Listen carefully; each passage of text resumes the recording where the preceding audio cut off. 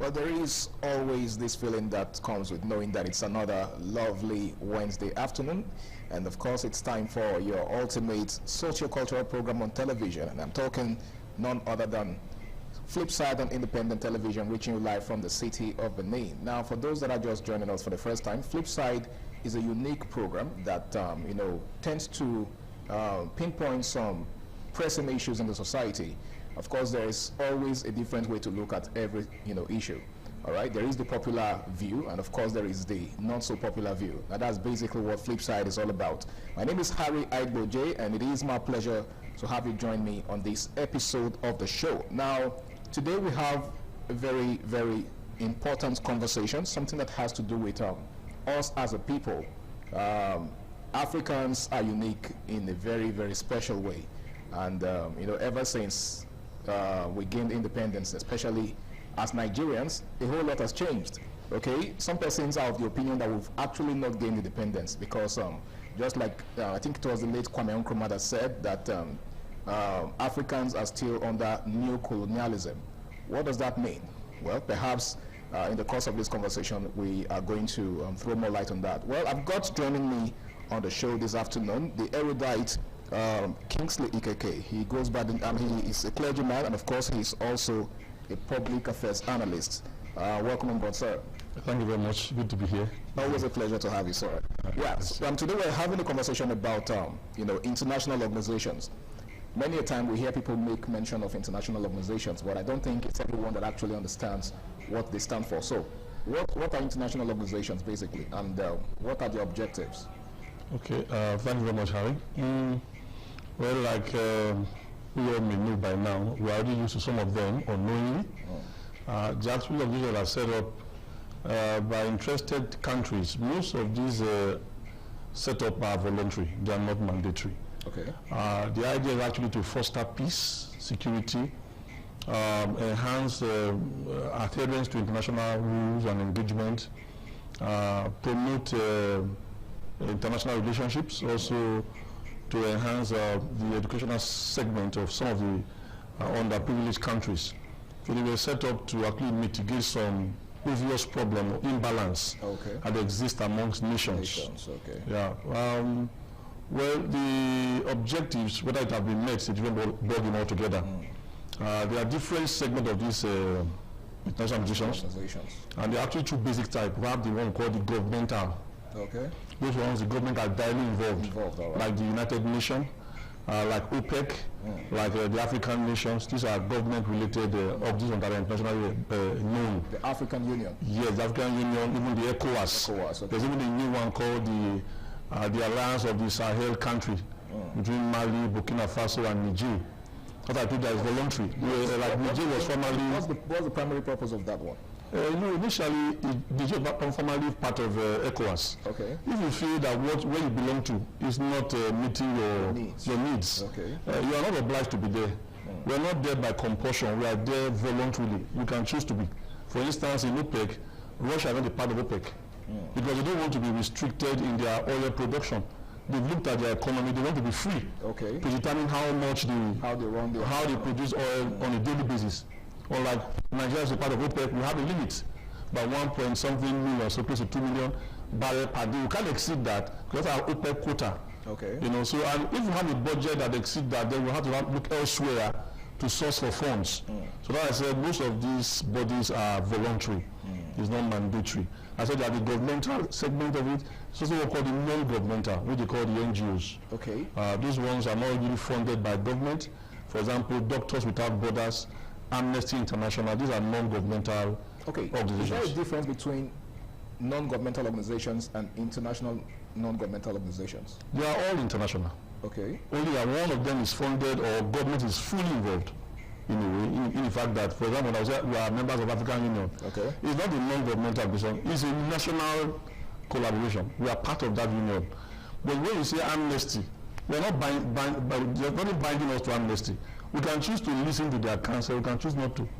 See, Doctors Without Borders, they are working on they're independent. Although they are still somehow regulated by the country, but you can just talk them at any time. You're not directly funding them. Okay. Yeah, so their funds comes from donations from foundations, and what we call them non-governmental. And because government is not directly involved in their day-to-day running, okay. That's why we call them non-governmental. And their funding are also they do their funding by themselves, okay. Either by their foundations or by philanthropists, depending. So they are non-governmental because they don't rely on government for anything. Amazing. Now, how effective do you think the United States is, for example, in solving Africa's problems, especially economic and security problems? The United States, especially the United Nations. Okay, nations. Yeah. For me, I would like to deviate to a point. I don't believe that, although the United Nations were actually set up after the Second World War, it was the fallout of the devastation of the Second World War. Okay. So as to ensure that they prevent further kind of catastrophe that went with that particular war. But when it comes to benefit, you look at it from, I think really the bigger nations really benefits from them, to be very fair. Because the exploitation has remained. It's just that this time it's like we are cooperating with them to be exploited. Some of the internal conflicts you have in Nigeria, you have in Africa, if you trace some of the root cause, you find that international hands are involved. If the weapons are not purchased here, where are they coming from? If you're only one manufacturing, where are they coming from? If the people are coming to the forest to lift people, where are they coming from? You see, somehow they are involved. So I think they have a way to play there because of their advancement. But I think that we should be the first point of call in resolving our own conflict. Okay. Yes, because it's a thing that wears the shoe in those where it pinches. Yeah. We should be the fulcrum of our issues. And we should understand our issues better than another person and know how to resolve our issues. Because most of these solutions that we think that are there for us, they're actually there for their own interest. No nation does a selfless service for no reason. When the new president of America came up, Donald Trump, he was looking for what would benefit from Ukraine for him to continue pumping the billions that was pumped by his predecessor. Yeah. There were some areas that had these rare metals. He wanted to harness it and have a stake there. Then he will now stand as a defense against the Russians. So when you look at the whole thing, it's pure politics. Economic policies are operating. They are not there for your vested interest. I don't want to lose billions in a region where there are no stake. There's nothing for them to carry over at the end of the day. So it's a trade by barter? It's not a trade by barter. On this platform, it's done with consent. You are agreeing to their alliance, and their terms. You don't have the technology, you don't have the wherewithal.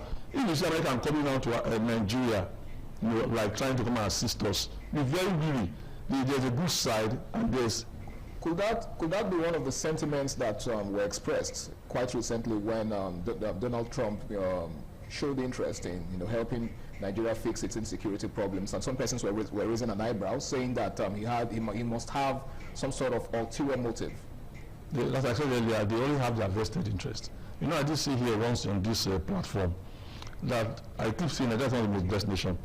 In this northern part where you see these conflicts still prevailing, the level of minerals, recently it was published that in Kaduna alone, commercial deposits of lithium and some rare metals were discovered. But they are saying that it has been there, and presidents have annexed those villages and they are using them. So the government know that if they come in here, help us to give some bit of stability. So there has to be something. Yeah, there will be something that goes back to their country. Yeah. For example, most of those will be exported to their country at a very subsidized rates without tax. So you know what they're doing. They're not just coming here because they just love the black race, they just want to help us. No.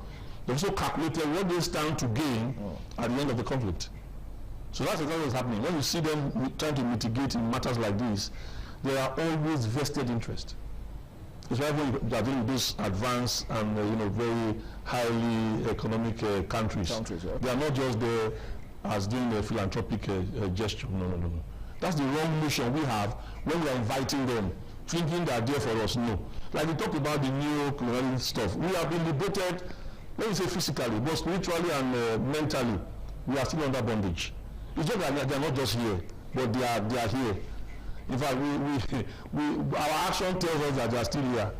That what they do, how they come to the country, do what they like and leave without us even knowing. So it's more of a psychological warfare. Exactly, and we are doing it with our own, allowing them to do so without saying that it's an invasion. It's an invasion to be precise.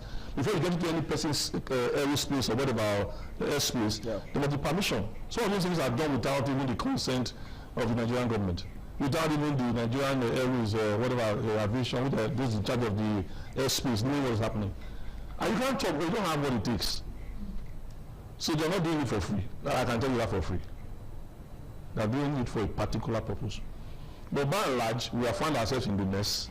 We must find a way to find ourselves out of the mess. Amazing. Now, talking about finding a way out of the quagmire, okay, the contributions, I want us to take a look at the African Union, because you talked about solving our own problems by ourselves. Okay, so if we are going to leverage on our ability to solve our own problems, or our potentials to solve our own problems, let's take a look at the African Union, which is the biggest, should I say, the biggest body that we have, you know, that has the capacity to solve our problems. What contributions do you think it has made towards resolving conflicts on the continent? Because we've, you know, experienced pockets of conflicts here and there, you know, over the years on the continent. What role do you think the African Union has played in helping to mitigate against it?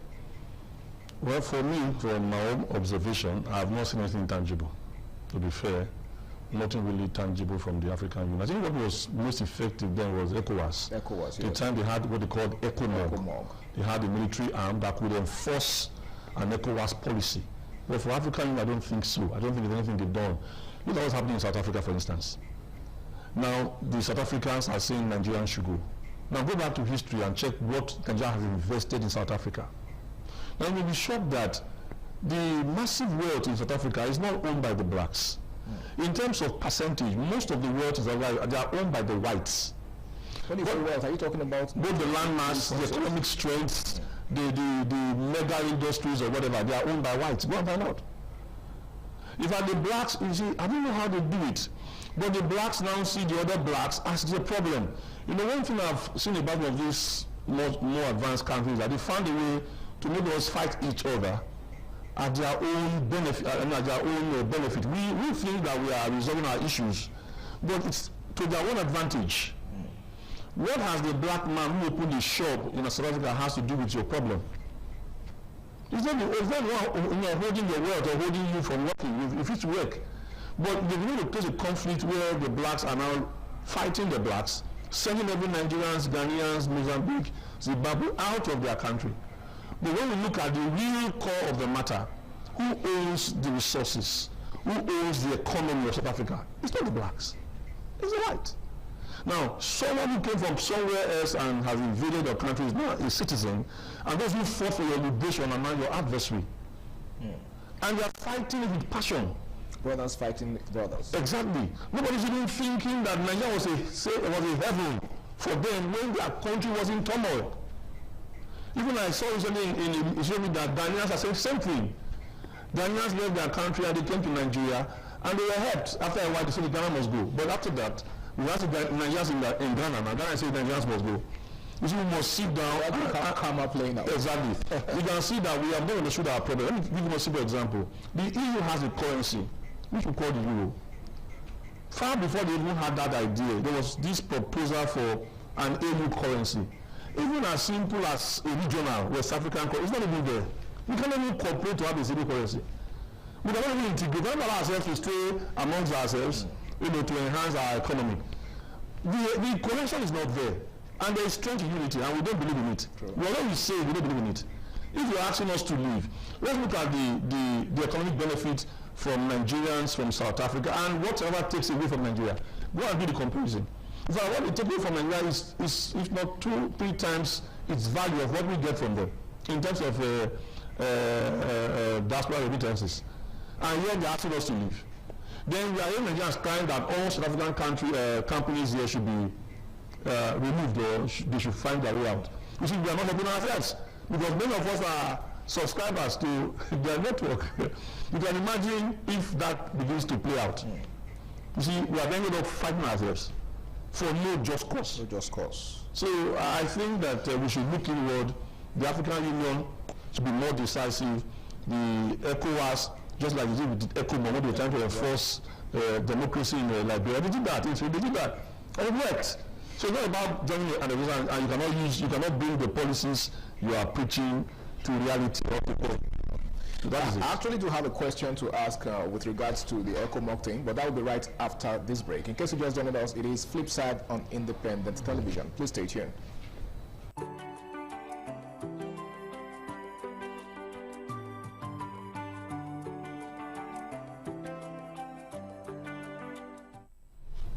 All right, it's good to have you back. It's still Flipside on Independent Television. Now, I have joining me someone who happens to be an entrepreneur and, of course, a public affairs analyst. He goes by the name of Matthew, or Deacon Matthew Ahiobo. In fact, his portfolio is actually very long, but let's not... Thank you for having me, though little issues. Absolutely, one of those things that happen sometimes. It's good to have you on the show. I greet Edo State, I greet Nigeria for having the opportunity to listen to us this time. I like your African regalia. I thought I told you we must inspired. Yes, we must buy made in Nigeria. We must consume made in Nigeria. Yes, and that will help internalize our economy. You know, to block leakages and all that we've been experiencing. Because we cannot keep depending on other products from other countries, creating market for them while we suffer. And we are complaining of unemployment. You see, complaining of unemployment while you are the one causing it by your consumption appetite. You know. So okay, so we're actually not talking about economics, internal production or economics today. Global economy, talking about international agencies, what they influence. It still boils down to consumption. Yes, absolutely. And so let's get started. Let me ask you this, because before you came, Mr. Kingsley was actually taking us on a journey through Africa's experience or interaction with the international community thus far, and the challenges that we've had, of course. So I would like to ask you, could you please set the tone for the conversation, with regards to organizations such as the IMF and the World Bank? You see, it is derogatory to see that they are like cooperatives. Only they are made up of heads of government. When we talk about IMF, I think there are about 191 member states, and the other one 189 member states. Different. I begin to ask the question, what is the significance of African authorities, African heads of state in this global body? But I was told that it's just infinitesimal compared to what the composition is, as it were. And you ask me, talking about demography, talking about population, Africa, put together of the about 50-something states, commands huge population density in the global economy, that his contribution or his impact is small compared to what we are expecting. The other day I was told when the fuel, the petroleum we are consuming now, well, it was about, I think 200 and something thereabouts. IMF were predicting that the fuel price should be sold at about 700 and all of that. And not just too long now, about 2 weeks ago, we were also told that IMF is saying Nigeria is credit worthy, their debt is not that high compared to... Are they to dictate to us how we are to run our internal affairs? And that is because we've been depending so much on what comes from outside the country, and that has been the problem. So it is good to come together, like pooling resources, like when we talk about insurance, for instance, you do not wait for risk, eventuality to happen before you organize yourself, you understand? You have to take a step ahead. It's good to come together, but by the time it gets to the point that you have no say whatsoever, whatever they dictate, they tell you, I have problem with that. And that is why... Are you implying that Africans are not proactive? They are not just that they are not proactive. They've not been. How will I put it now? Productive to be able to decide what happens within their state. Then talk more of international influence. That is where I have the problem. You should be able to control your resources. What happens, within your as a sovereign state. That and outside the world power, so to speak, made up of like this organization we are talking about, and they now begin to decide what happened. I have a problem with that, and I'm not finding it funny with IMF. I say it everywhere. They are not helping us. If you want me to come that straight, they are not helping us to dictate, what is happening within our natural, what we do with our natural resources, the production process. Imagine now they are giving you that opportunity to come and borrow money for instance, like the World Bank, and they will be telling you how you are going to spend it. Don't invest in capital projects. Don't invest in the industry. Don't invest in productivity. Invest in recurrent expenditure. Invest in palliatives. Invest in, to cushion, like rolling out of vaccine. Just imagine. I'm not okay with it, and that is why I thank God and I salute RTV for this opportunity for me to air my grievances. For God's sake, we are a sovereign nation, and our leaders should act thus. They should act, in that direction to be able to dictate what we are doing and how we should go about it. All right, thank you very much. Your grievances are very much acknowledged. And I'm hoping that the powers that be, especially on the international level, are taking notes and planning to do the needful, just so we do not keep moving in circles. Now, let me ask you, Mr. Kingsley, how has the World Bank supported economic development in African countries in the past, say, 10 years?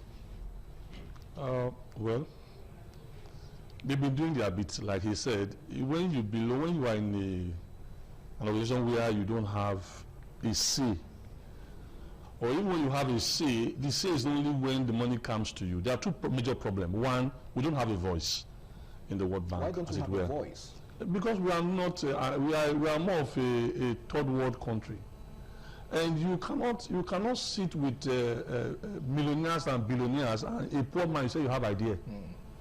Who wants your idea? If you have idea, why where you are? I think there's a Benin adage to that effect. Yes. so you may be talented, you may be wise, but because you are poor, your idea is discarded. That's where the problem is starting from. It's not as if we are not intelligent. For instance, I was looking at the IMF loan IMF loan that came to Nigeria. I thought I came out through the COVID-19. And you know that COVID-19, for crying out loud, I hate to sound always controversial, can be managed by our medical concussions. Yeah. You think so? I'm telling you the truth. Not take it anyway. I've read the symptoms. You see, when they say they have given you vaccine and they ask you to put a nose mask, if you understand what the vaccination is, what it means to be immunized. Yeah. If you are immunized, sometimes I can say for a decade, if you are predisposed to such infection, it will not affect you because you are already immune against it. How can they give you a vaccine and yet you are still following the preliminary precautions? It means you are not safe or you are not safe. So two things are wrong. One, we don't have a voice. Two, when the money comes, who are the ones the monies are given to? Is it not the same corrupt leaders we're talking about? Now we engineer a project. There was a project that happened once. I don't want to mention the state so I can be covered, so I don't put people in trouble. It came in I think about 20-something million. And when we saw what was being executed, we raised an alarm. And they went to meet the governor. The governor said the governor has taken half of the money. Of about 20 million, 11 million has gone. Then you have paid tax. Then the contractor took another half of the money. What is and now called Mr. Harry, say you can build something. Say yes. I have 10 million left, but I'm taking 5. Can you execute the project with 5 million? You say, I can try. And you want to still make profits. You now execute the project about 3 million. You now make 2 million. From 23, 24 million, the project executed is barely 3 million. So when the WHO gives us funds, who monitors the implementation of these funds? I think that's a very salient question. Because most times we take loans. If you check, if you do what we call forensic auditing, you find most of the loans or facility that comes by donation. If you check the way the money are expended, you eventually find that more than 75% of that money ends up in the pockets of leaders. Let me not be specific. Ends up in their pocket. So the money is not really sent back to the economy. That's what was complaining. How can they give you money and tell you what to do? Because they know our kind of person and what we do when money enters our custody. And they know that we are not. Yes, we don't have integrity. When you go to even the non-governmental organization, for instance, you know that at the time it became a fraud. You can run an NGO, having partnered with some persons abroad. They'll be sending you money for a particular reason, maybe for child maternal issues, maybe for women empowerment. They may send you money of say, let me just make it simple, 10 million. To disburse among women that are disadvantaged at the rural setting. And you look at the 10 million, you give them 100,000. So it just cost some women maybe like 50 or 60, you will give them maybe 20, 30, you write their name, they fill form, you submit the form. Out of the 10 million, you snap there, hey, thank you. You find out of the 10 million that was given to you, only maybe if you have fear of God. Generous. If you have the fear of God, okay, you may give half. But if you are devoid of the fear of God, you may give 10%. Well, what kind of fear of God would that even be in the first place? The fear of God means, to an extent, you have conscience. You have conscience, you are still compassionate. Some people are not even compassionate. Entire money enters back into their pockets. That's why most of these interventions by the government is not effective, because there's corruption on this end, and there's a lack of voice on the other end. So there's no proper synergy, and who monitors what is given and how it is implemented. So the effectiveness becomes almost zero. Because if I get funding because of a particular reason, and the funding will not get to the target audience or the target beneficiaries, then what is the essence? All right. Now, the issue of monitoring is a very salient point that you've raised, and I would like us to revisit it right after this break, because we cannot keep moving in this direction. You know, we get funding from international organizations, but there's no accountability whatsoever. Now, that is the aspect I would like us to, focus on right after this break. Please stay tuned.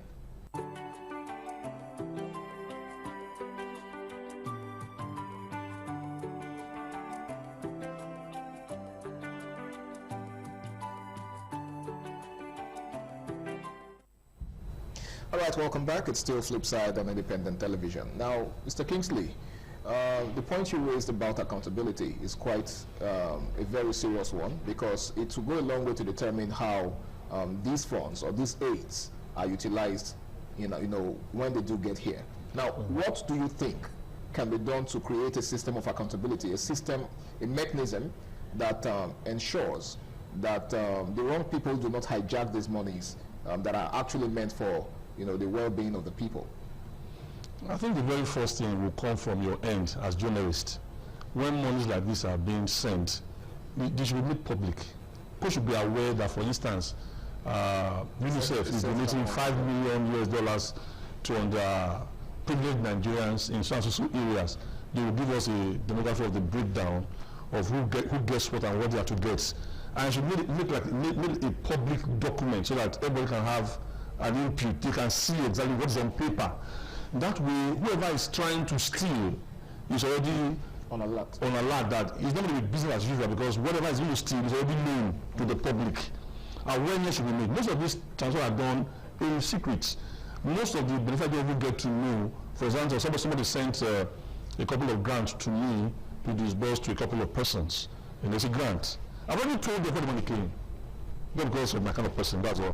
Ordinarily, money has even entered my custody. It's a small money though, but then I can just, but for conscience sake, I told them before now, it's small money, small pocket grant, fine. I knew the person is an NGO, send to, I have a few women that needs this help, send to them.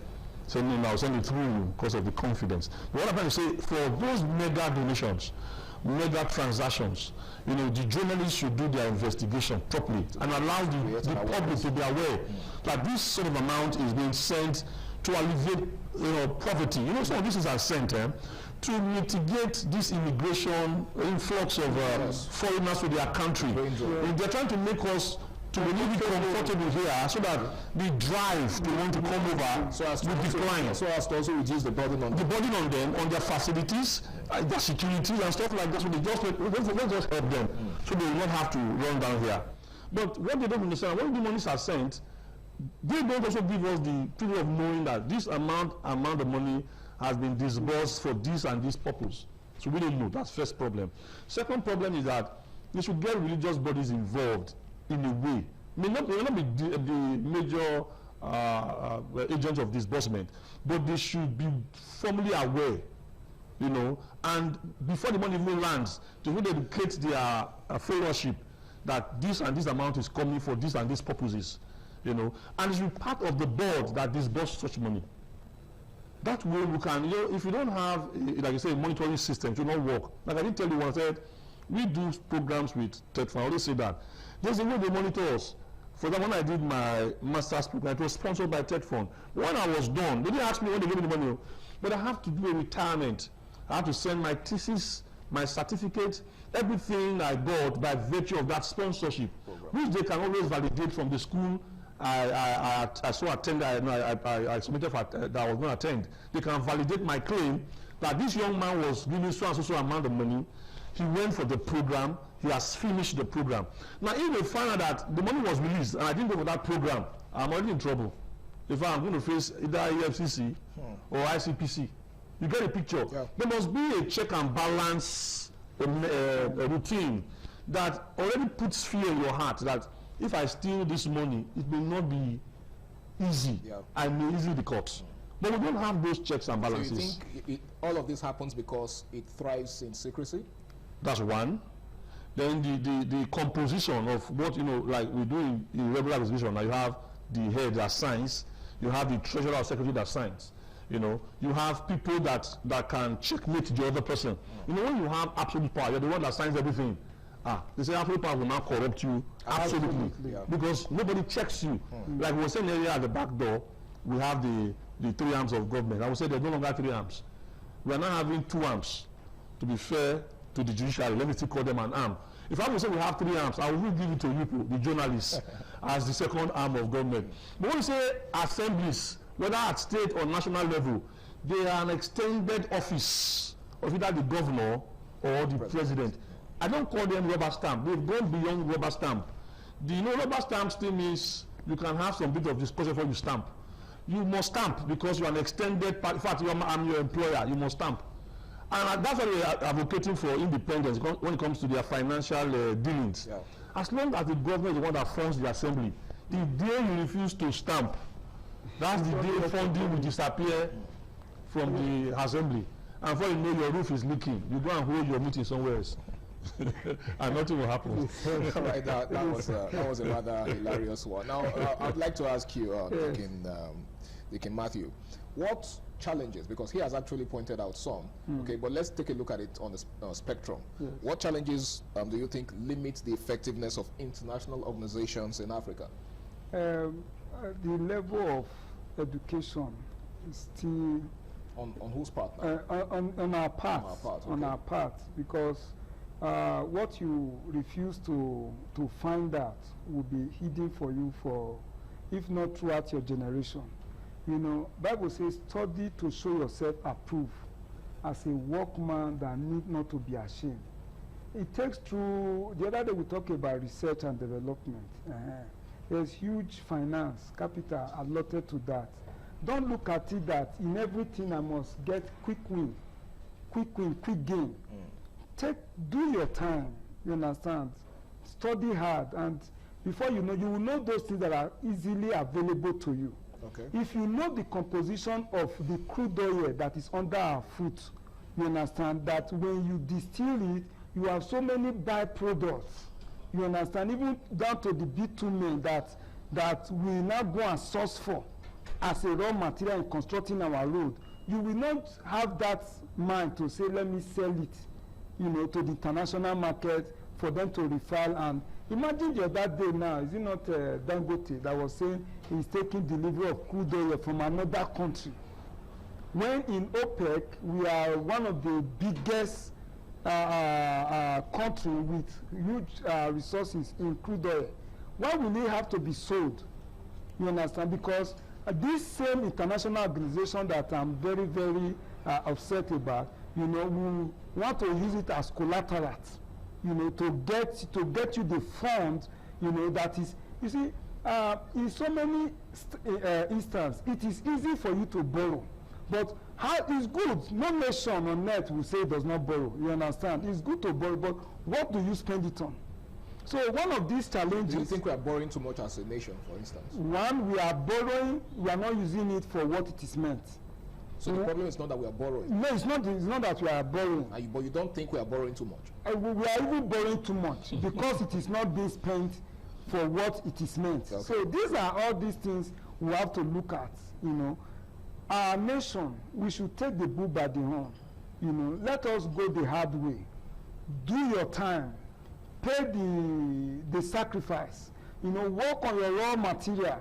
let it be that it is the product you don't have the raw material of making, you will not make for exchange in the international market. Because if you keep consuming, you are worsening your balance of payment deficit, and that will lower your voice in the international community. You understand? You cannot be talking when you are a highly indebted nation, where other countries are talking, heads of states are talking. You understand? You have no voice. You understand? Because of what I do, you understand, I'm able to stand shoulder to when it comes to deciding policy, even for this state and nation. But if I have been so dependent on salary, looking up to somewhere, I will not have this credibility. So what I'm saying to us here in Nigeria, even to Africa member states, let us look inwards, work on our raw materials, add values to them. Then let it be that it is what you don't have, you make for exchange, to balance the economy.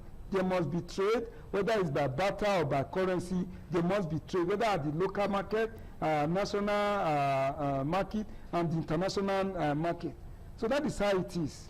We must invest in education. Let us know, the composition of what we have and how we must utilize them. And also talking about monitoring, you understand? It is the duty of like the legislative arm to check what the executive is doing. So if there can be a way, each of these arms gets their funding from the constitution, not passing through the executive, I think that would be another way that this monitoring will be more effective. You understand? Because it becomes like an appendage of the executive, even to the judiciary. Just not too long, we are told that judges should not be taking gifts so that it does not corrupt them. Yeah. You understand? Because if what they decide, who pays the piper dictates, you understand, is coming from only the executive, they'll be able to, that will influence their judgment in court. Then for the legislator, that will influence their oversight. We cannot be keeping moving around circles, circumnavigating and think we are going far. You come to where you started from, you go over again, you come to where you started from, and those around their journey, they are heading on. So that is how it is. Let's invest in education, then monitoring and evaluation, very important. Because if you do not know where you are coming from and know where you are now, it's difficult for you to dictate where you are going. So when you say monitoring, you're saying that it's the role of the international organizations to actually monitor?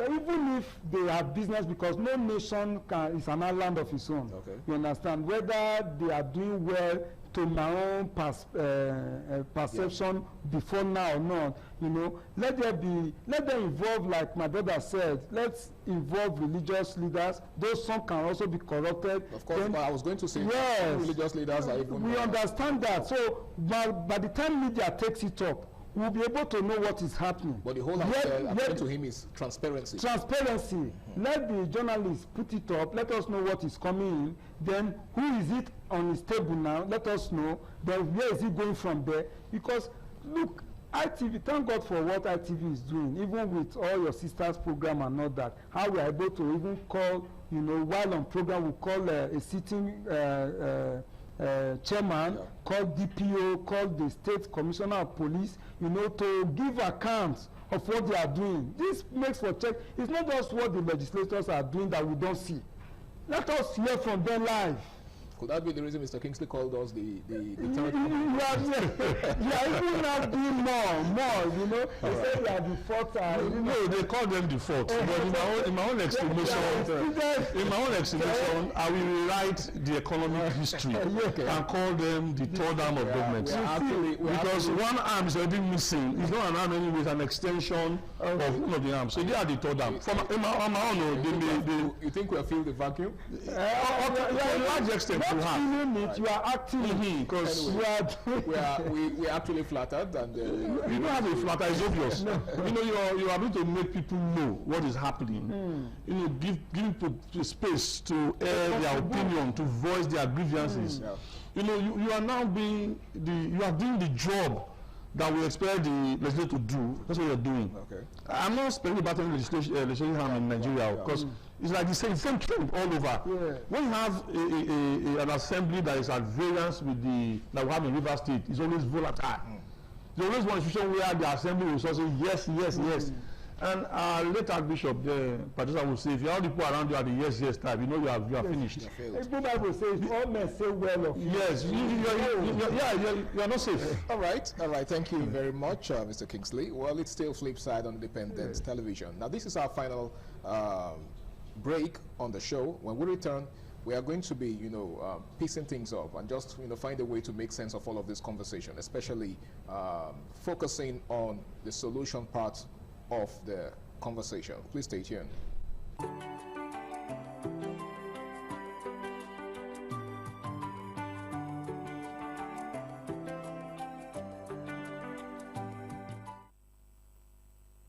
Welcome back. This is the final lap of Flipside for today, and I still have Mr. Kingsley Ikeke and of course Deacon Matthew Ehorobo right in the building with me. Now, finally, I would like us to begin to examine the way out of this problem, because so far it seems like we've been focusing on the problems and so let's begin to profess solutions in the best way that we can. Now, let me ask you this, Mr. Kingsley. What reforms do you think are needed to make international organizations more effective in Africa? The one first thing I said when I was talking was that we need your arm. In trying to get ready for this program, something struck me. I remember that when you say cleaner air or using a greenhouse emission, whatever, there used to be compensations. I forgot, but when I was trying to, when I got retro, I felt there used to be, so I checked. There are funds. As I said, education is one of the key. Journalism is another key. That people should be aware. For instance, if Edo State, for instance, now decides to change all the transportation vehicle into electric cars or into solar vehicles, they can do a proposal, a calculation of the level of emission that comes out of these vehicles on a daily basis, and the benefit of bringing in vehicles that don't use fossil fuel. The fossil fuel are the one that comes from petroleum. And those vehicles that don't use fossil fuel, they tend to be more friendly to the environment, and they make the environment healthier. They also help to check climate or global warming, because most of these vehicles that we use, or machines that we use, we do what we call carbon dioxide, which forms carbon 4 eventually, and that carbon 4 has a way of trapping heat. And when it traps, if you have what we call the heating of the atmosphere, what we call global warming, the other ones that deplete the ozone layer. The point I'm going to is this: if we are aware that there are funds, there are even concessionary loans. Okay. When they know that you are trying to make the environment healthier, they give it to you with almost zero interest.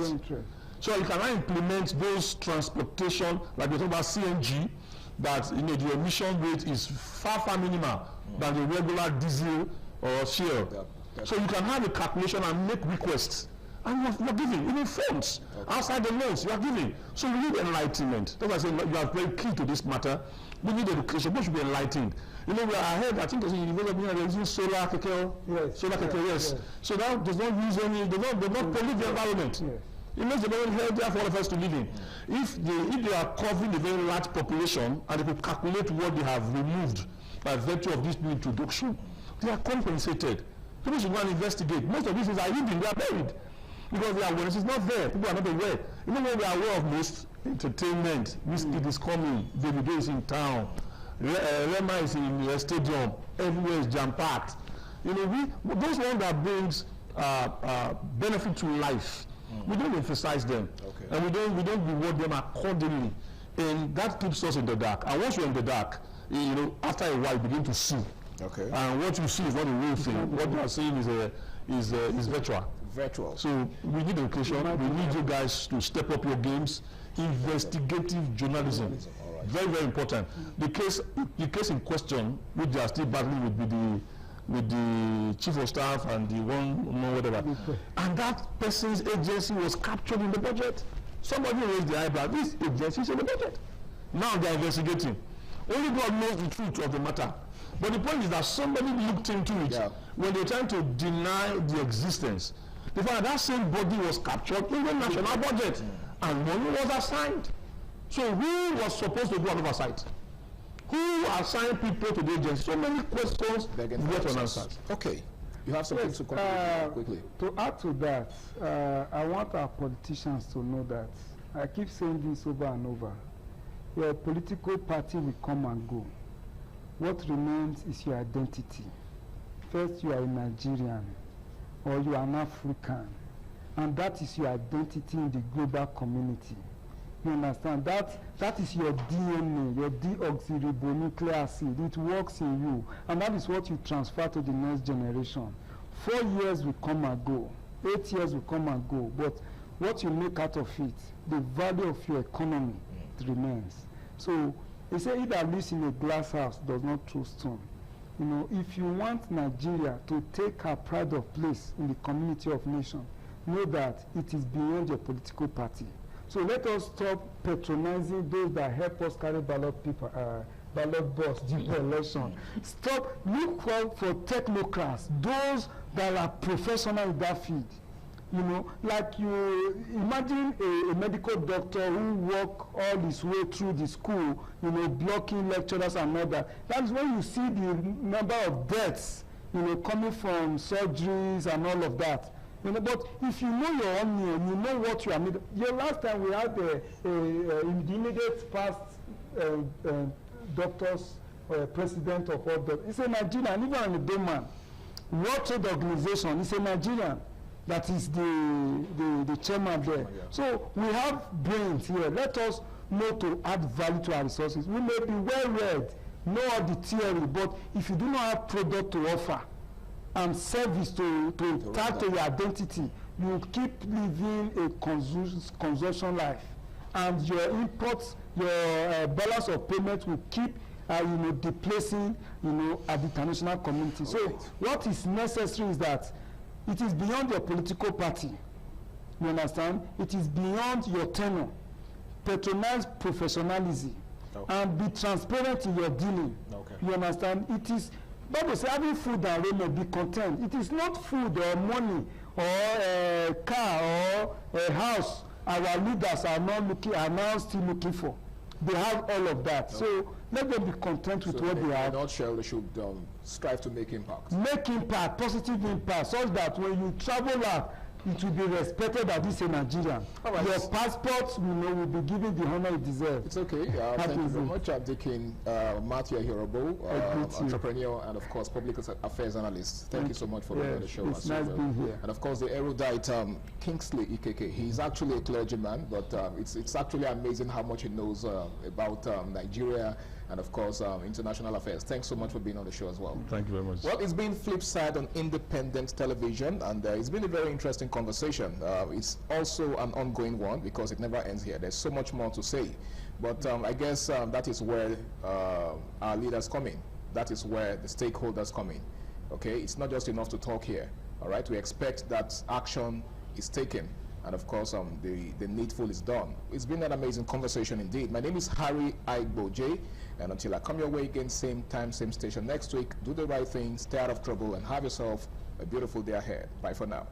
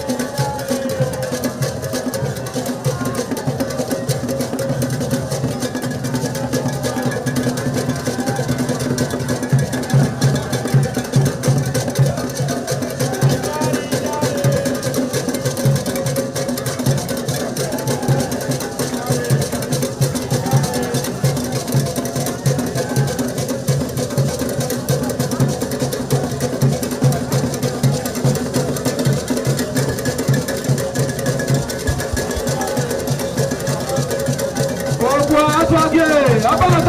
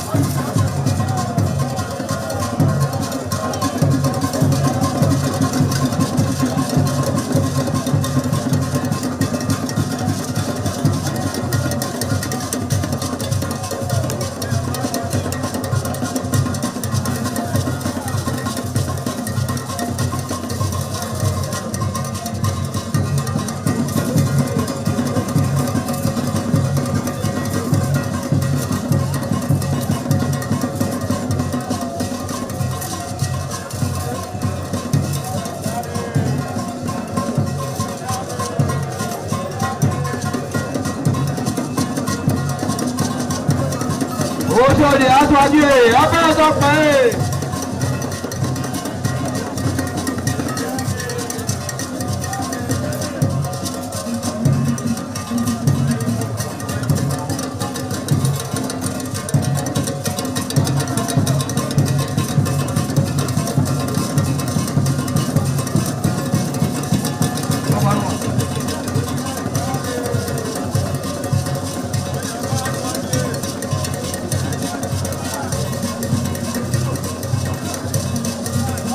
Atwage, Abana Tokpe.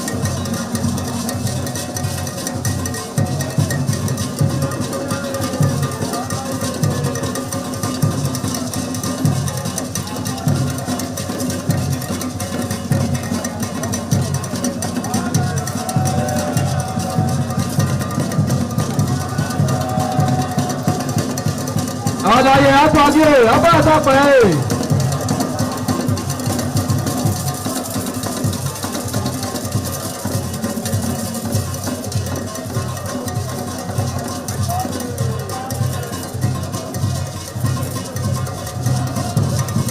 Egwetua.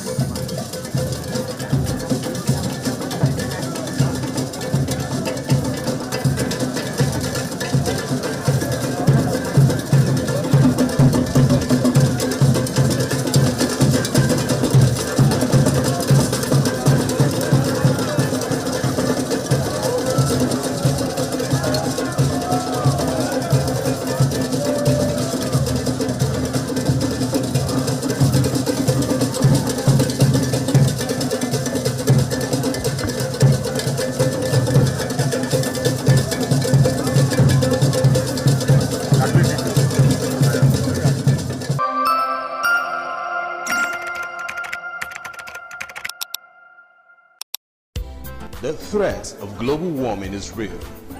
You have seen the destruction of lives and property as a result of incessant flooding. Make the environment a conducive place for all to live in. Stop polluting the environment. Protect the environment today. This message is brought to you courtesy Independent Television and Radio.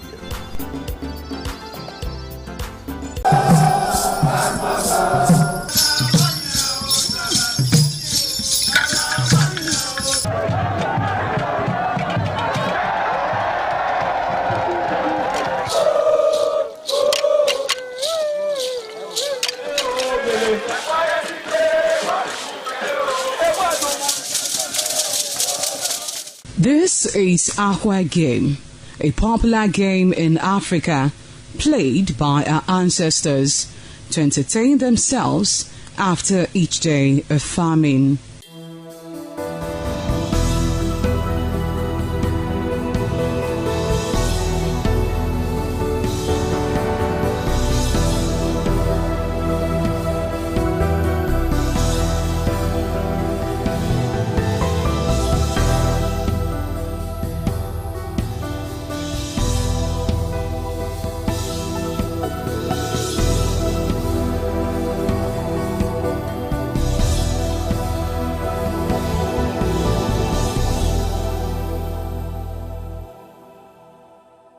It is also relevant in our coronation in Africa.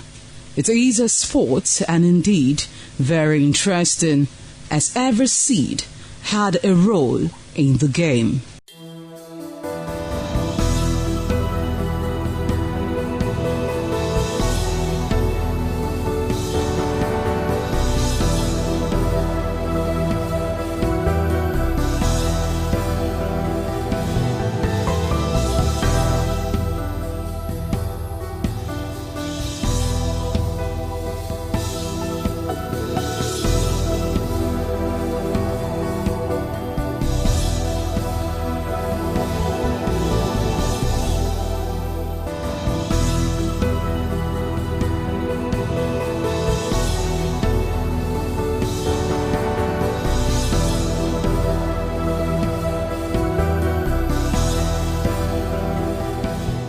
Playtime is 45 minutes per set. There is no age limit as long as you can spin aqua seed. Ayo or aqua game, known as the game of intellectual. This game requires a lot of mathematical skills. Aqua game is played with carved wooden box containing 12 holes.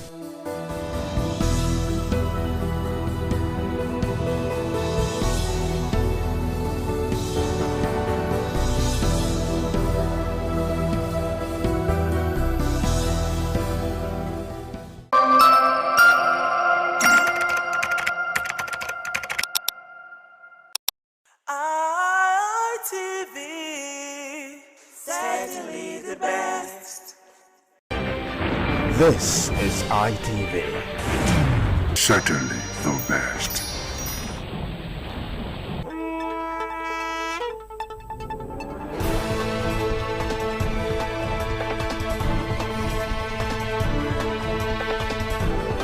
Cannot wait any longer.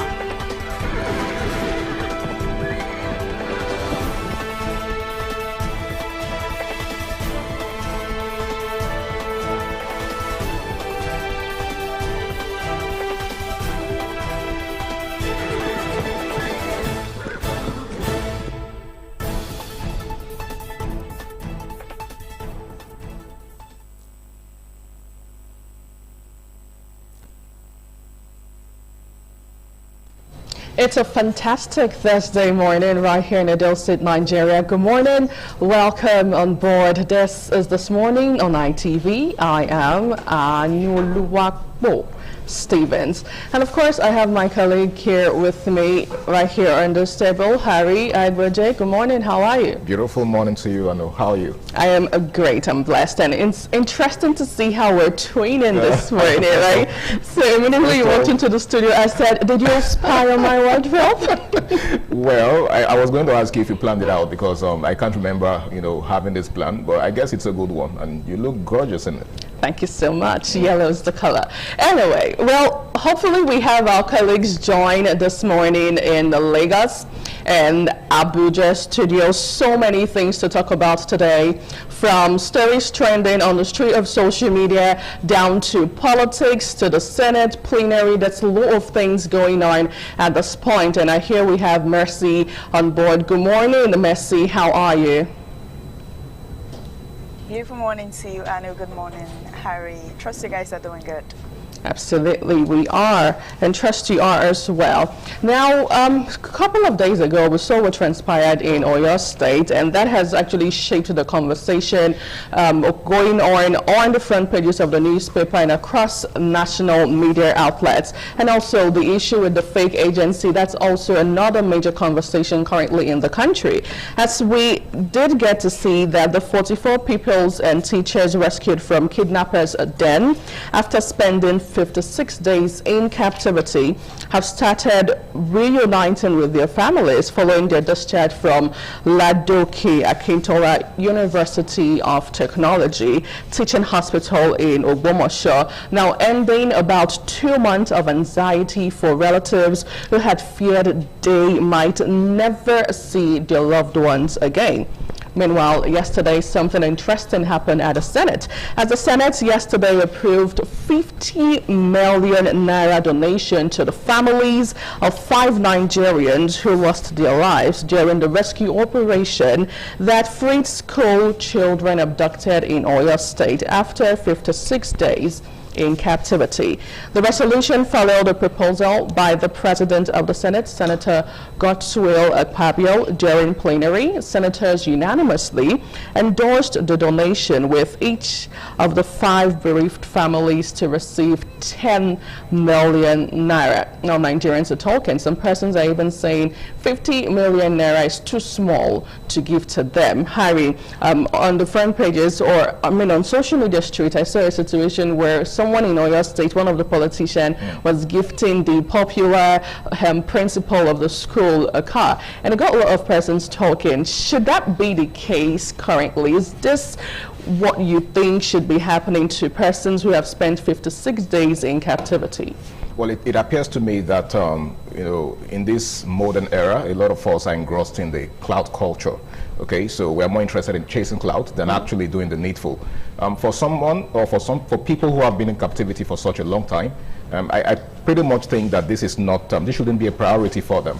Okay, the first thing we should be considering is, putting them through a program of rehabilitation, because it's really no news that they've been through a whole lot, and one way to help them get over what they've been through, because the trauma is one thing that you really can't erase from their minds so easily.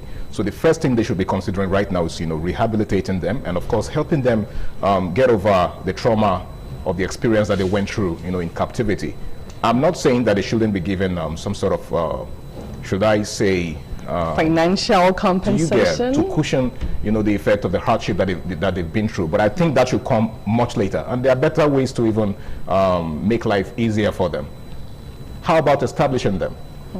How about helping them find their feet? How about making life easier for them?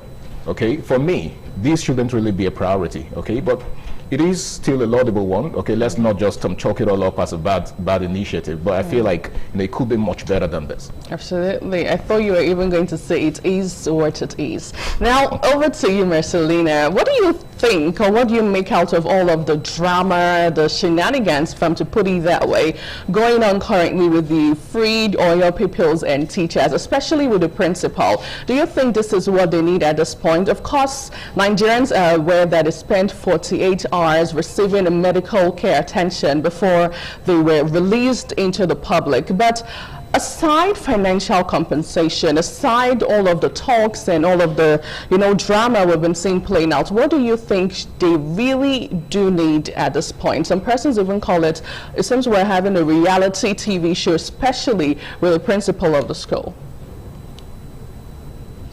Okay, at first I would say we are excited and happy that those people are back to their family. I mean, it's a good thing with their families. It's a good one. And also the government should not forget that there are still other persons in captivity. Kudos to them. I mean, kudos to them.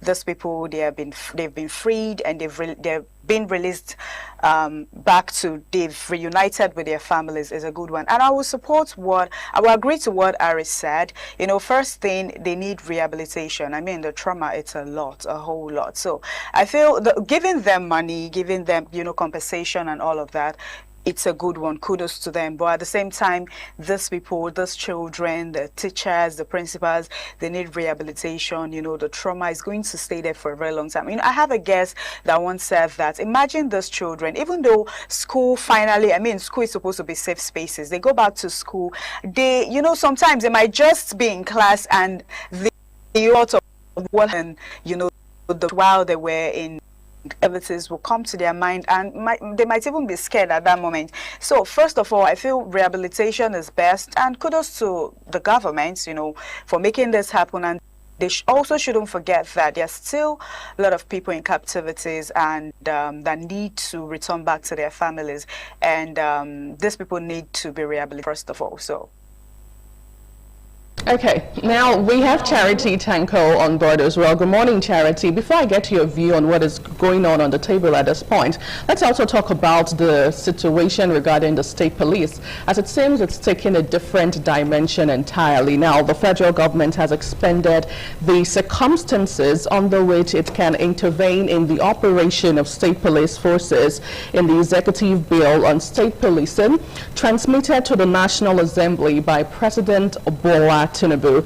The House of Representatives had earlier passed its own state police bill during the ongoing constitutional amendment exercise. Now, Speaker Tajuddin Abbas announced yesterday that the House would withdraw its version to enable lawmakers consider the executive bill, which he described as more robust and comprehensive. Now, all of this happened during the opening ceremony of the 2026 National Open Week and the unveiling of the third-year legislative scorecard of the 10th House of Assembly, or the House of Representatives rather, in Abuja. Now, Abbas noted that the executive bill was produced by a committee inaugurated by President Bola Tinubu and chaired by the Chief of Staff to the President and former Speaker of the House, Femi Gbajabiamila.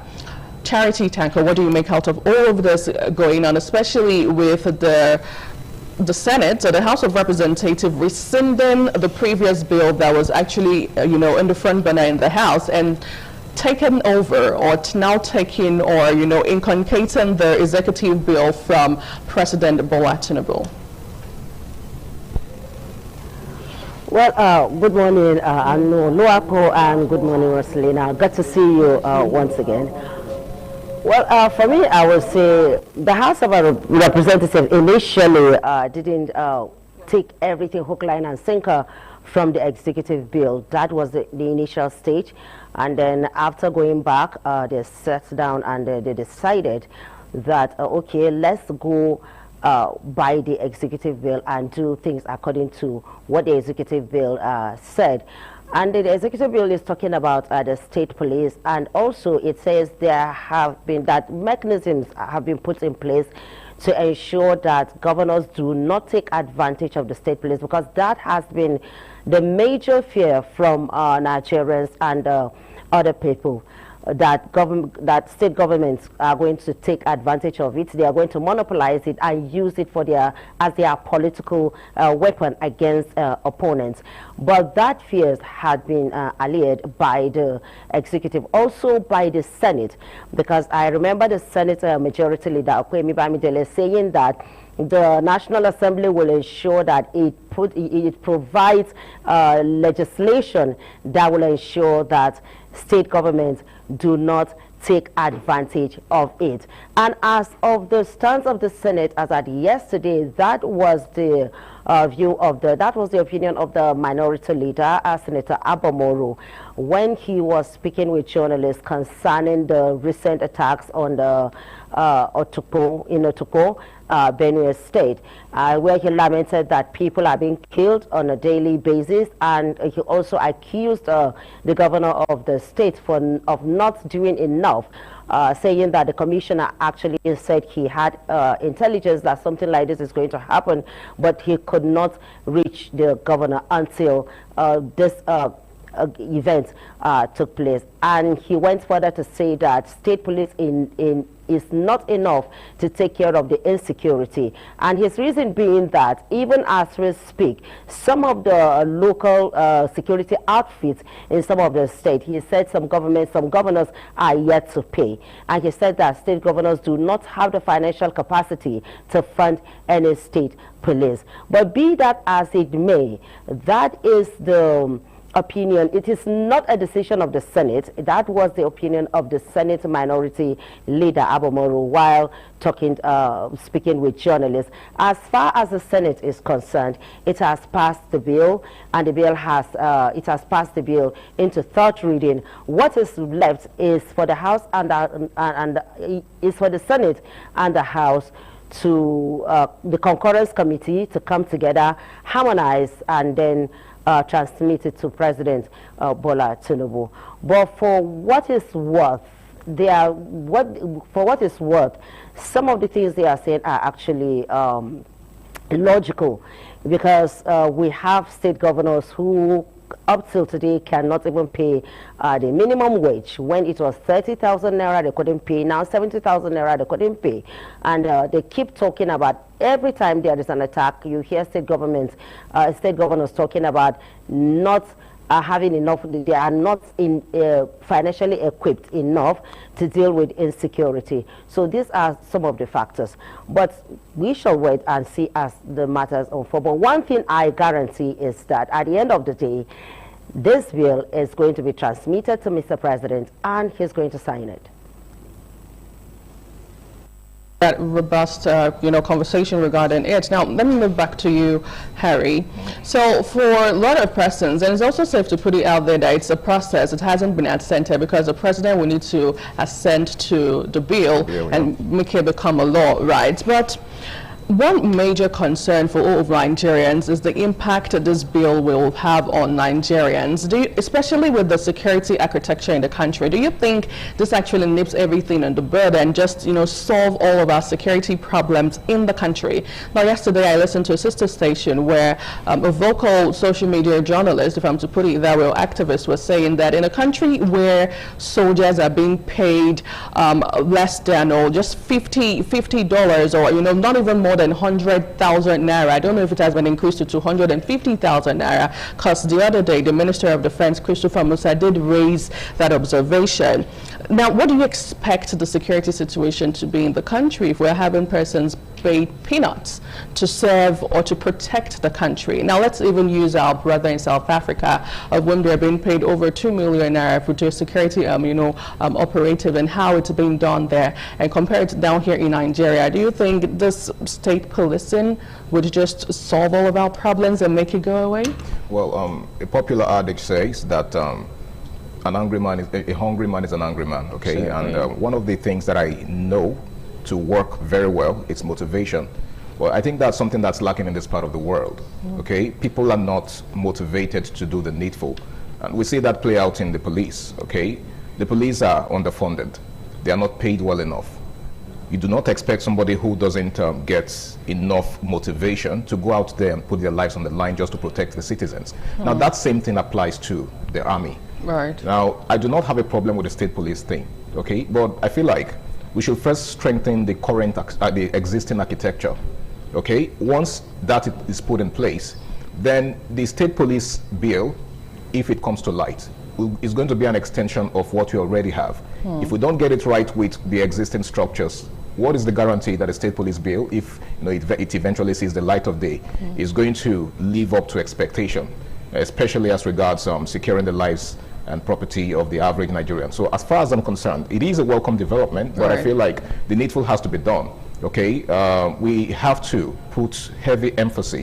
lay heavy emphasis on the need to empower and to make life much easier because it's a whole lot putting your life out there, just to protect the citizens, okay? So if I am going to do that, for instance, the least I expect is, for my life to be much better and easier.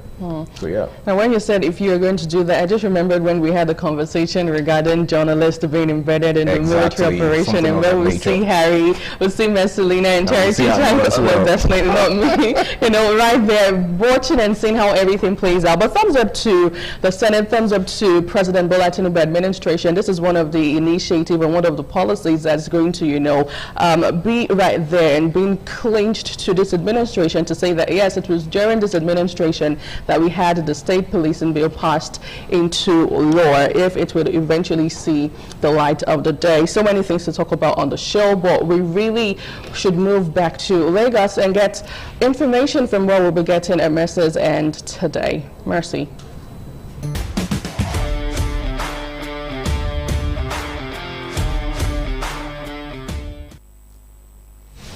Welcome back to the show. If you're just joining, you're into This Morning on ITV. Now we move straight to the national dailies this morning. Let's see what's on the front pages of the newspaper today. We have the New Telegraph newspaper. We also have Nigerian Tribune. We have the Guardian newspaper, the Vanguard newspaper, as well as the Daily Trust. But we'll kickstart this morning with the New Telegraph newspaper. Interestingly, it's leading with state police. It says governors won't solely appoint police commissioners. Who is speaking? Tajuddin Abbas says federal police will handle federal crimes, state police ordinary law. Subwriters also say Bamidele pushes for first line change. Funding warns against abuse, says financial autonomy key to insulating state police from interference. On page 2, 3, and 29 of the New Telegraph newspaper, we have details of that story.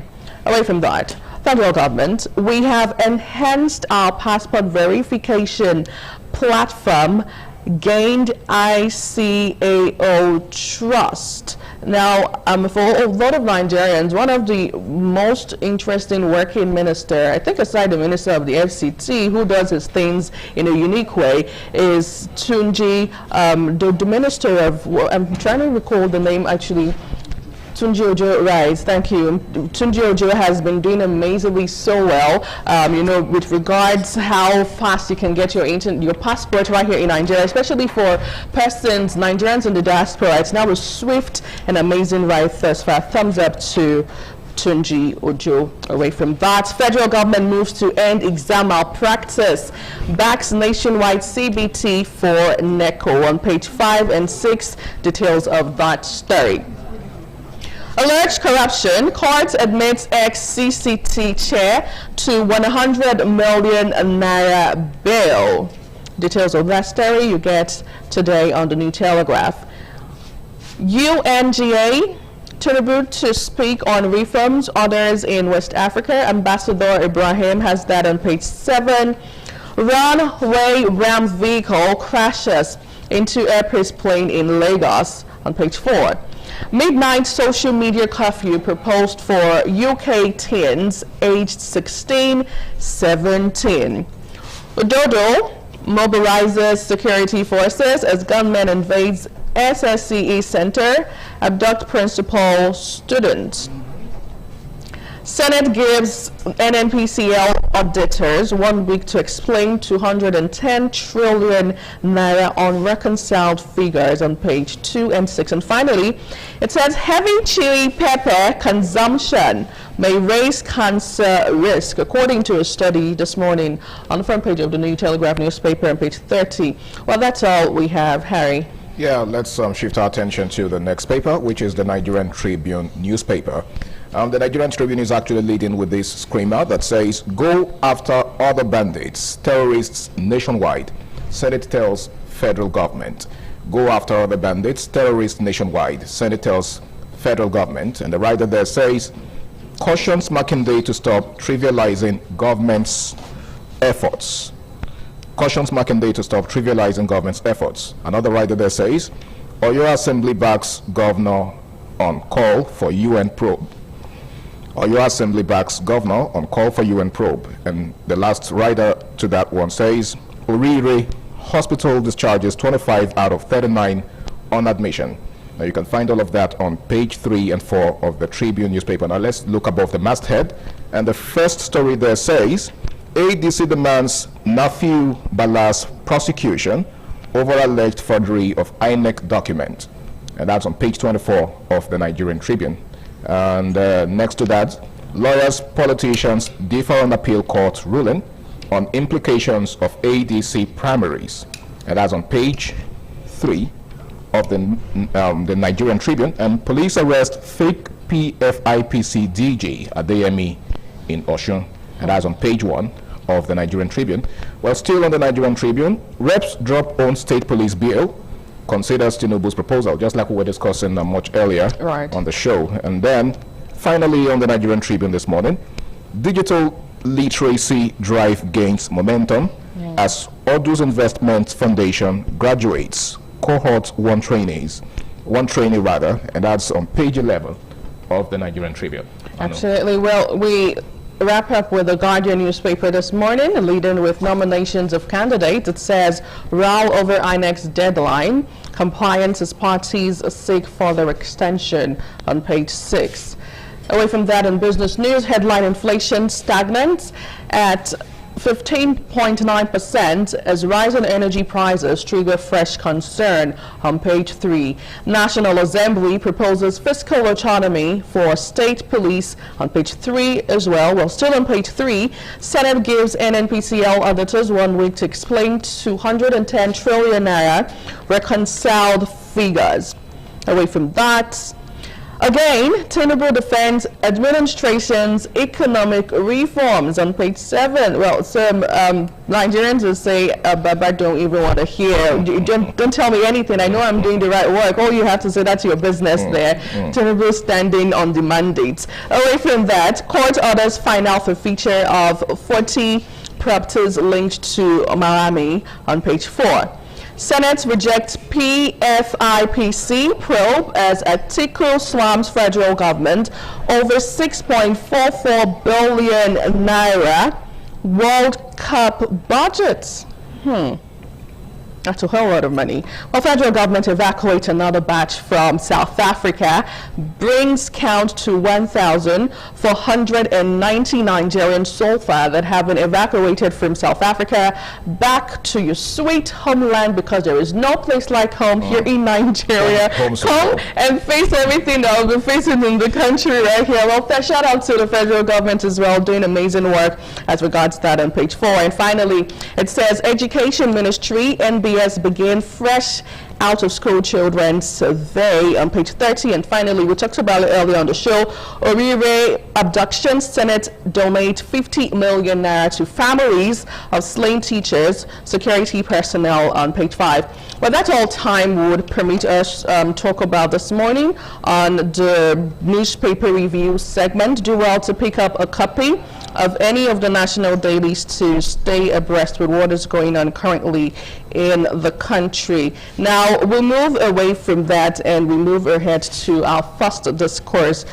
Today on the show, we're turning our attention to talk about the state of electricity in Edo State. In recent times, there have been cry about estimated billing, and we're going to, tilt our attention toward estimated billing and see how it has been so far. And interestingly, we'll have the Honorable Commissioner of Power Edo State right here to do justice to that, Barrister Paul Hussein, to talk more on this and a whole lot more. Stay with us. We'll be right back.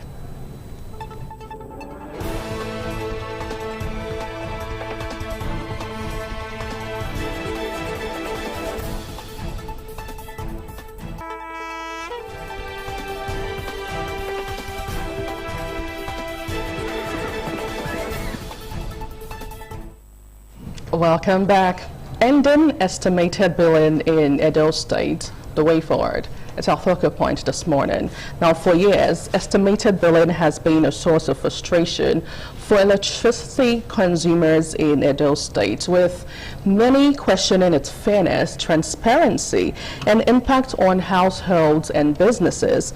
Now, efforts to end the practice are gaining momentum, promising a new era of accountability through improved metering and more accurate billing.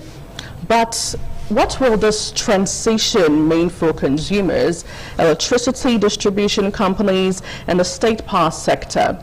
Now join us as we examine the plans, the challenges, and expected benefits of ending estimated billing in Edo State. And right here in the studio to do justice to this conversation and more is the Honorable Commissioner of Power, Edo State, Barrister Paul Useh. His live in the studio this morning. Good morning, welcome on board. Good morning. And also joining virtually, we have Comrade Solomon Indiobe, a civil rights activist, joins live this morning here in Edo State. Good morning, Comrade. Good to see you. Yeah, good morning, Anu, and viewers are going very good morning.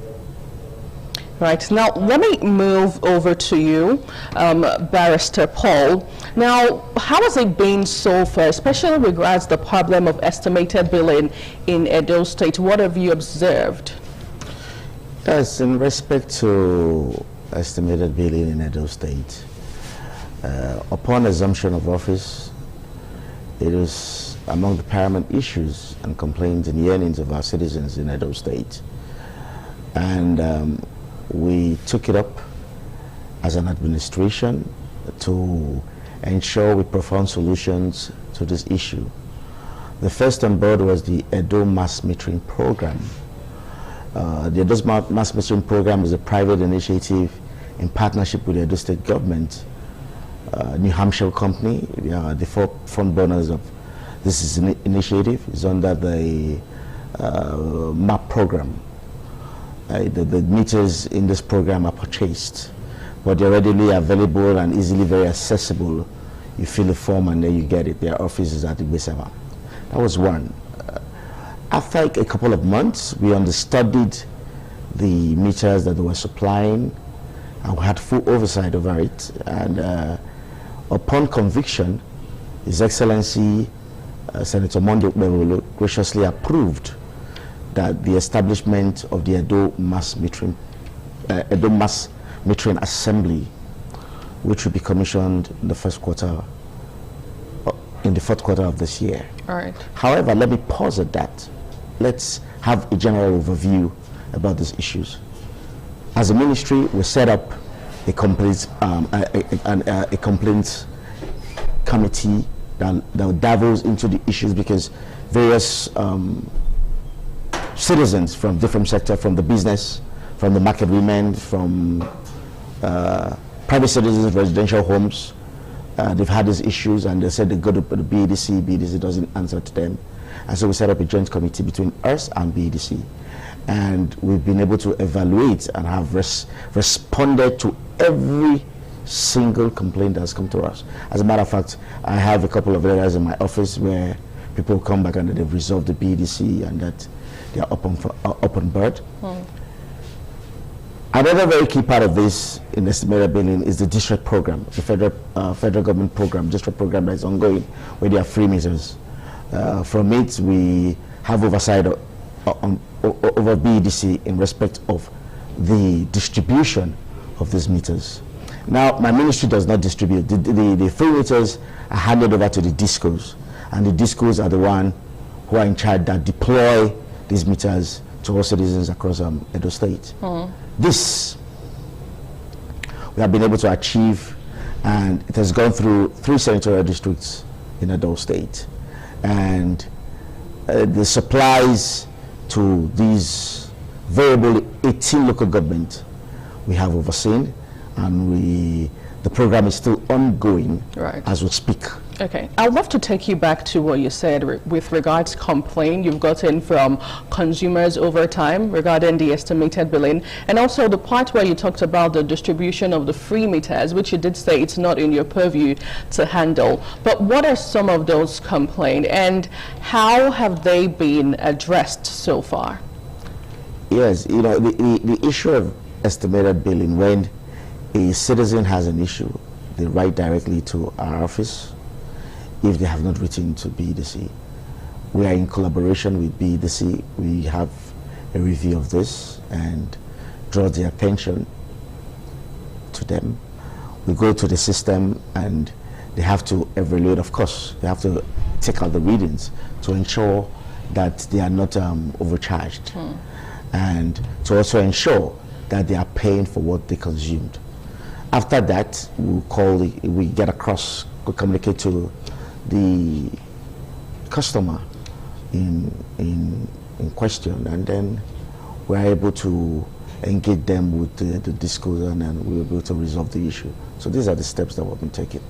All right, Honorable Commissioner, so far you've spoken to the issue as regards the steps that you've taken, okay? But I think to be more specific actually, one of the complaints that we've heard some persons make as regards this metering of a thing is the fact that the meters are not given to them free of charge as purported, okay? That the DISCOs, you said it's not in your purview, like it's the DISCO's responsibility to give out these meters. But some people have been complaining in some quarters that these meters are not given to them free of charge, that some of them are being charged, for the meters. So do you see any element of truth in that? Yes, like I did mention, there is a federal government district program. The federal government district program is the free metering program. These meters that come from the district program are absolutely free. However, if you need a vendor that is under the MAP program, which is the meter asset provider, if they're under that program, those meters are sold. Why? Yes, because that's the program that they underneath that they came through. These meters under those programs are sold. The district program is free. That's an initiative the initiative of the President Bola Ahmed Tinubu's administration to ensure that estimated billing is reduced. And the meters, we also know, will not be sufficient enough for the population that we have in our country, but there's a spread across the 3 central districts, and I think it's not doing badly at all. Okay. In respect to the question you asked, yes, we've had stakeholders engagement with BEDC and with civil society organizations as well. They have stated that some ill-fitted staffs of theirs are the ones that maybe for connections and all of that, they take some stipends. But to my knowledge, I'm not aware that the meters from the free district program is being sold.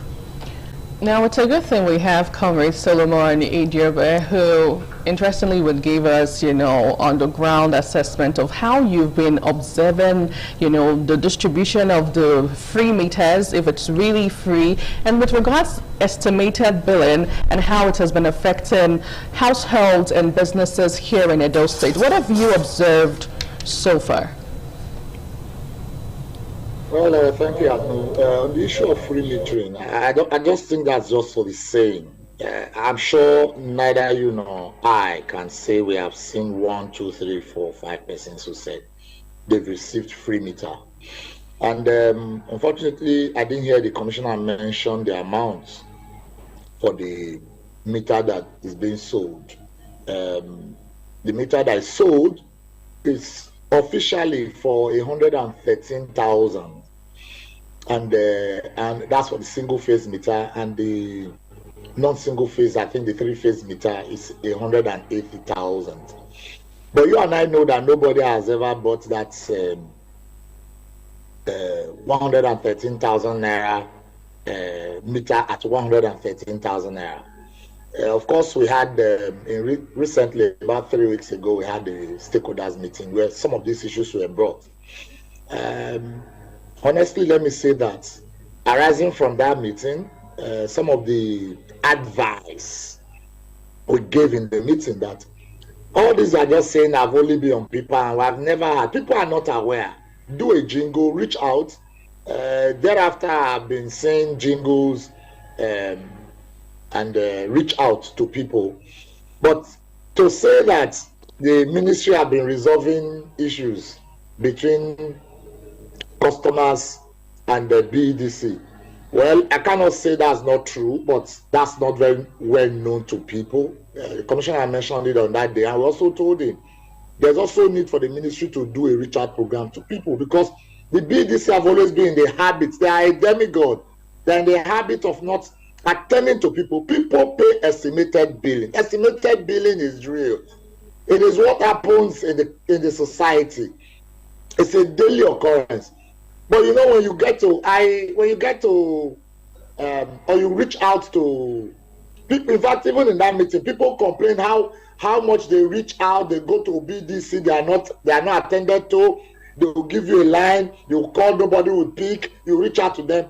Even for some of us who are in the civil rights movement, although we know those to call, in the end, when you leave, you don't do a strict follow-up with the customer that have come to make complaints. We still have results unless we are on the ground doing a follow-up. And I can say clearly that maybe after that meeting we had, meters are all the single phase meter that goes to 113,000 have always been sold above 150,000 naira to people. Just last week I met with a retired general who said he had an estate he built and he got meters directly from a BDC office. The least he paid was 170,000 naira for each single phase meter. So, and I may not want to mention the names, and I requested how Ogayuna, and he mentioned a very senior person in the BDC. But like he said, one of the defense that came up that day was that, you know, when you give birth to children, you are likely to have some bad ones.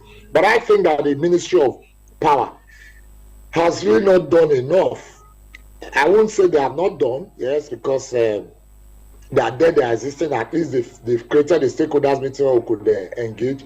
I think they need to intensify effort in reaching out to people that, in fact, let them be the people you complain to. Let them be the ones carrying the message to BDC. To go into BDC alone, it's a failure. It's a failure. So that's not to say that a few of the complaints you have made to BDC have not been resolved, but it has always been like a camel passing through the eye of a needle. Yes, they tried to explain in that meeting last time that there are two programs. There's a free metering and there's this non-free metering program, because the free metering program does not have enough metering and the requests are much. But I dare say, I do not think that we had people who enjoyed that free metering program. I do not think. So much for raising interesting issues. Now, let me throw the question back to you, Commissioner. What do you make out of everything that he has said, and how has your office actually addressed some of these issues? Because it seems to a lot of persons living in Edo State that it's really, really not enough, especially with the sensitization program. Like I stated, like to reiterate again, we have taken frantic steps to set up a committee that looks into the issue of estimated billing. We have done 2 memos in respect of this, and the outcome has been the approval to establish an Edo Metering Assembly, duly approved by His Excellency Senator Mondo Mevolo.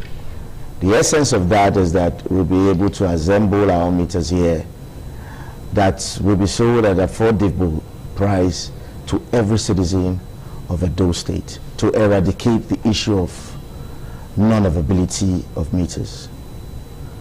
This is an assembly that is going to be commissioned by end of this year. The Ministry of Power has carried out variable stakeholders engagement, wherein citizens, market women, civil society organizations, the major stakeholders within the state have come together to engage on the issue of power, to engage on the issue of metering, and all the challenges within the energy sector. Right. How often is the stakeholder meeting? How often does it hold? I've had 3 this year. 3, right. Yes. And it's continuous. Not just only these engagements with these variable interested parties, but as well as agencies that are in the power sector. Recently we went to TCN, we've also engaged with NISO, and then we've taken a step forward in respect of renewable energy to engage with the University of Benin and the National Center for Energy and Environment on how to carry out research, innovation, and technical expertise to ensure that we we have enough solutions to generate energy and power for our state, to meet the quota for energy sufficiency. Okay, I know my colleague have question to ask, but just before he does, are there penalties actually exist for, persons who fault the metering process right here in Edo State with regards to accountability of the program? Yes, the reality is that what has led to, we all focus on estimated billing. A lot of times BEDC, even in the district program, we have had oversight where they've taken meters to certain residents, business, places of business, and the people refuse to take meters and that they prefer estimated billing. Really? Yes. Why? The discos themselves want the meters because they want easy accountability of energy consumed because of power energy loss that they sustain as a company. They also want it. However, people like to bypass. This is also a very big issue with that the discos they suffer. And there are regulations in respect of this. There are laws in respect of this that are penalties for such a bypass. Okay, quickly, Honorable Commissioner, I think key among the issues that some persons have raised so far is the issue of the quality of power supply. Okay, the average Nigerian, not just Edo people, okay, complains that the quality of power that they get is not commensurate with what they pay for it. Now, what is your ministry doing to address that and to ensure that the quality of power is better than it is right now? Presently, our only source of energy power supply to our state is through the discos. And the Ministry of Power have taken steps to ensure that if you take account, the first quarter of this year, power supply was very poor, very, very poor. We engaged with the disco and they've improved the service. Light is better now within the state. However, this is not good enough. The Edo State government have taken steps to follow up with the decentralization policy of the federal government by keying into attracting investors that will come into our power ecosystem to deploy power. And within the Edo South, we have the 100 megawatts, which will be commissioned at the last quarter of this year. They've just met their target of the first phase. The second phase will be in September ending, and then we'll commission hopefully before the end of the year. We are citing another one in the North Central District, another 100 megawatts. And then we have issued out a couple of licenses for solarization of mini grid. The 3 megawatts in Edo North to Halimatu Hospital, which was a few weeks ago, as well as 2 others within Edo South. These are the variable steps that have been taken by the state government to ensure there is energy sufficiency within our state. Now, back to Comrade Solomon.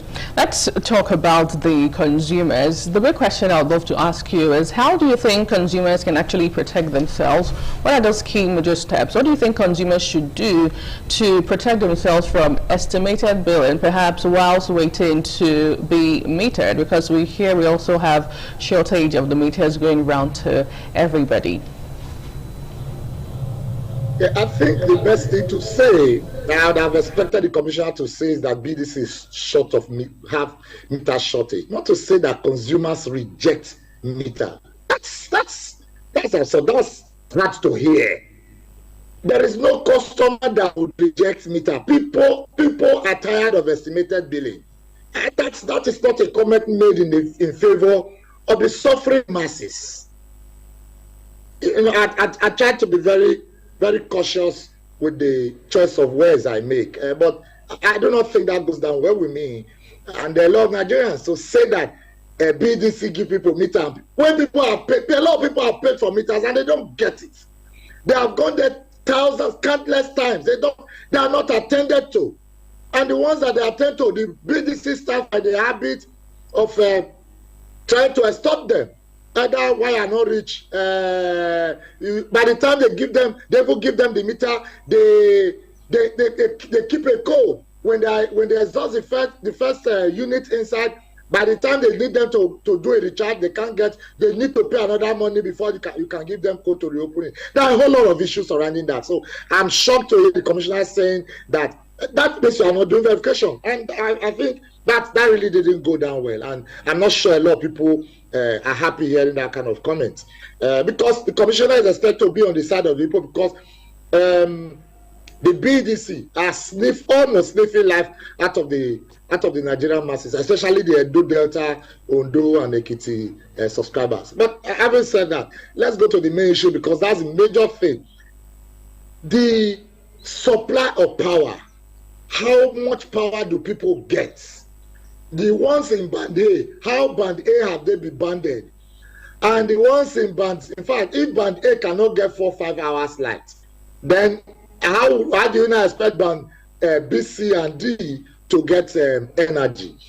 Well, like I said, I tried to have constraint in my choice of words, but the commissioner didn't make well to also explain that the civil society went all out in engaging all the sectors, the ministry, the BDC, the GENCO, the TCN.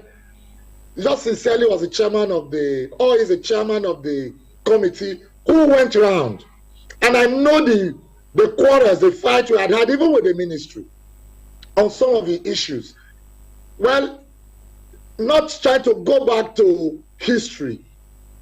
It was a fight that led to a meeting we finally had in Government House with stakeholders. And I am not also impressed with the follow-up. But again, we are where we are because the major problem rests with the BDC. It rests on part of the issues because we are really not holding the ministry liable because the ministry are not the energy generators, GENCO. They are not the distributors who are the marketers. They are not the transmission company. They are just a ministry trying to intervene for the people. And that is why we don't want to drag them that long. But I would expect the commissioner to try as much as he can to throw light on issues with sincerity. BDC has, and I've always, stopped the masses. Part of the issues we found out in the engagement we had, alongside the Ministry of Power, GENCO, TCN, BDC, and other stakeholders, was that the BDC over time had 40 materials. 40, they don't do upgrade on their transformers, on their poles, because people are made to buy BDC materials, ranging from transformers to wire to feeders or whatever, and in the end, they are meant to hand it over to BDC as their property, and they don't get value for what they are paid for. For instance, I reported even that day, for instance, there's an area around the Upper Mission and Upper Lawani whose transformer went bad. They were made to buy the transformer. After then, the cable was vandalized. They were made to buy the armored cable. A week or two after the first one was installed, the vandals went back and vandalized it the second time. They were still made to pay. Residents are the one paying. They have done it again now. I think they said one of the fuse line or something went bad. The area have been in blackout for about 3 weeks now. And then when you talk to BDC, they tell you they pay them back. They give them energy back value. How? When people in the area still pay for estimated billing and are still overcharged in one way or the other. So the issue of BDC is a long story to talk about. So that I absolutely. Right, Comrade Tillman, thank you so much. You've raised so many concerns, but it's also worthy to note that at some point or the other in the country, NERC, the Nigerian Electricity Regulatory Commission, did put it out there that it is not the duty of the consumers to buy all of these things. It's not your duty as a consumer to purchase transformer and purchase all of those other things. But what is really going on? Honorable Commissioner, allow me to react to some of the concerns that have been raised so far. We are not unaware of the years of decadence in the power sector, the limited infrastructure within the sector. We are not unaware that communities, individuals, businesses invest into energy sector. However, we have raised concerns from the forum of commissioners across the 36 states of Nigeria. We've raised concerns about the third-party infrastructure, which is a key regulation that we're trying to propagate through SEC, through the variable commissions in the various states, to ensure that people get refunds from this investment. That is one. Two, like I did mention earlier, right, we're also in collaboration with BEDC. Very recently, they commissioned a 33 kVA power station in Etiti that covers the extended part of GRA. There is better and sufficient power now being deployed, within that area. The BEDC is playing their part, to be candid. Not good enough, because of the years of decadence, like I did mention, but they are taking steps to ensure that there is more supply to our people. I read the queries from Mr. Solomon, but I would also state categorically clearly that we have an oversight over BEDC in respect of the deployment of these meters across the 3 Central districts, and these are feedbacks from the field. Yes, we know it's not sufficient enough. That's why the Edo State Metric Assembly is coming up. But citizens themselves have refused.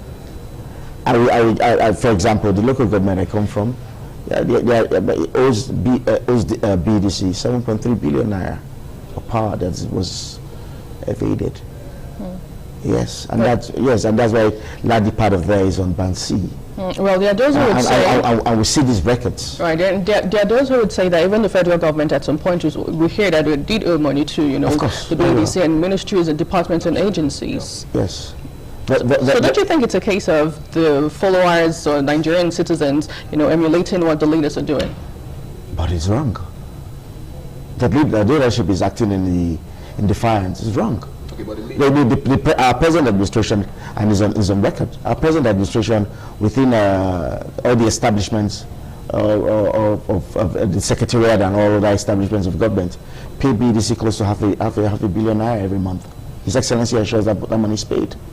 So that government would not pay for public utilities that they consumed. It's completely wrong. Okay. Completely. All right. I would like you to respond specifically to an issue that he raised, on the allegation that some communities contribute to get a transformer for themselves. Yes. Only for the BEDC to come and lay claim to it. Now, does that even make an iota of sense? Yes, in respect of that, we are aware that every infrastructure, what you have to look at is that we're coming from a centralized, not up to recently, we're coming from a centralized order where everything was exclusive within the coffers of federal government. So what that means is that any assets within the power sector belongs, communities cannot own. So they will tell you purchase, and then you write that you are giving it to them, and they tell you, this will be discounted. Or is that even fair? Because we're talking about something that they bought with their money. Yes. If you heard when I mentioned the third-party infrastructure regulation that we're trying to run through all the sects across the 36 states, is part of the issues that were just recently dialogued. Yes, with the NEC, the Minister of Power, and all 36 state commissioners recently. Okay, well, as we get to coast home on the conversation, let me move back to Comrade Solomon Idiobe. What do you think the Honorable Commissioner, what's your final word to him, and what do you think really consumers are expecting from this administration moving forward? Quickly before I answer your question, I like to react to the comments made by the Commissioner, because we've had to quarrel over that again and again. The Commissioner should stop throwing figures around. How did you get the figures that Ikobaka is owing BDC trillions or millions of naira? Look, let's try to also hear and feel the pains of the people, not the figures that BDC and co are throwing around. The Commissioner is helping them to amplify it. It's unfair. Quickly, I think that the Commissioner can be more on the side of the people by trying to hear more from the people, and at the same time create a line or a forum where or through which people can always reach the ministry. Let it be made known that the people should concentrate on reaching the ministry, because, like I said, they have oversight function. Fine, well, so that the issue of this pains, drag, extortion, and all whatnot that the BC is doing with the people should stop. And quickly, let me say this: NEC is the worst thing that ever happened to Nigeria. They are the ones who will tell you price regulation, who will tell you to be fixed on band A and whatever, and at the end you don't monitor the rules and the directions you gave, and the people are the ones paying through their nose and suffering for it. So it's just an institution there that is meant to enslave the people and tie them and hand over them to the BDC for the news. Okay, Comrade Solomon, I hear you loud and clear. Thank you so much. Now back to you, Honorable Commissioner. Before we get your final take on everything we've talked about so far, what are some of those activities and looking forward, those things that your, you in office, your administration is doing to ensure that we have better electricity, better power supply for households and businesses right here in Edo State? Firstly, I want to respond to Mr. Solomon. All right, a few seconds, please. Yes, it's very erroneous to have mentioned that we are not on the side of the people. Very completely erroneous. From His Excellency Senator Monday Beolo to those he has appointed and saddled with the responsibility to engage with the populace, I am always on every radio station, from EBS, ITV, Silverbird. I'm on TV. My office is open to all. I engage consistently. The civil society which you belong to, we have had engagement not once, not twice. We're not even talking about your personal visits to my office. So it's erroneous when we're saying, oh, we're not engaging with the people. That is a false information. And it's sad because, those who clamor for leadership, who clamor for Christ, if they're given the seat, would they be able to really handle? We try our best and continuously, and we are committed. It is His Excellency's commitment that have given birth to the establishment of the Edo State Mass Metering Assembly that will be upcoming in the last quarter of this year, which is affordable. We are looking at options of off-grid solutions, going into research, innovation, and technical expertise to profound solution to have energy sufficiency for Edo State. His Excellency has committed to 100 megawatts for every senatorial district outside what is coming from the national grid. Today we have a new disco in Edo State. This His Excellency attracted far back as the second quarter of this year. We are not holding any guns down.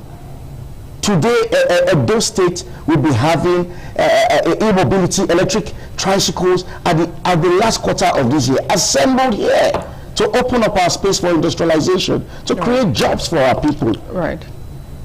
He has taken a step further to the policies and reforms in Edo State to even hold 10%, to have a stake, equity stake in every power infrastructure to ensure every citizen in Edo State is protected. Okay, Honorable Commissioner for Power Edo State, we must thank you so much for your time this morning. Barrister Paul, we say thank you so much for gracing our studio today.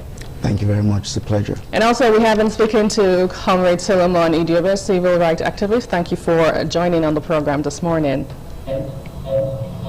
Thank you very much. I think that the commissioner just made a very wrong information there. Okay, but unfortunately, we really have to go at this point, but thank you so much for your time. Well, that's all time with permits to take on the show. You've heard it loud and clear, especially from the Honorable Commissioner of Police. Just hope that things get better in Edo State moving forward with electricity. Now we'll quickly take a short break. When we return, we'll move over to Abuja studio for another amazing conversation on the show. Stay with us.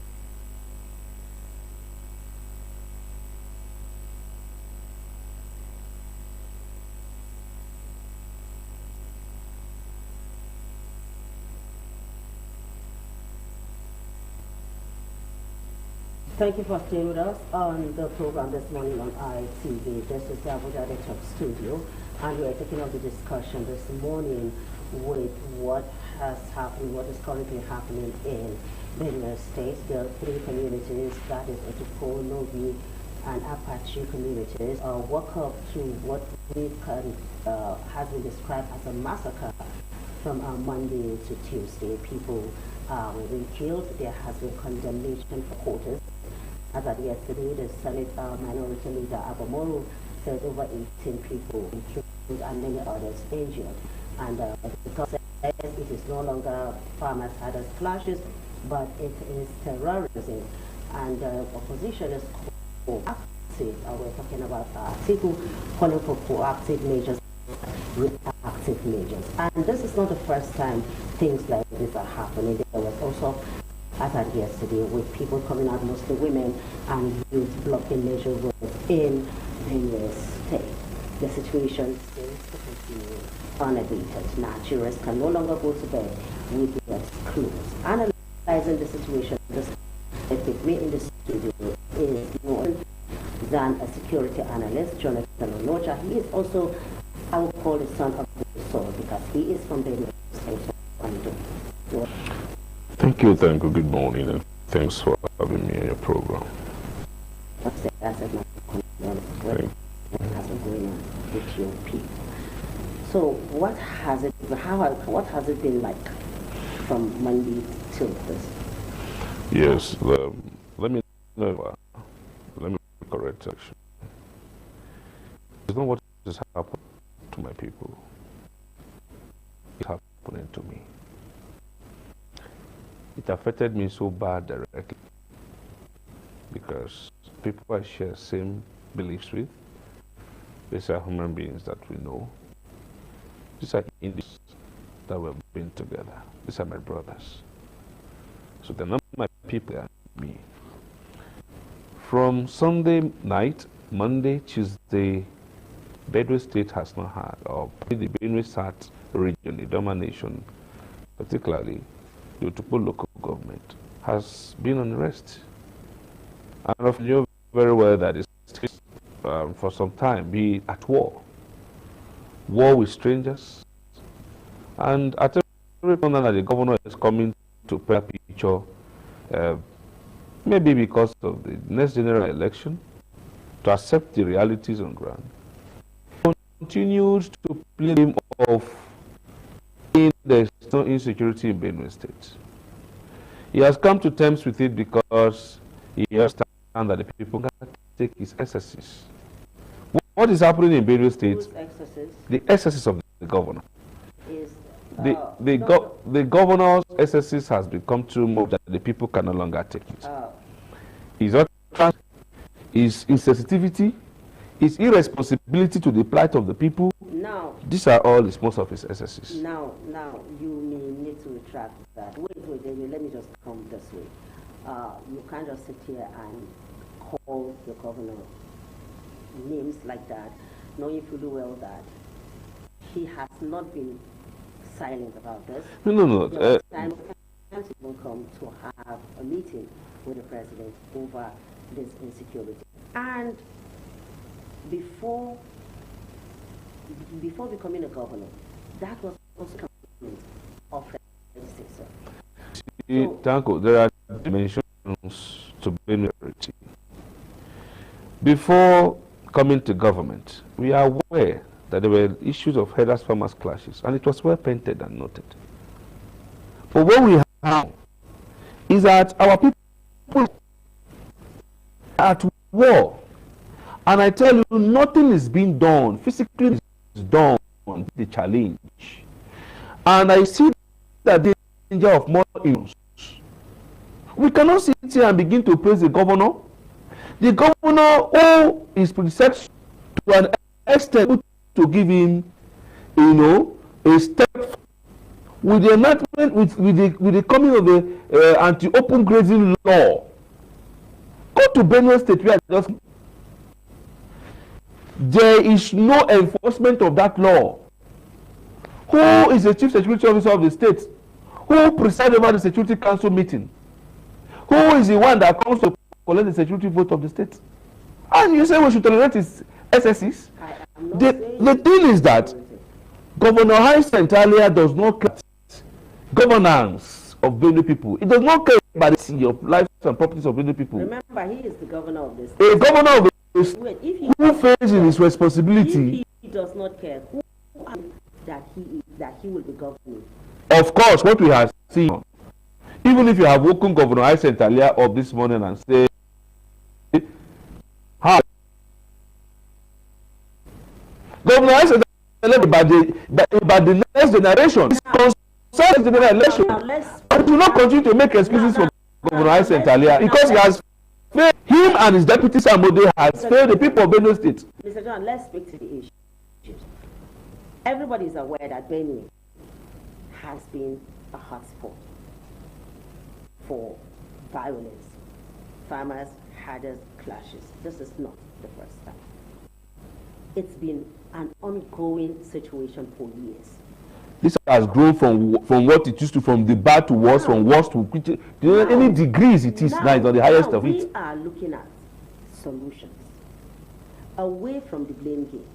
Because even when the former governor was around, this also played out. We are looking for solutions. What could be the root causes of this? All right. Now, I have not yet excuses for anybody. But just for you to put the record, you should know the level of insecurity that is in Benue State. During the former governor of Benue State tenure, Governor Samuel Oton, there were issues of farmers, herders, clashes. Farmers, herders, clashes. And the people were feeling it headlong. But when this governor came on board, have you known who are the killings of people government? Are you also forgotten the daily rise of killings in Agatu local government? Have you forgotten the killings in Okpoko local government?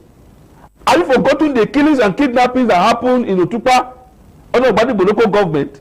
So this is taken in a wrong, because the people of Otupo, the people of Idoma are not responsible for the death of the Magban chairman. I was in Benue State. I went physically to go and support. I was there. The incident happened. You for I told you when the thing happened, and so was come back to this man and other. Even I left his they were from all quarters. This is not the first time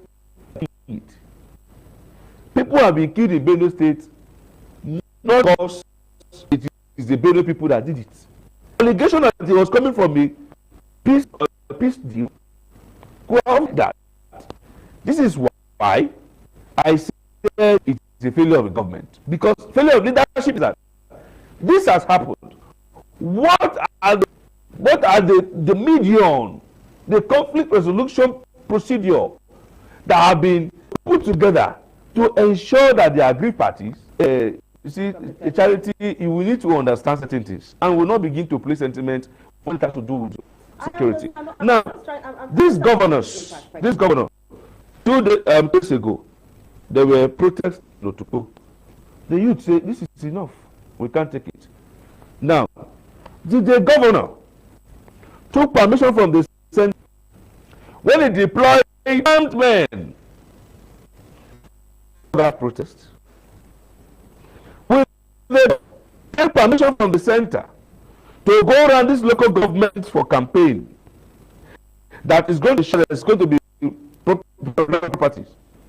When it goes around for campaign, these governors, the days of the center, when they come to take the humongous security votes, now these are all implications. Governor, it is explicitly stated in the laws, has the right to direct the commissioner of police.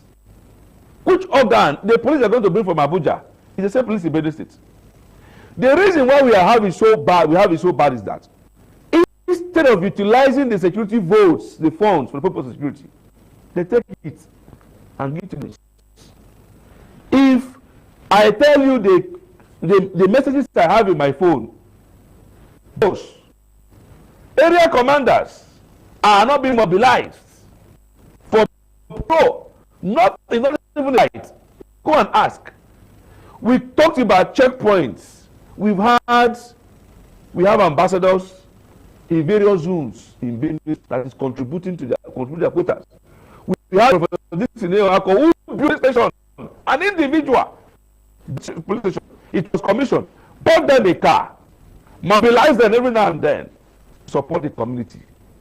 A governor who takes security votes, how many checkpoints has it digitalized? How many police has it doesn't mobilize? How many local government take security votes? Go to Benue State. It's agreed. Greedy politicians. The Senator Abba Moro is a senatorial district, and it is under a senatorial district that the local government lies. That was exactly why he moved motion. This motion are only wishy-washy. We have had people moved motions. Honorable President also came and made these motions. Beyond making these motions.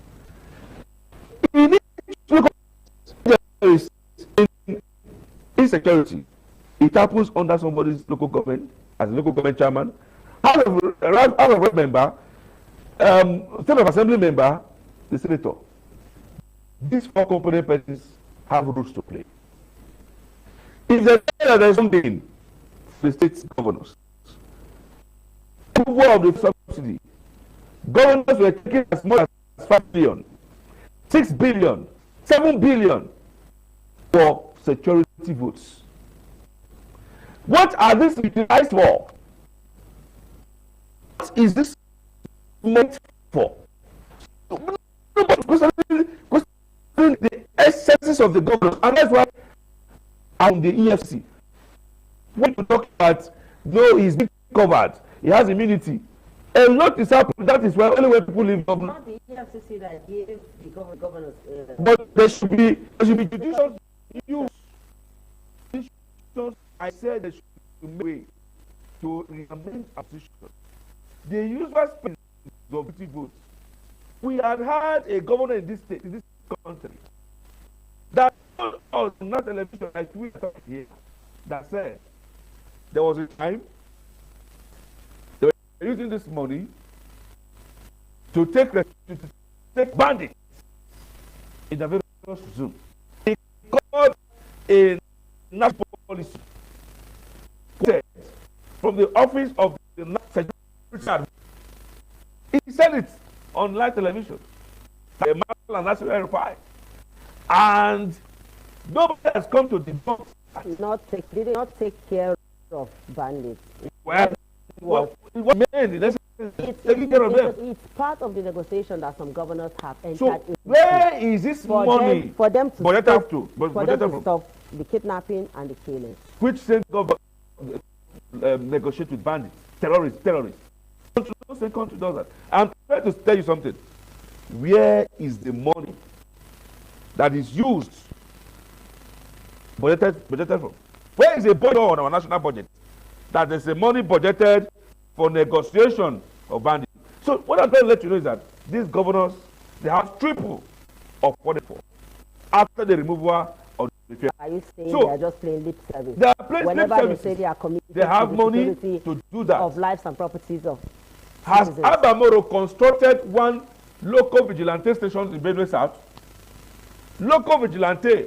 He did say they are What always is it? asking him for that. They are always that each time he traveled, that they always ask him for gadgets to work with. So you can also see that. He did say that. Yeah, you have also seen that. You have also seen that he also needed to be involved. Motion, like I said, is just playing the lip service. The current politicians from Benue South, even the governor I said earlier, is being embodied activity individuals. Now, because of politics, nobody want to say A to be A. Why would you come out and say that the governor does not have the funding? Are you the one approving the security votes on a monthly basis? Does he know how much the governor takes? The governor's excesses cannot be taken by the begin. I said Talia and Samode, ordinarily in the same society, is expected to have resigned within the 48 hours after failing to protect the lives and property of the people. As a security analyst, I want to speak to a particular issue because this is not the first time that an incident would occur, and we'll get to hear that there was prior information. It happened, and what happened in Kebbi State when those students were kidnapped, that the people who were supposed to be there protecting the place were pulled out before the incident occurred, that it was ordered from above. And then this particular one, it's been said that the local government chairman said he received intel that this was going to happen, and he quickly called the commissioner of police. So what would you say to these incidences of getting the information and wait until it happens? The commissioner have told our people and we will give them the necessary support. It's a time we get involved.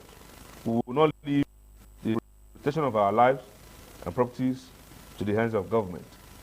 You see, when there's intelligence, credible intelligence requires action. It is their ineptitude and always being reactive that makes them say certain things. Commissioner, according to Senator Abamoro, that the commissioner said she couldn't reach the governor. The commissioner does not need to reach the governor if they are credible. It is because the commissioner also does not know his job.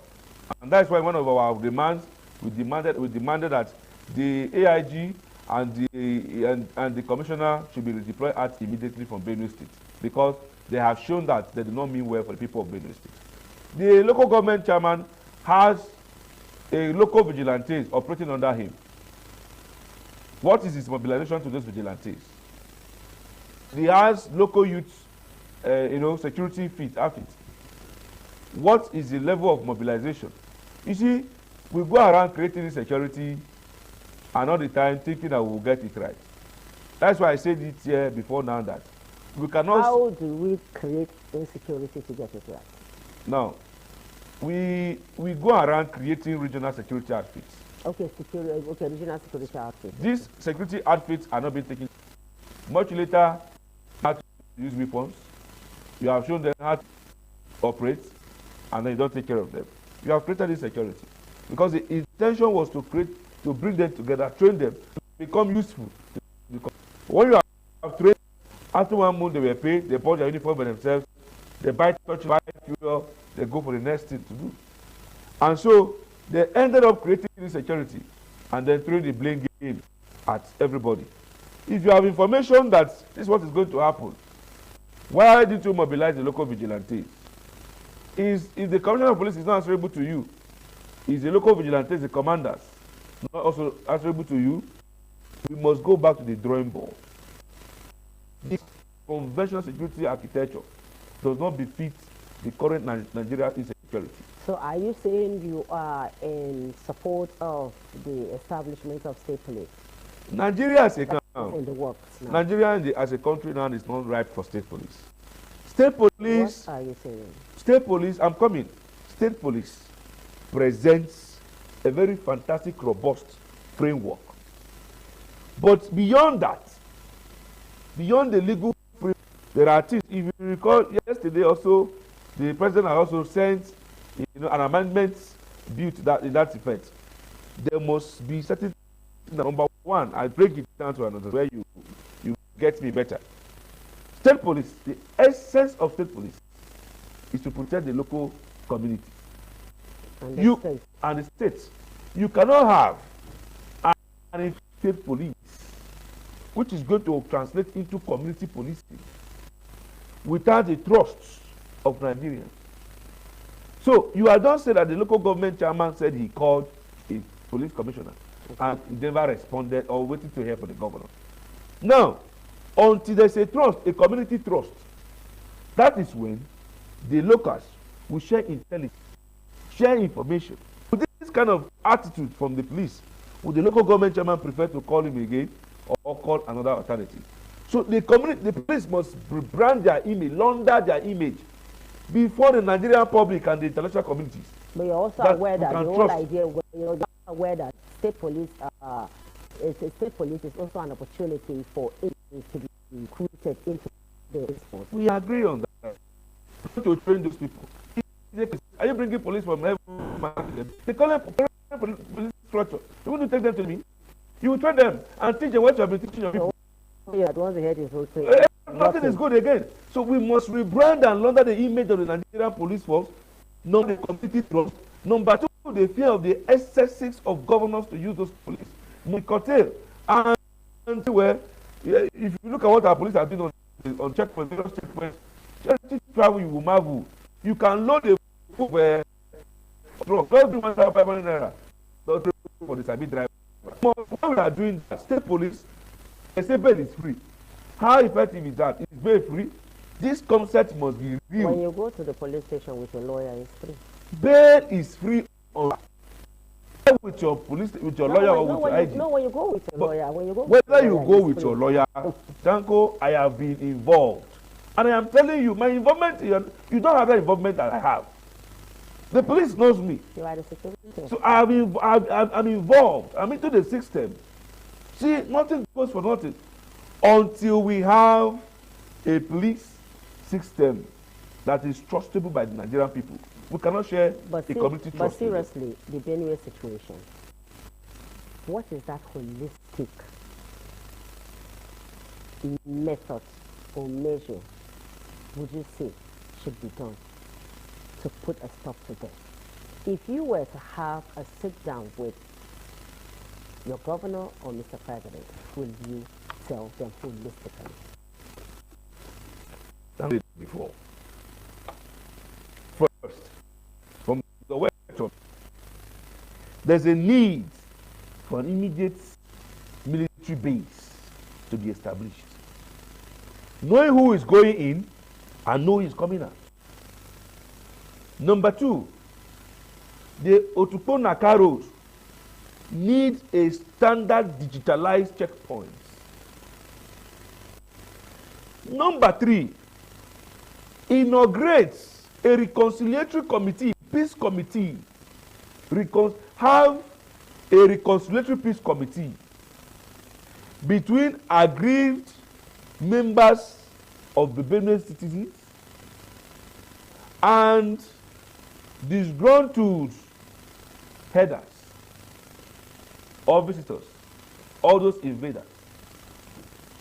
Number four, enact full-scale enforcement of the anti-open grazing law. And number five, be true to governance. When you are true to governance, the sincerity of purpose will be felt and seen. The collective good of the state will become your interest. You are not looking at what Zunsi is, because the current governor has further teared that relationship, that brotherly love that we used to have, because of the neglect that the Idoma nation does not care. And in governance, you don't know whether this person is Mr. A, Idoma, or Tiv, or Igede. You must see everybody as one. When the governor comes to a round table, even his party affairs fight and all of that, it's also a battle of insecurity. He does not have the support base, and again does not have the goodwill of the people. So until the governor be able to itemize all those 5 points and come to a point and say, gentlemen, it is time for us to prioritize one Benue. If we don't have one Benue, we can't have a better. And that's why, let me round up, Charity. I am appealing to His Excellency President Bola Ahmed Tinubu because if Benue State fails today, Nigeria has failed. Because Benue is a full basket of the nation.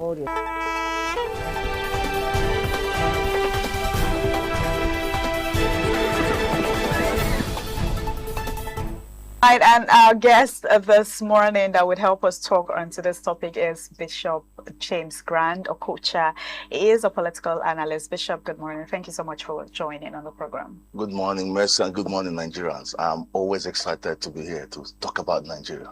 Okay, interesting. So we have a lot to talk about today concerning the fake PF IPC agency arrest of self-acclaimed DG Adeyemi for failing to appear in court. That is all going to be the conversation we're going to be having today. And the court has fixed September 30 for arraignment. I mean, it's a whole lot. So what are the most of the things that they accused them of? He was arrested for allegedly failing to appear in court. The proceedings says he is facing trial for forgery, fraud, and impersonation, while opposition's figures are demanding an independent investigation into how the fake agency allegedly got office space and budgetary allocation. The scandal has increased scrutiny of the Tinubu administration ahead of the 2027 general election. So, like I said earlier, there is a lot to talk about today concerning this particular topic. And we also saw Dr. Victor, before we come to our guests, I saw a video where a post on X where Shawari says, it said by now, President Tinubu, Chief of Staff's Femi Gbajabiamila should also be under arrests and investigations if the authorities are truly committed to uncovering the facts. Well, you know, in an ideal situation, we should be talking about resignation, not even before you even talk about the arrest. And the reason being that if you are still in a position of authority and you are a suspect in a case, and you are in a position to influence it, then obviously it's like mice going for justice in a court of cards. You know, that's going to be very difficult. The gentleman has called for an independent, inquiry, you know, involving NGOs and international organizations. And I think it makes sense. The way I see it, I doubt that this mouse will get justice, but we have to wait and see what happens. Thing is, how did a non-existent federal agency operate publicly for this long? Did any government official knowingly supported it? These are most of the questions that people, public funds are looking at. How many investors may have been misled at this point? You know, there are lots to talk about. Bishop James Grant, let's get to hear your take. I mean, they even have an office for this long before, you know, this whole thing came out, before the notice. How can a non-existent federal agency publicly, and they're just finding out? Well, this is a national embarrassment. I don't know if something like this has happened in any nation. The world is laughing at us. This matter exposed the degree of porosity and accountability in the Nigerian society. It's too bad. I don't know whether we know the weight of what we're talking about. Just go and do an ordinary company account in commercial banks. like the UBAs, like the, what the... We avoid mentioning brands. Yeah. But these are commercial banks. Yeah. So nothing wrong with that anyway. For us, okay. All these banks, you see how tidied up the processes could be. You can never run on big because your NIN is involved. I mean, everything about you is there. Yeah. And commercial banks will do this. They will just take these things to central bank. And this is somebody who has an agency, has account with the central bank. I will never believe that can have access to an account with the central bank with a fake agency. This is a discredit to the central bank of number one. This is a discredit to the Ministry of Finance. Number two, this is a huge discredit to intelligence agencies. This is a discredit to, in fact, to the office of the Secretary of the Federal Government. Every person that is involved in this whole, long chain of operation should be arrested. Impunity has a around him. So you don't talk about arresting the president. By the way, this is not about the president right now. Until maybe we get to hear some testimonies that will involve him. But I know that it's not about him, because people that walk around political office holder, it's not to be. It is very serious. It's very serious. All right. So I don't know how these things will be done, but I think that for independent, investigation, it's around. I think that very many people should. Do you know that agency a budget allocation? This matter has given a big discredit to the National Assembly. They gave budget. Does it mean that Assembly can just give budget to any name they see without knowing the agency? So, very deep. And I don't want Nigerians to take it the way we take our things. All right? Because the world is watching. They want to see what will become. So if corruption, if fraud can get to a point where somebody uses operation to defraud nations, because this agency have been bringing, nationals for investment. People have been coming from every country. So if we can let the world think that somebody can use an agency in a natural collaboration, to defraud nations, I mean, we are in trouble. Okay, so I'm surprised that you're surprised. Let me say what I want to say now. Because this thing seems to be a way of life. A person who's never driven before will go and obtain a driver's license without going through due process. I don't know how this is different. Okay? There are so many things we obtain in this country where processes are bypassed. Agencies will just say, which is why I have building collapses and things like that. Because somebody somewhere will just say, don't worry, just pay the money and we'll do it. And as we have seen in this particular case, allegedly, the gentleman involved said they asked him to pay, or he paid 400. It was supposed to pay 600. 600. He has deposited 400 million. And the only reason we're hearing now is because the demand on him, when I think he has not even recovered his initial capital, was becoming too much, and because the go-between was exterminated, if I'm or unalived, the language that we use these days. So the guy is no longer there to corroborate the story. So the gentleman is on his own. But the question I will ask you is this.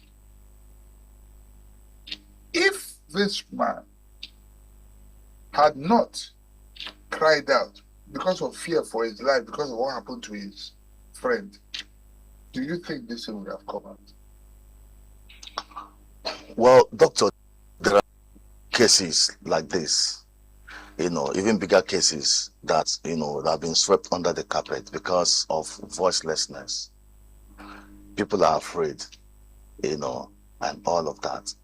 And then Adeyemi's issue, sir, is not like the agency issues you talked about. Those things are internal. But this is an external issue involving nations, involving people from nationals coming from other countries. This is an issue involving the NC, the executive arm of government in Nigeria. This is an issue involving the lawmakers. The lawmakers are there. This is an issue involving the Central Bank of Nigeria. No institution should be more credible like the finance institution. The CBN is supposed to be apex of credibility. So if something involves them and dents them, that means Nigeria is black. So this is a very sensitive and serious issues. I know the heads of service, sir. You have securities all over the place. You cannot enter the gate without telling who you want to see. How could a man dress up every morning with his entourage? They will open the gate for him. He will go there and sit in an office. It cannot happen. If you know that head of service, if you know the head of SLEX, you will know that this place is highly secured. You will tell them who you are looking for, the appointment you are coming for. So I don't know how we can unravel the mysteries behind this whole matter. We have to be very, very sensitive so we can save the face of Nigeria. This is not about Prince Adeyemi. This is not about Honorable Femi Gbajabiamila. This is about Nigeria as a whole.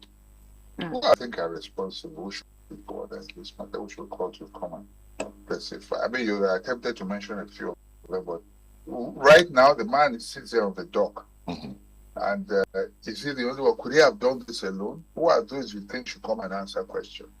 Doctor, this is a clear case of an organized crime. He has been running this agency, snapping pictures with people in authority.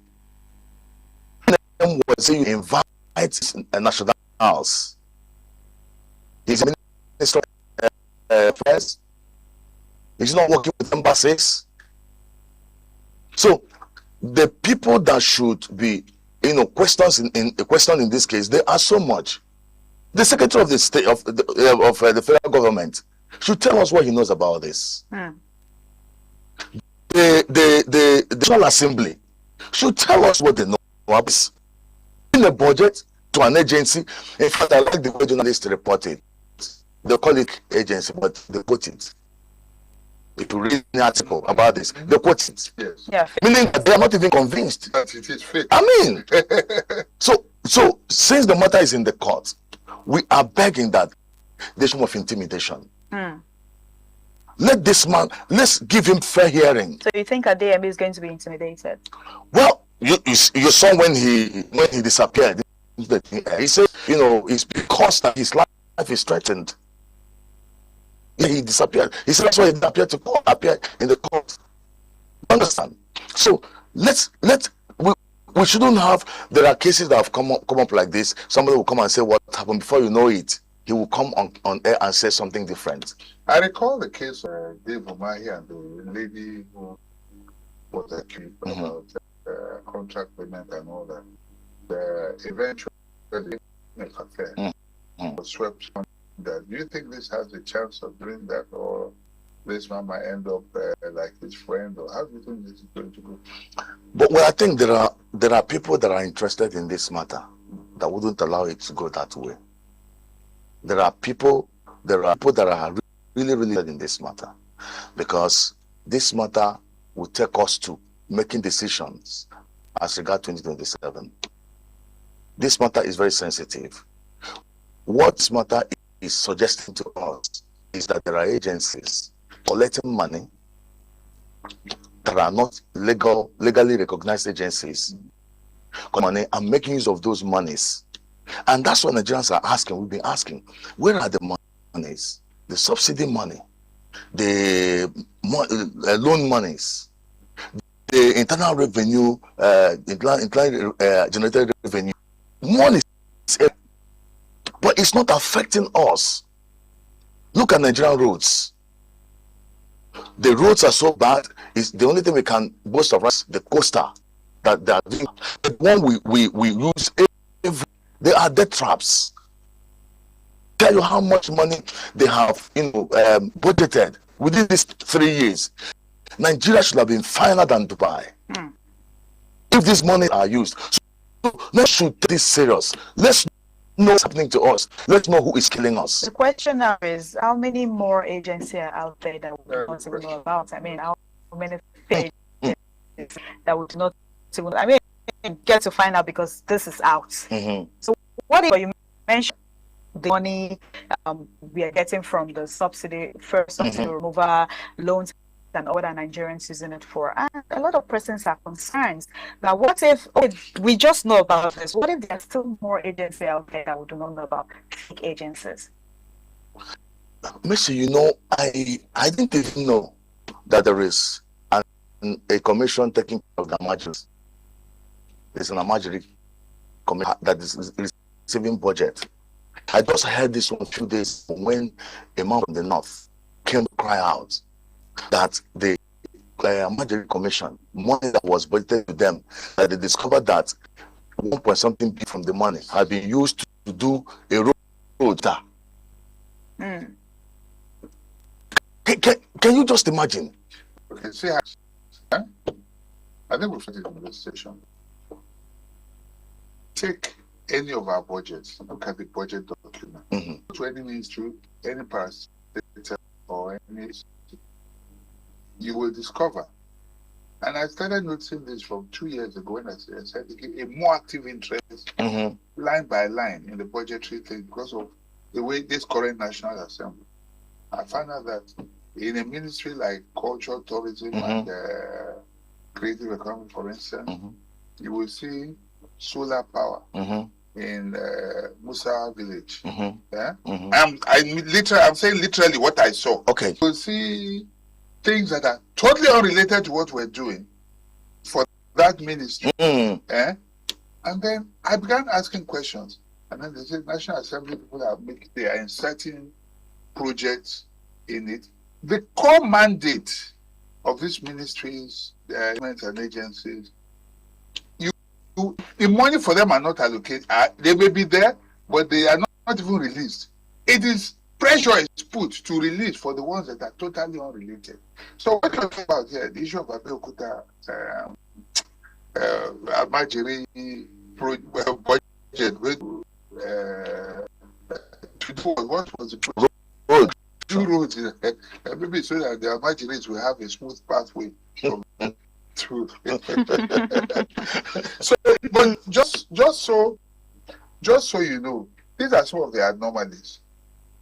How can we as Nigerians now, because we don't take an active interest in these budgets and all that, what should we start doing now when budgets come? What do you have for Nigerians concerning budgets? At the beginning of every budget circular, when these things are approved, Nigerians should begin to address the issue of budgets right now. Yeah, Dr. Mercy, there was this information bill. I don't even know that if any government told towards that part. We don't even know what is happening in Nigeria. Have you made a request? No, certain things I do. No, have you applied for information yet? Sometimes I do. There's not just asking from here. Yes, there's a process. Yes. There's actually a process. That's right. We're here to enlighten Nigerians as well. There's actually a process. You go to the agency concerned, formally, make that request, and invoke that act. That under that freedom of information, you wish to know, and you should not be deprived. If you are, then you can now, But what we do, we say, why is this happening? If you don't apply, you don't get it. You get what I'm saying? So we'll continue watching. Okay, Doctor, I think we should make this a hashtag. All right? We should add voice to it. We should amplify it. the processes and let Nigerians know. See, if you're not calling people's interest into policy, I mean, things will keep happening this way.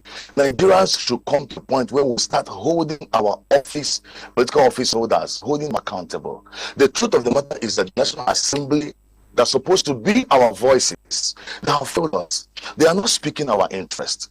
There is the last thing that was signed into, I'm trying to remember, a senator from the north was insisting, okay, I think it's about the state police or something. He was insisting that he has to take these documents back home and discuss with them and feel their impulse on this and come and report.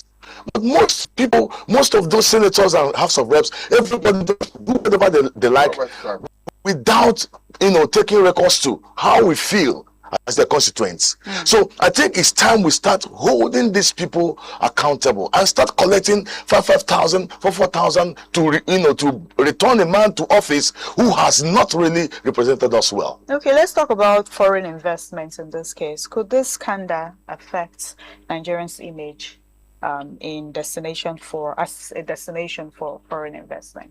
Mercy, why not? An investor will be asking you, who am I dealing with? So we're talking about the fake agency. That's what I'm saying now. Okay. If you are speaking with an investor, he will be like, who am I dealing with? They want to be sure. Is this one original? Is it? See, I have been saying it in different fora that people in authority in Nigeria, they are the ones in Nigeria. Yes, by their conduct. They are the ones the marketing in Nigeria. Like when they went something and they were telling him that, going there to talk about, and they're going there to talk about the adopted children and all of that, he was the marketing Nigeria. No, sir. That's a campaign for freedom. A campaign for liberty. That's not the marketing Nigeria. That's what it means. What we are doing right now, tell me people, already you know that some investors left Nigeria. Many companies left because not sure, and right now we are trying to work, and the agency them have been doing is fake. So do not discourage investment. That's what we do. It's not about traveling to go to the countries and come in. If our house is not there, if we are seen as a fraud, that we can tolerate fraud to the echelon of leadership, I think nobody will be willing to deal with us. Okay, let me ask this.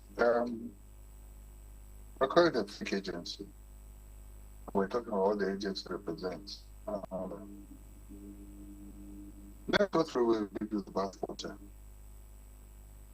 Do you not think that we need that? Even though the foundation is flawed, the reason we say fake is because this agency does not have a backing of an act of parliament.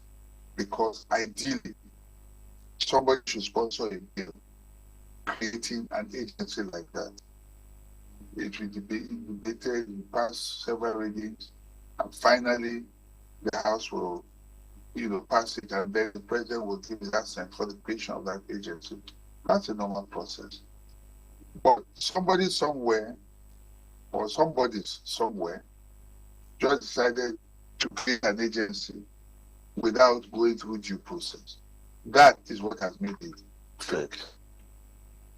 Let's not throw the baby with bathwater. Do you think this agency is necessary, and you think it has a purpose to serve if it had been passed through the right way? I mean, after all is said and done, do you see a need for an agency like that go through the normal process to be created, and then so that it can have teeth and do what it's supposed to do? Doctor, I think most people leading us in Nigeria, they don't have vision. They don't have the strides to create employment, and that's why you see there is a repetition. For example, the Nigerian police has out of it that road traffic. Those people that wear yellow, they take care of road traffic, right? Now, you will see a repetition of the same thing. So, like what, you know, the Federal Road, road safety, doing that. In Lagos State, LASMA is doing that. There are some more other agencies, like in local government, in Ikeja people, they dress like, say, the brown color or something. They are also doing that. One duty, 5 agencies will be doing that. Tell me what this agency should have been doing, if not because there is a corruption tendencies, all right, that the foreign. What's the purpose of the Foreign Affairs Ministry? Well, okay, we're talking about that. That's Nigerian diaspora. Even that one now. Nigerian diaspora. Yeah, but also, yes, also even that agency, Nigerian diaspora. All right. You have Nigerian investment. You have it. So you see, whatever this agency is doing, there are other agencies doing them. So I don't even see the need for this agency. You will start all the agencies that are reaching out to foreign people to come and invest. This is how they will allocate, you know, budget for all of them, and they are all doing the same thing. So we must prune down. That's why we are looking for someone who is very patriotic, very decisive, who is looking for, not trying to have agencies to consent alliances. Or to raise campaign. Or to raise campaign for no, it's true. Do you understand me? Most of these agencies, it's like what we're doing in taxation. Most of us, there are people that you see one tax, you know, in another way, paying that same tax and all of that. Right? So I don't even see the need for that agency. Of responsibility. So don't you think this scandal is going to be a major issue for the forthcoming? That is what I'm saying. I say I want it to be a major issue. You want it to be a because it should be. Okay. You cannot. That's why I want this man to be arraigned. Let him come to court and tell Nigerians the story. They say it will be secret trial. We have seen it before. Well, it's all possible. But if you do a secret trial, my advice to the government, it will people not to believe the system, believe the process. We want to believe our leaders. We want to believe the government. The only way to believe them is transparency. Let them show us. Let's see what is going on. Let's hear them out talk. Talking about transparency, do you think this whole thing are going to be transparent and fair to Adeniyi Adeyemi? That's what I'm actually saying the truth. Let me add something to that question. You know, even before anything, the president said, I have in my chief of staff. He has made a categorical statement. The judiciary heard it. Agencies heard it. There was enough. Can we expect justice after such a categorical vote of confidence in favor of the chief of staff? Doubt. Why is it? Because, you know, in Nigeria, we have strong personalities and weak institutions. The institution playing the beat of personality. All right. So if a strong personality would come and declare, you know, in other words, that means my chief of staff is innocent. That's the intent of that word. That the president has confidence in him. I think that every other person involved in this case should also, you know, will as Nigeria runs, will try to dance, you know, to the body language of the president. And for me, my own opinion, I thought that statement came too quick. Too quick. Say the ball stops here. All right? That means talk this no more. And that kind of, you know, conclusive, you know. But in the same breath, he set up he has ICPC to take charge of the case, right? So I don't get it, you know, because he can't stop it on the one hand and yet has to continue. So I don't think he actually stopped it. But maybe, you know, the government is not going after the man. Is it focused his mouth to wipe too soon for fighting against those treatment. You mean Adeyemi? Yeah. But they were saying this. I don't know if I'm taking myself as a yardstick. I doubt the boss. Anybody can muzzle from anywhere and come to the public and corporate conference and close his eyes against it. We need clearance for some of his. That's what I'm saying. So calling it fake, I'm afraid to call it fake because calling it fake is indicting so many people. No, the word fake there implies that the process of that agency did not go through the normal process for setting up. You think it's formed by an act of parliament. Okay. The question again I've asked, but I mean, you're not a lawyer, I would have just gone into more details to say that is it what kind of power does the president have to power to set up agencies without an act of parliament? If so, which kind, and if not, you know, things like that. Exactly. But the president is, I don't know, I say denying knowledge of this. Exactly. Agents. Fake how they get on Abuja and all of that. So that office place is my concern because I know how that place is.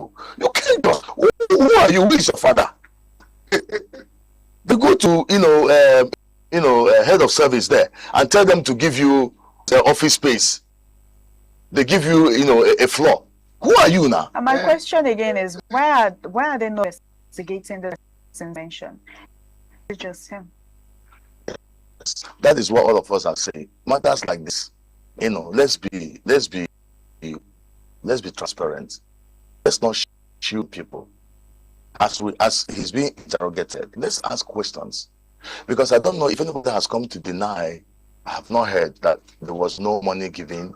Whether you have heard, I don't know. In fact, the honorable he's accusing, he's not making statement. He's not saying anything in this direction.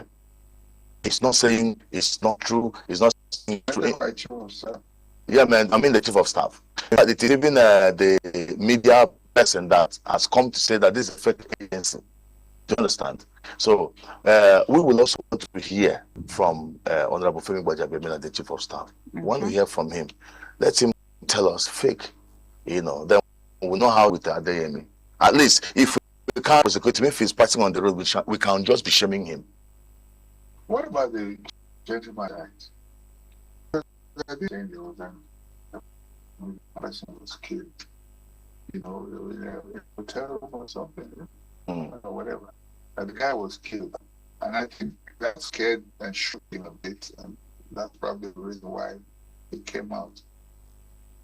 How can we get justice for that guy? Nobody has talked about it, and how. Do you suspect any foul? How can we get around that? The thing is that the only institution that can help us to unravel every mystery behind this is the judiciary. Not the police. You have to do investigation. Yeah, the police will do investigation, but no matter the police investigation, you still have to subject them to the evidences. Yes, to the court. So that's why we are pleading with the judiciary to help us sanitize this system. You cannot believe the judiciary has the greatest power ever, democracy. Because the judiciary can the president. They can remove the lawmakers. They are the ones that we have our hopes on right now.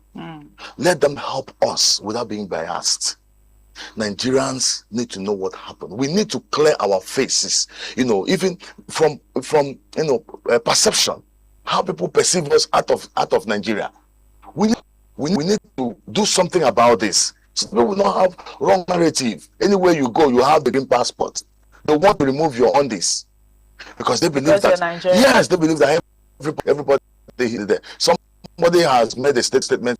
Some that it's a forgery nation. And when you look at it, during COVID-19, I brought a Chinese guy here. There's a business we are doing. So he wanted to go back. I told him that you cannot fly back except to have your COVID-19 certification that you laughed at me. The kind of impressions I want us to change. Why did he laugh? He laughed at me and said, it's not Nigeria. Get your money, you bye-bye. Can you imagine? I felt so embarrassed. Can you imagine? It's not culture. You watch it, me get my money, me money giving, me buy.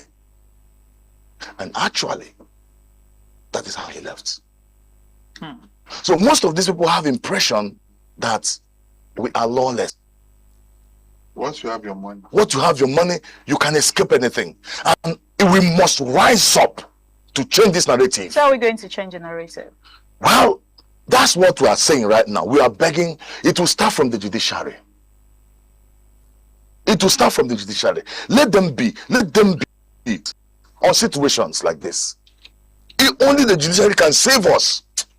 Perhaps more though. If you are given a brand new house, and the man who gives you a brand new house comes and says, "Look, my matter day before you," and you are sleeping under that same roof, and no, I'm just saying.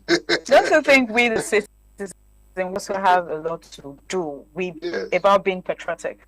Because I've had a guest that says, "Oh, we shouldn't blame the government always. We should always the citizens." Are we patriotic Nigerians? Well, I don't know about the guests, but me, why I always show up here to talk, it's not because I want people to see my face. What is driving me if it's raining? I have a lot of places I go to speak about the issue of Nigeria. It's patriotism. I don't know about him. I am patriotic, sir.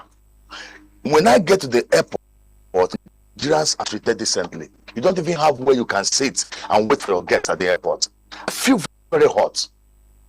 When I see lounges, if you have your money, you sit and wait. That's why. See, why do we make Nigeria money? Okay, you mean if you're waiting for your guest? Yes, like if somebody's arriving, you want to pick him. You know, people will just be hanging. You know, outside there and all of that. There's no place that they sit. These are the things that suggest decency. I get angry when I see people urinating on the road. I will stop and I will caution them. I'm not the policeman. Some will even insult me. I'll say it concerns me. You don't defecate on the.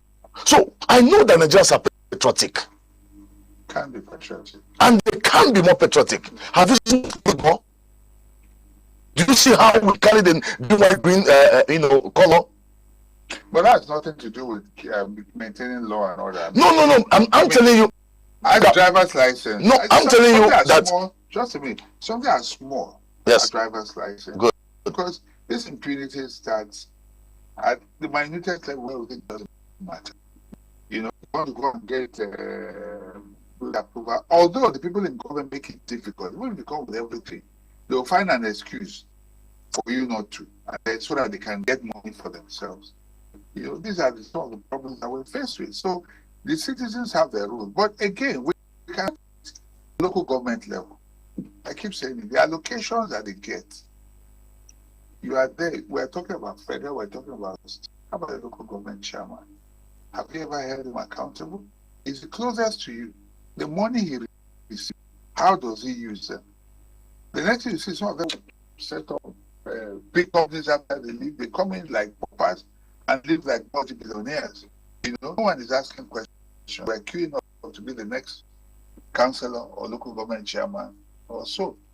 The whole of citizens, right from the lowest level, how can we speak to Nigerian people to Mercy. Accountability? Doctor, before you speak to Nigerians, I am very intentional to speak to the judiciary. Of course, the law enforcement agencies are part of the judiciary. Why do you think that people are law-abiding in America? Do you think they want to be law-abiding? No. The system works. The system works. Yes, the system works. Nobody wants to be law, because at times, by the law, careful. Do you understand me? But because, you know, when you go against it, when you have something to take home, the law comes after you.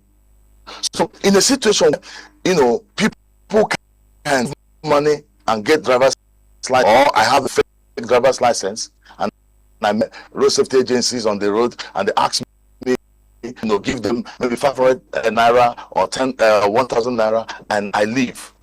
It comes back to the law enforcement agencies, the judiciary. They are the first people I am speaking to. So if there's consequence for people, people will start behaving well. That's what I'm saying. I'm also pleading with the government, because at times, you see, most of this corruption is hunger.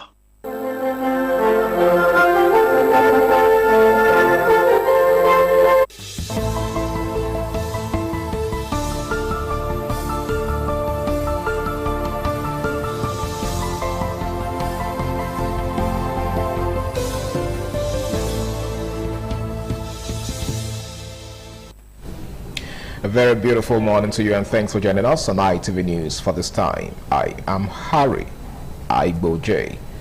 We begin with the Federal High Court in Abuja, which has ordered the final forfeiture of 48 property linked to former Attorney General of the Federation and Minister of Justice Abubakar Malami to the federal government. Justice Joyce Abdul-Malik, in a judgment delivered in Abuja on Wednesday, held that the Economic and Financial Crimes Commission had established the reasonable suspicion required by law to justify the forfeiture of the assets. The judge ruled that Malami, his family members, and companies linked to the properties failed to dislodge the Commission's allegation that the assets were acquired with proceeds of unlawful activities. Before delivering the substantive judgment, Justice Abdul-Malik dismissed several applications, motions of notice, and applications to show cause filed by the respondents, describing them as wanting in merit.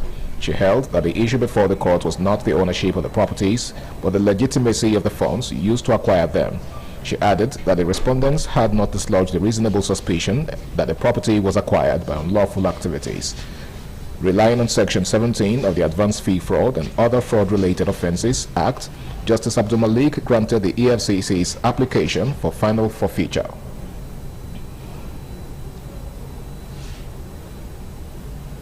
The Chief Judge of the Federal Capital Territory FCT High Court, Justice Hussaini Baba Yusuf, has described the welfare of judicial officers as an institutional necessity rather than a privilege, saying improved living and working conditions are essential for an independent and effective judiciary. FCT correspondent Joy Goche Ehiahina reports that he spoke on Wednesday at the presidential inauguration of the newly completed 20-unit judges' quarters in Abuja. The Chief Judge of the Federal Capital Territory FCT High Court, Justice Hussaini Baba Yusuf, says this project represents a strategic investment in the administration of justice and the strengthening of democratic institutions. Justice Baba Yusuf believes that this administration is committed to judicial reforms. The strength of every democratic society rests upon strong institutions, and amongst those institutions, the judiciary occupies a unique place and entrusted with the solemn duty of interpreting the law, protecting rights, resolving disputes, restraining arbitrariness, and preserving the balance upon which democratic governance rests. For judges to discharge this onerous duty with courage, independence, and clarity of mind, their welfare and working conditions must receive consistent and practical attention. This project therefore speaks to a fundamental truth. The welfare of judicial officers is not a privilege. It is an institutional necessity that promotes stability, enhances productivity, safeguards personal security, and preserves the dignity that must accompany judicial office. FCT Minister Nyesom Wike emphasizes on good maintenance culture for the infrastructure provided. He also harps on the safety of administrators of justice. You go to most places where our judges are living, you don't even know whether they're living around armed robbers, even those that they are handling their cases. And so it has been the directive of Mr. President, something has to be done. And that is why we have to go strictly trying to provide the division, Court of Appeal division, and residences for the justices of Court of Appeal that are in Dev City. Also the same thing for the justices of judges of the Federal High Court. From Abuja, Joy Igoche Ehiahina, ITV News. And Speaker of the House of Representatives, Right Honorable Abbas Tajuddin, on Wednesday, allayed widespread concerns that proposed state police could become instruments of political intimidation, insisting that the executive bill before the National Assembly contains extensive constitutional safeguards to prevent governors or political actors from hijacking state-controlled security outfits. Honorable Abbas was speaking at the National Security Roundtable held as part of the 2026 National Assembly Open Week at the National Assembly Library Trust Fund, Abuja. Organi Victor was there and now reports. Speaking at the National Security Roundtable, Honorable Abbas says the executive bill contains strict constitutional safeguards to prevent abuse and ensure accountability in the operation of state police. Other speakers at the National Assembly Open Week, including House Leader Professor Julius Iyambare, former Chief of Defense Staff General Lucky Irabo retired, and Kaduna State Governor Uba Sani advocate intelligence-led policing, greater use of technology, and the inclusion of traditional rulers in addressing security challenges. But the only point I'd like to make, I'd like you to take your minds away from the House of Reps. Take it back to your communities and to your political parties that produce those that come to the House of Reps. That is where you corrupt, contaminate the process of producing those who want to go and do oversight. The challenge before us, therefore, is not just to merely create new institutions, but in addition, build stronger relationships between existing ones, talking about both federal and state alike. We have what we call state police, well organized, well structured, and well funded to ensure that very effective peace and security in our communities. The House of Representatives says public hearings on the proposed legislation will continue before the bill is passed. From the National Assembly, Organi Victor, ITV News.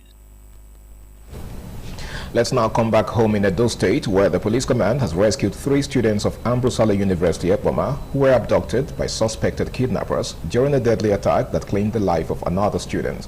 Addressing journalists on Tuesday in Benin City on behalf of the Commissioner of Police, Monday Agbonika, the Police Public Relations Officer ASP Eno Ikwedem said the students were rescued following a coordinated security operation involving the police, the Nigerian Army, Edo State Security Corps, and local hunters. Jonah Morowa was there.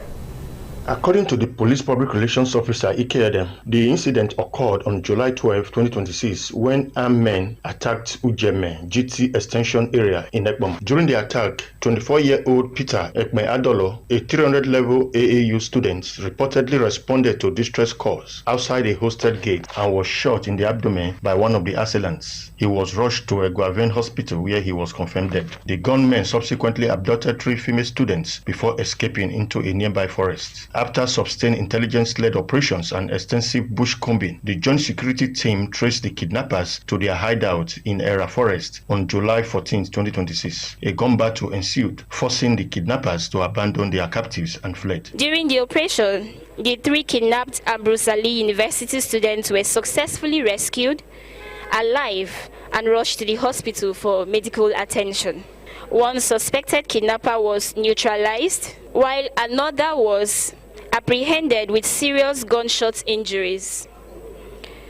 Operations are ongoing to apprehend the fleeing suspects, while the command is pleased with the successful rescue of the abducted students.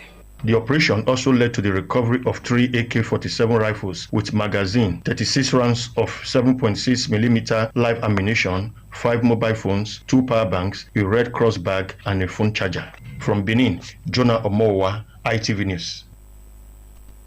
Edo State Governor Senator Monday Okpebholo has assured members of the Welders Association of his administration readiness to continue in creating an enabling environment for businesses to thrive. Governor Okpebholo disclosed this when he granted audience to the leadership and executive of Edo chapter of Welders Association, who were on a courtesy visit to Government House, Benin City. The report is presented by Osemu Diame Usagi.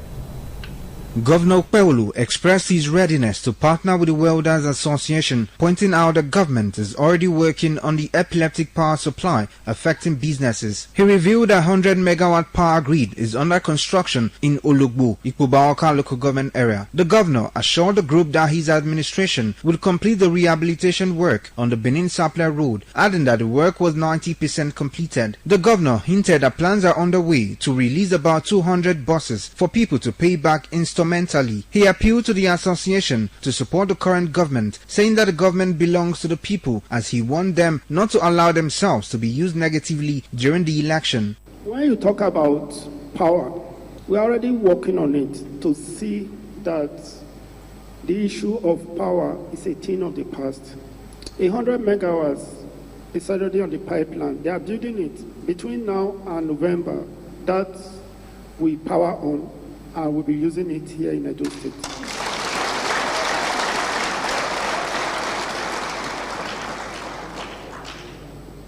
I believe that you people sitting here, you can use iron to create whatever you want to create, to design whatever you want to design, and that is your strength.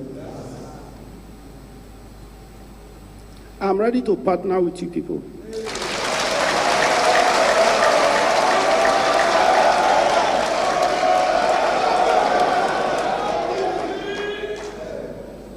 The president, Edo State chapter of Welders Association, Peter Osage, thanked the governor for creating an enabling environment for business to thrive. He highlighted their major challenges to be epileptic power supply, appealing for a welder village that could accommodate his members. Mr. Osage commended the governor in his fight against insecurity in the state. Osemideme Osage, RTV News.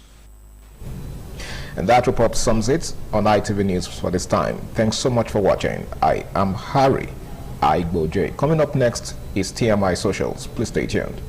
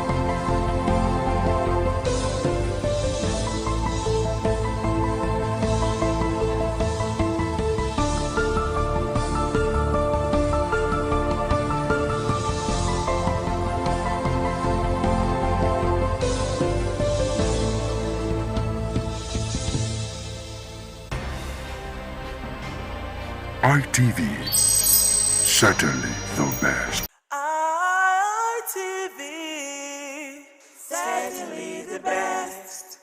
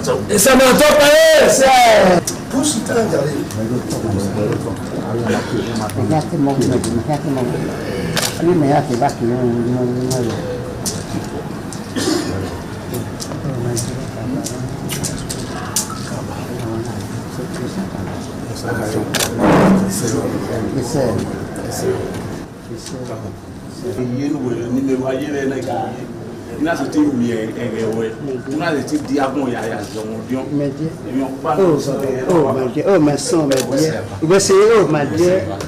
Oh, we're not here. It's not there. You're not over. Yes. You're not over. Yes, my dear. Where's it happening? Where's it happening? Oh, it's not here. Where's it? What's my dear? It's it.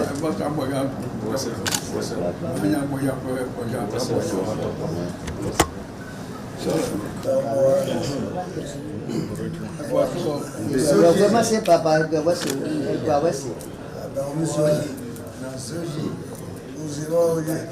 Ça m'a toqué.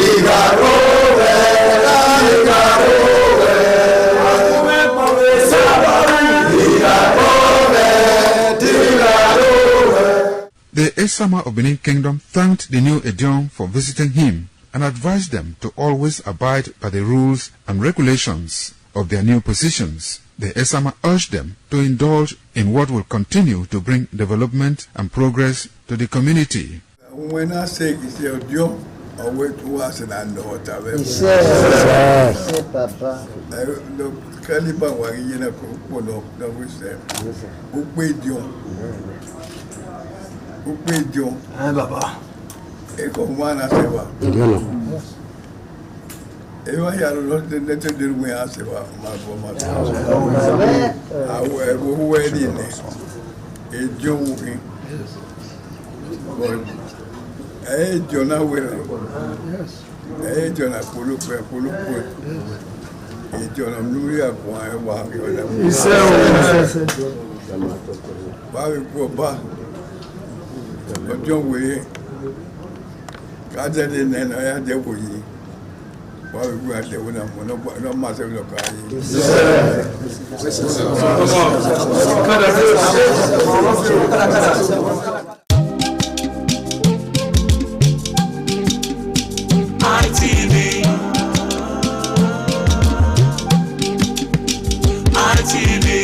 ITV, certainly the best.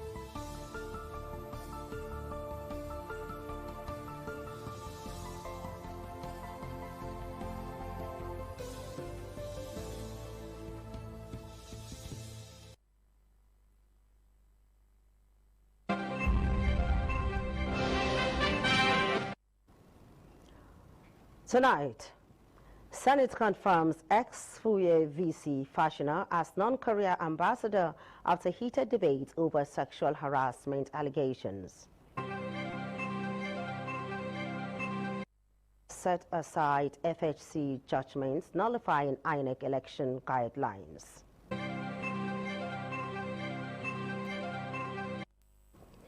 Lagos Command of NSCDC sues for proper security education in schools.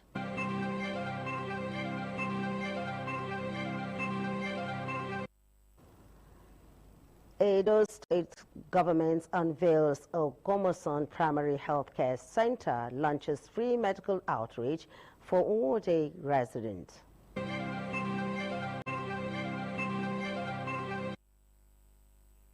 Nigeria honors Esama of Benin as outstanding grand patron.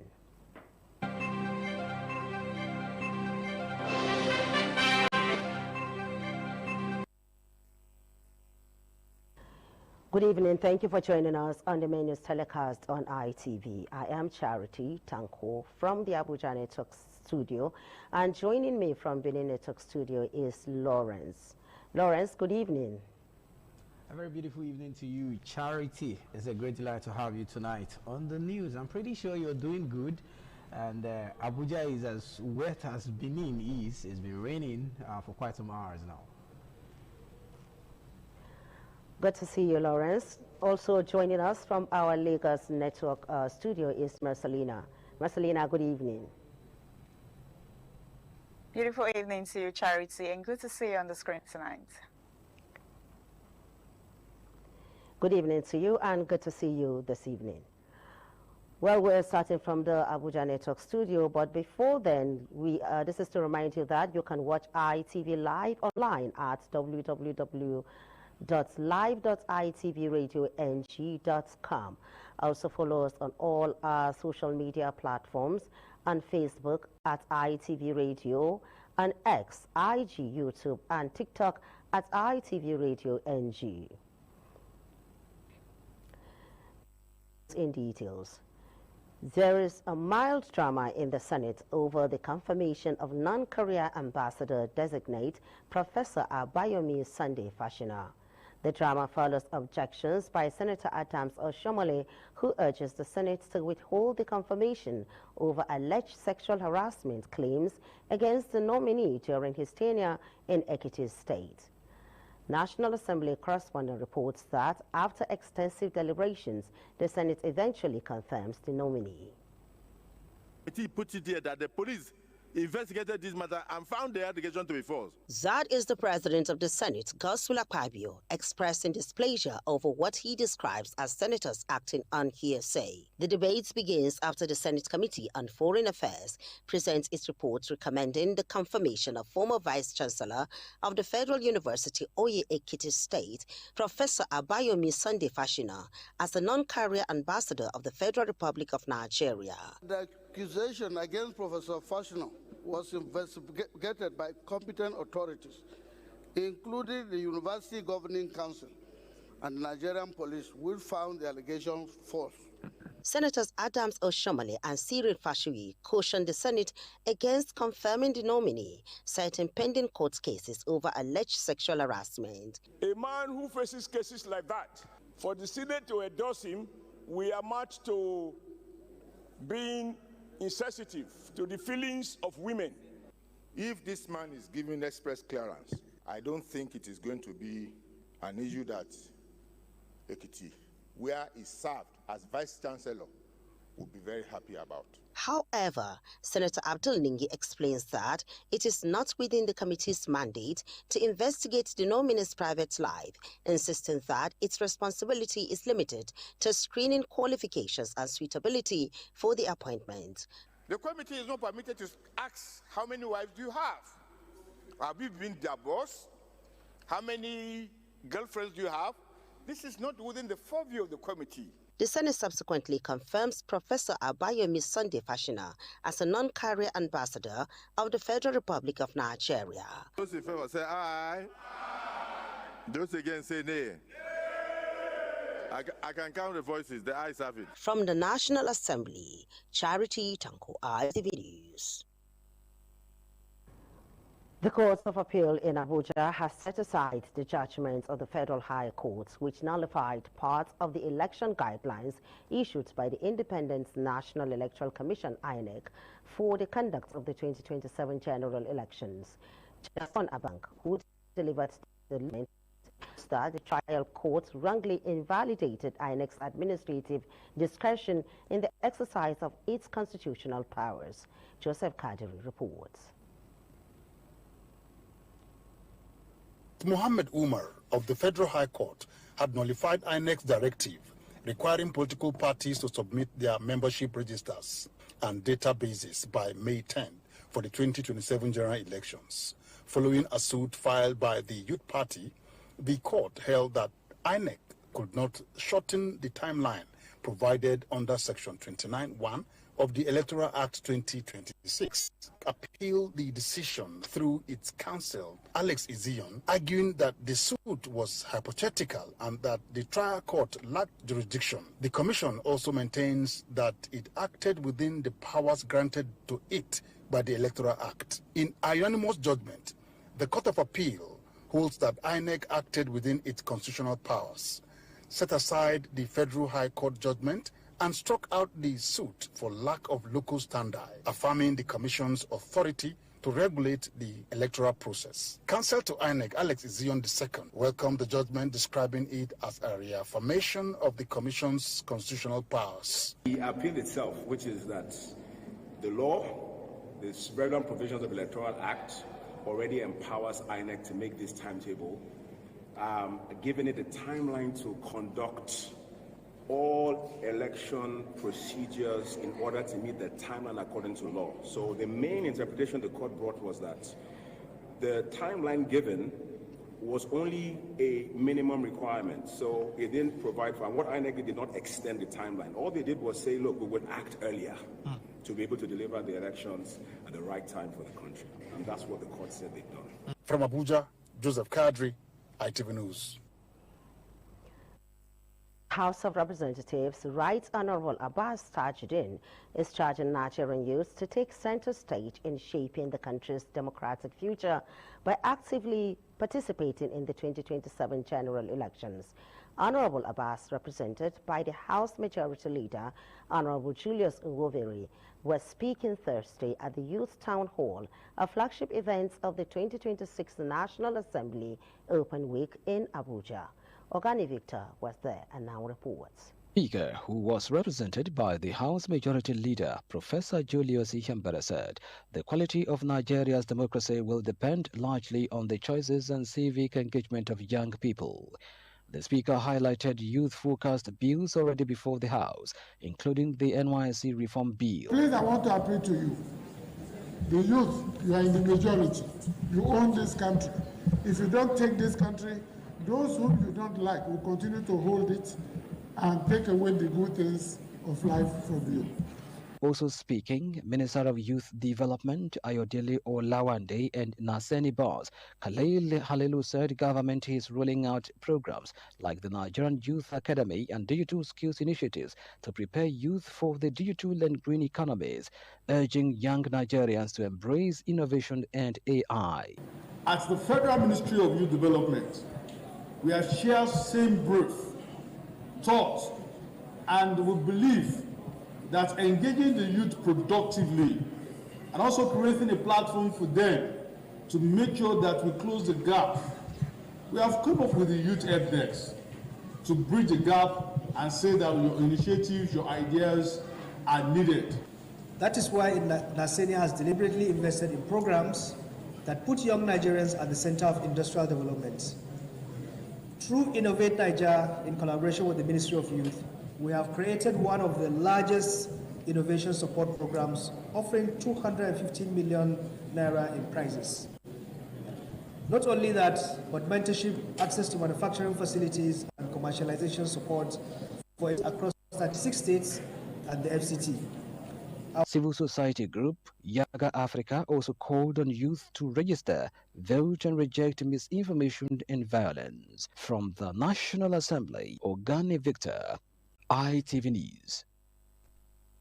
The main news on ITV. From here on, I am handing you over to Lawrence from our Benin Network studio. Thank you very much, Charity. Here in Benin, we begin as part of activities marking the 2026 Nigeria Diaspora Week. The Edo State government has unveiled the first phase of the renovated Ugumoson Primary Health Care Center and launched a free community medical outreach for residents of Umuode local government area of the state. The project is a collaboration between the Edo State government, nurses across the borders, and Nigerians in diaspora Europe, aimed at strengthening access to quality health care in rural communities, as Williams Yama brings us the details. The 2026 Nigeria Diaspora Week celebration in Edo State received a major boost with inauguration of the first phase of the renovated Ugumoso Primary Healthcare Center in Nwode local government area. The initiative, delivered through a partnership involving the State Ministry of Health, Edo State Diaspora Agency, Nigerians in Diaspora Europe, and Nurses Across the Borders, is the first phase of the Diaspora Homeland Development Project designed to improve access to quality healthcare for people at the grassroots. In her remarks, the Director General, Edo State Diaspora Agency, Dr. Loretta Oduare Oboroko, and the Commissioner for Health, Dr. Sirius Somali, described the project as a demonstration of the impact of collaboration between government and Edo indigenes in the diaspora, pointing out that it will enhance healthcare delivery in underserved communities. Just want to say that the diaspora always comes to add. We think globally, we impact locally. It's a global phenomenon, and that's what His Excellency Senator Monday Okpebholo is always talking about. We are not just here for formalities. We are here to really cooperate with the grassroots. For this particular PAC, those two volunteers who have been volunteering for the past 4 years without salary, we are going to onboard them so that they are going to be part of those state workers. Residents who benefited from the medical outreach expressed appreciation to the Edo State government and its partners, saying the renovated facility and free medical services will improve healthcare access in the community. I'm tested for sugar level, I'm tested for malaria level, I'm still tested for BP level. So the drugs they gave to me, I'm so comfortable with it. So I'm so happy. And I so much thank the Edo State government for bringing such organization to this community. For the renovation of the health center, we are happy. We thank the state government.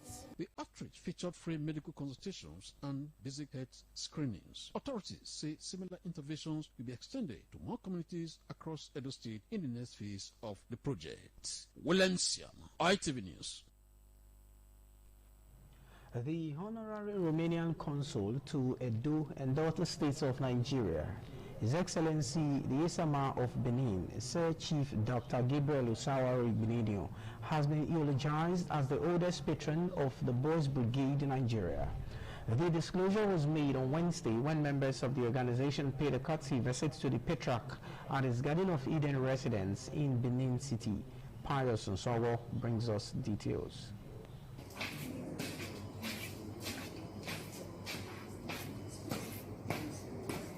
Leading the delegation, the President, Boys Brigade Nigeria, Edo State Council, Sir Bibawe James Brar, said the Esama of Benin was conferred as patron of the group in 1968. According to him, the purpose of the visit was in anticipation of the Esama's forthcoming birthday and to assure him of the group's continued loyalty and support. If we go back to Nigerian history, I don't think there is any surviving person who have been a patron since 1968 to this moment. National Treasurer of the group, Dr. Mrs. Blessing Emuse, took a ceremonial salute in honor of the Esama and commended him for his unwavering support to the organization over the years. Dr. Mrs. Blessing Emuse.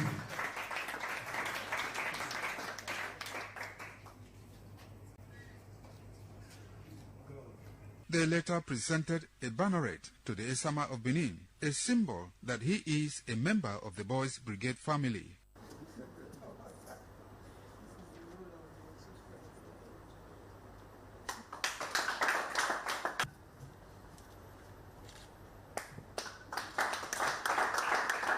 The Chairman, Board of Patrons, Boys Brigade of Nigeria, Edo State, and former Chief Judge of Edo State, Justice Esohe Ikpoe, was represented by Justice Efe Ikpomoba. Our dear Chief Patron, on behalf of the Board of Patrons of the Boys Brigade, the officers and the boys themselves, we want to thank you for this honor and privilege to pay you this courtesy call. We want to thank you, sir, for your support and your leadership. In his response, the Esama of Benin, Sir Chief Dr. Gabriel Osawari Igbenedion, thanked the Boys Brigade for the visit and pledged to continue supporting the group and its activities aimed at building character and discipline among young people. The issue you are stepping into very big. This organization has been on year and year. I'm so happy that you carried it on. The visit had in attendance Edo State Secretary of Boys Brigade Nigeria, Mr. Jacob Ezomo, and the state patron, Pastor Dan Omosusi, amongst other dignitaries. The Boys Brigade Nigeria, a youth organization founded on Christian principles, focuses on the spiritual, educational, and social development of boys. From Benin, Pius Nsogo, ITV News. Residents of Osemede, Uhumidun, and New Market on Wednesday staged a peaceful protest at the BEDC office, Ikbema, in Benin City, over the increase in estimated electricity bills. Esther Ogoro reports that the protesters appealed to the Edo State government and relevant authorities to review the estimated billing system.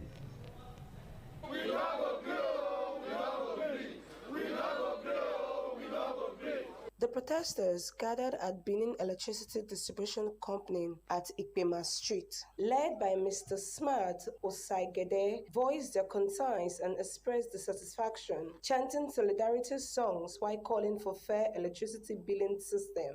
We are at BEDC office at Ikpema to register our protest against the outrageous billing system that has left us as a community totally gobsmacked. And we understand that it is the policy of the federal government to disco. So this is an avenue to reach out to you, federal government themselves, that look, you can't make policies to strangulate your citizens. Some of the protesters said the increase in estimated electricity bills has placed a heavy financial burden on many residents. Like me, I'm a fashion designer and I get my own shop.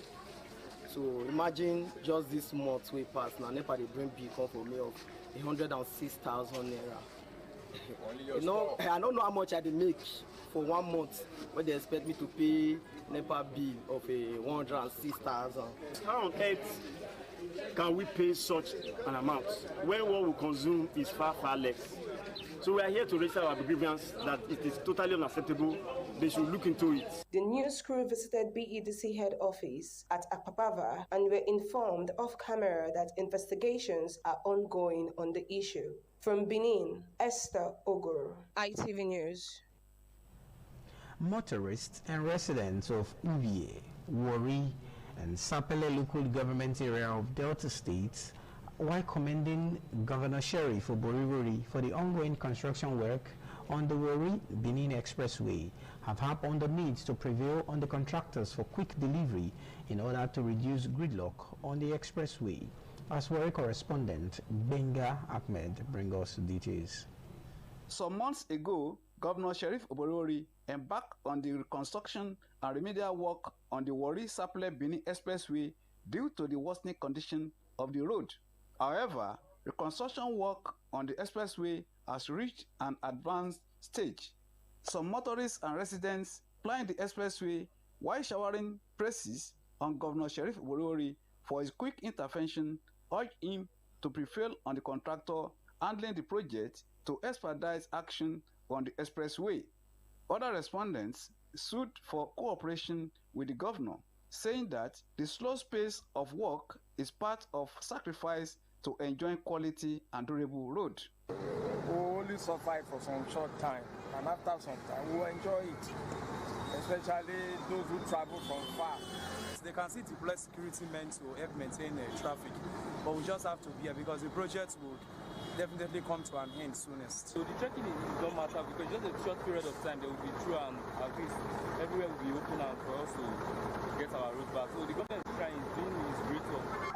And then we are still pleading, may God help him when he finish this work on time. Delta State government, while appealing to the residents, explained that the slow pace of ongoing work on the dual carriage pavement is designed to correct the long neglect of the road in order to enhance durability and safeguard infrastructure linking the south-south across the zone. From Wari, Benga Ahmed, ITV News. And now we'll take you over to Lagos, where Marcelina is on standby. Many thanks to you, Charity, and welcome to our Lagos studio. The Lagos State Command of the Nigerian Security and Civil Defense Corps has urged to schools and governments at all levels to take a security education in order to get the students and teachers prepared for emergency security situations. The State Commandant NSCDC Lagos State, Mr. Kashiru Adedotun, in his keynote address during the quarterly public relations clinic organized by the CAR, reiterated the role of the NSCDC in securing and safeguarding schools, school children, teachers, educational assets, and host communities. Mr. Kashiru advised stakeholders to embrace collective responsibilities, vigilance, and professionalism in order to put an end to the violence attacks and tragic experiences being witnessed by school children in areas where school attacks have occurred across the nation. In another report, a Lagos State Commissioner of Police, Tijani Fatai, said he has linked one Fatai Balogun, also known as Elekun, to 12 exotic vehicles fraudulently obtained from different dealers. The command alleged that investigation revealed that Fatai Balogun was already under investigation by the SCID in connections with a similar offense and admitted participating in fraudulent transaction, and disclosed that the vehicles were handed over to Otumba Olamilekon, who is currently at large. The CP said further investigations reveal that the suspect fraudulently obtained 7 vehicles valued at approximately 700 million naira after falsely claiming that the vehicles were being supplied to prominent politicians in Abuja.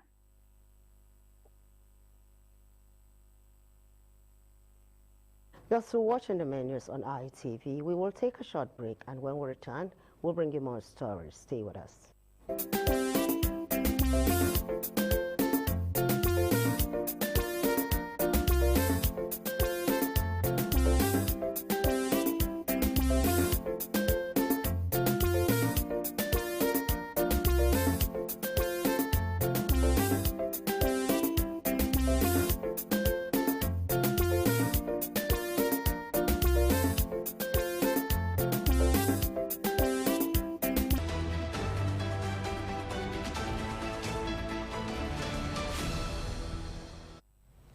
Well, thank you so much for staying with us on the ITV menus for tonight. Moving on, keeping alive with the ancient rights and the unfailing umbrella of suzerainty of the Omonoba Nedo, Uku Akpolokpolo Obayawari II, the Oba of Benin, was in full display when the 2026 annual Sacred Oriomo no Saimbo Nowe traditional rites climaxed at the Oba's Palace in Benin City, the Edo State capital.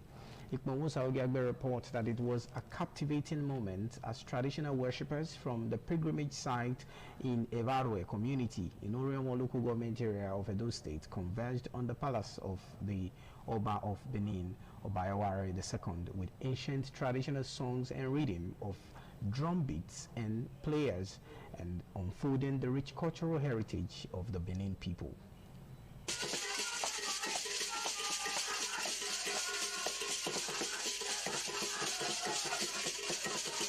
The annual ritual that derives its heritage from Oriomo River and Ikpoba River caused a cascade of positive cultural exchanges between the Benin Royal Court and a vital cultural hub for the people of Ewarwe. The cultural troupe was led by its priestess, also known as Uhoriomo no Saimbo Nonwe Ekenadoese Ehibo. Sonorous voices, traditional hymns, Egungwagba, Isihia, and Ihogbe intercessory groups also featured at the historic celebration. Palace chiefs and other palace functionaries tapped into the frenzy of the atmosphere and exhibited dance dexterity amid cheers. Excited Ewarwe community elders led by Pa Benjamin Osunde and the Okaigele Ambassador David Eyaimia paid homage to the Oba Palace, where prayers were offered for the well-being of the Oba of Benin and Edo State.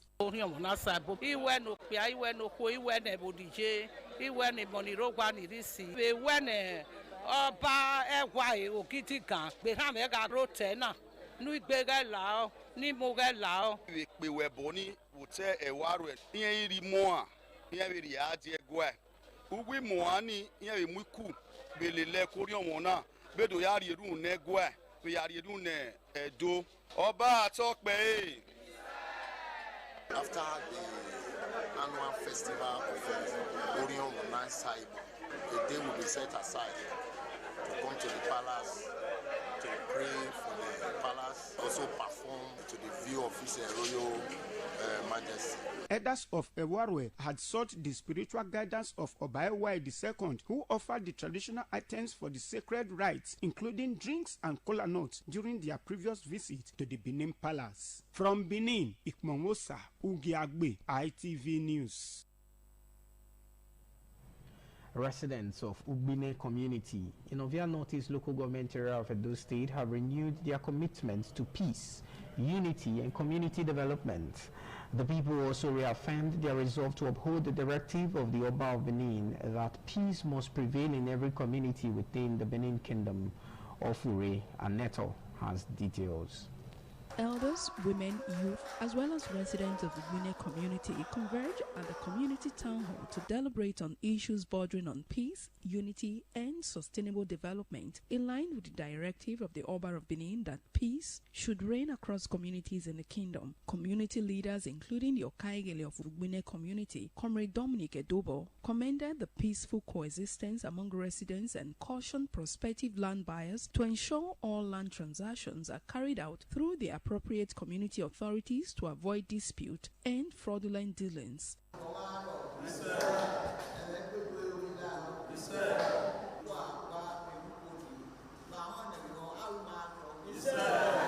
We are here purpose for the development and of this community, for the community to have peace. For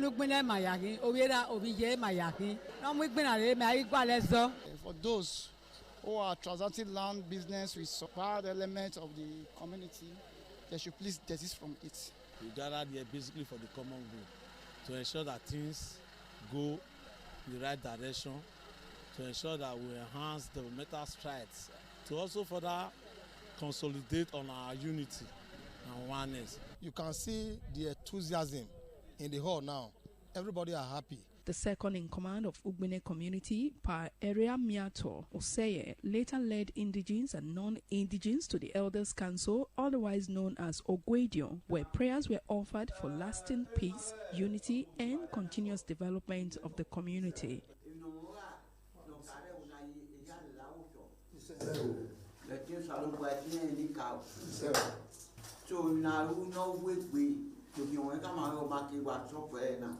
From Ugbine community in Ovia Northeast local government area of Edo State, Ofure Aneto, ITV News.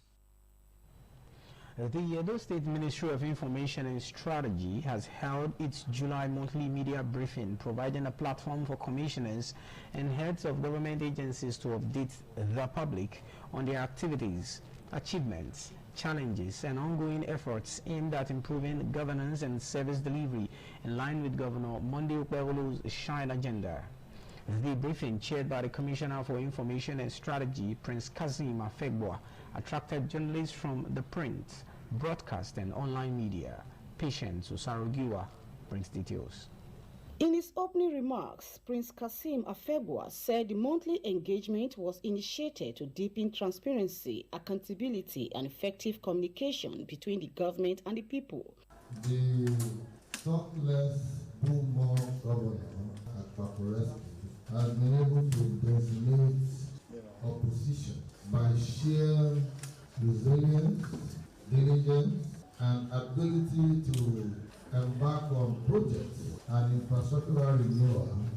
The Commissioner for Environment and Sustainability, Barrister Nosa Adams, disclosed that the ministry has conducted environmental audits in more than 250 facilities, inspected 60 compliance sites, monitored excavation and dump sites across the 3 senatorial districts, and deployed a mobile corps to prosecute environmental offenders. If we are able to manage our waste product effectively, we will not have a problem in maintaining our watershed, and the flood control will be very much easier for us. The managing director of the Edo State Waste Management Board said the board has engaged over 500 street sweepers, sustained Operation Clean Edo initiative across the 18 local government areas, and intensified public sensitization on proper waste disposal and environmental sanitation. Our environment is our heritage and our shared responsibility. The managing director of the Edo State Parks and Gardens said the agency is committed to beautifying public spaces through landscaping, tree planting, and maintenance of parks to improve the aesthetic appeal of the state. The challenges we're experiencing for now is whatever we try to do, especially in terms of planting, you see some of our citizens who are also want to destroy what we have planted. From Benin, Patience Osaugiwa, ITV News. Residents of Ewutubu and parts of Enogi streets in Etiti and environs in GRA Benin City have appealed to the Edo State government to intervene in finding a lasting solution to the persistent epileptic power supply to their area, which have crippled socio-economic activities in the area. The report finding by Precious Miller is presented by Efosa Owangwe. The poor power supply has become a daily occurrence as customers are often overbilled through estimated billings without power supply for months, while others manage 1 or 2 hours of daily supply from BEDC. Etiti residents around Enogi Street, Wadia, Osawe and environs are worst hit in terms of epileptic power supply, with Ewutubu residents and those in Ekeran Barrack not spared as poor or non-supply of electricity is commonplace with them. The situation has forced residents in the affected area to appeal to state government and other relevant authorities to come to their rescue, as the epileptic power supply has forced many residents to live in darkness while decrying its impact on their livelihood. Some business owners said using alternative source of energy is a way beyond their reach owing to its cost, stressing that those who manage to acquire some alternative are unable to sustain same. For the past 2 or 3 months now, we'll be running GN for business, which is affecting business. So the price of the amount at which we use in fuel consumption is becoming alarming. Towards last year, we called that we now have different line in BEDC. We have band A, band C. I think before the year runs out, we discover band Z, which those are affecting us big time. Because if you don't have enough money, you can't go to band A. The price of fuel is also affecting us. So we're buying fuel in the rate of 1,300. So if maybe you want to do work now, you are doing using the light for like 3 hours. Possibly you are buying fuel of about 10,000 or 7,000 naira. So in calculate with the expenses we are giving our customers, which will definitely make our price go higher, and with that, it does to our business. Where there is no lights, there is no good business. I beg the state government to just give Ewutubu constant light. Attempts to get BEDC's position on the situation proved abortive. From Benin, Efosa Owangwe, ITV News. It was a sea of heads in Sapele, the headquarters of Sapele local government area of Delta State, on Thursday, as dignitaries from all walks of life, including former Senator representing Edo South Senatorial District, Senator Roland Owie, and Director General, Nigeria Institute of International Affairs, and former Vice Chancellor of Nigeria's premier private university, Benedict University Okada, Professor Ewusa Usagai, gathered to honor late stepmother of the Executive Director, Finance and Administration, Independent Television and Radio, Lady Celerina Ojomo, late Madam Dorothy Teresa Wilkinson, at a VG Mass. Jonah Omorowa reports that the Mass held at the Catholic Diocese of Warri, St. Patrick Catholic Church venue of the VG Mass was like a mecca of sorts, as the people turned up in large numbers to honor one of their own. The body of late Madam Dorothy Teresa Wilkinson was conveyed from the mortuary to her residence in a motorcade and was received by her family members and friends who came from far and near to pay their last respect. Details of the report will come your way in our subsequent bulletin. And a VG Mass has been held in honor of Madam Dorothy Teresa Wilkinson at St. Francis Catholic Church off Ekenwa Road in Benin City. Joy Obarisagmo reports that the love and kindness icon is described by loved ones who slept in the Lord at the ripe age of 93.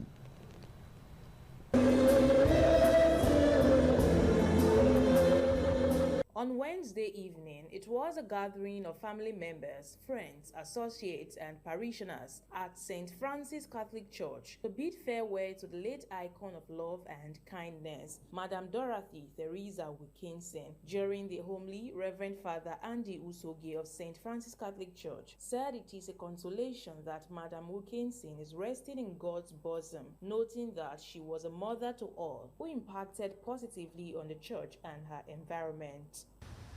The scripture does not say that the righteous never die. It says that even in death, they remain in the loving hands of God. And that, my dear brothers and sisters, is a beautiful consolation for us. And we know that our mother is safe and in peace with our Lord Jesus.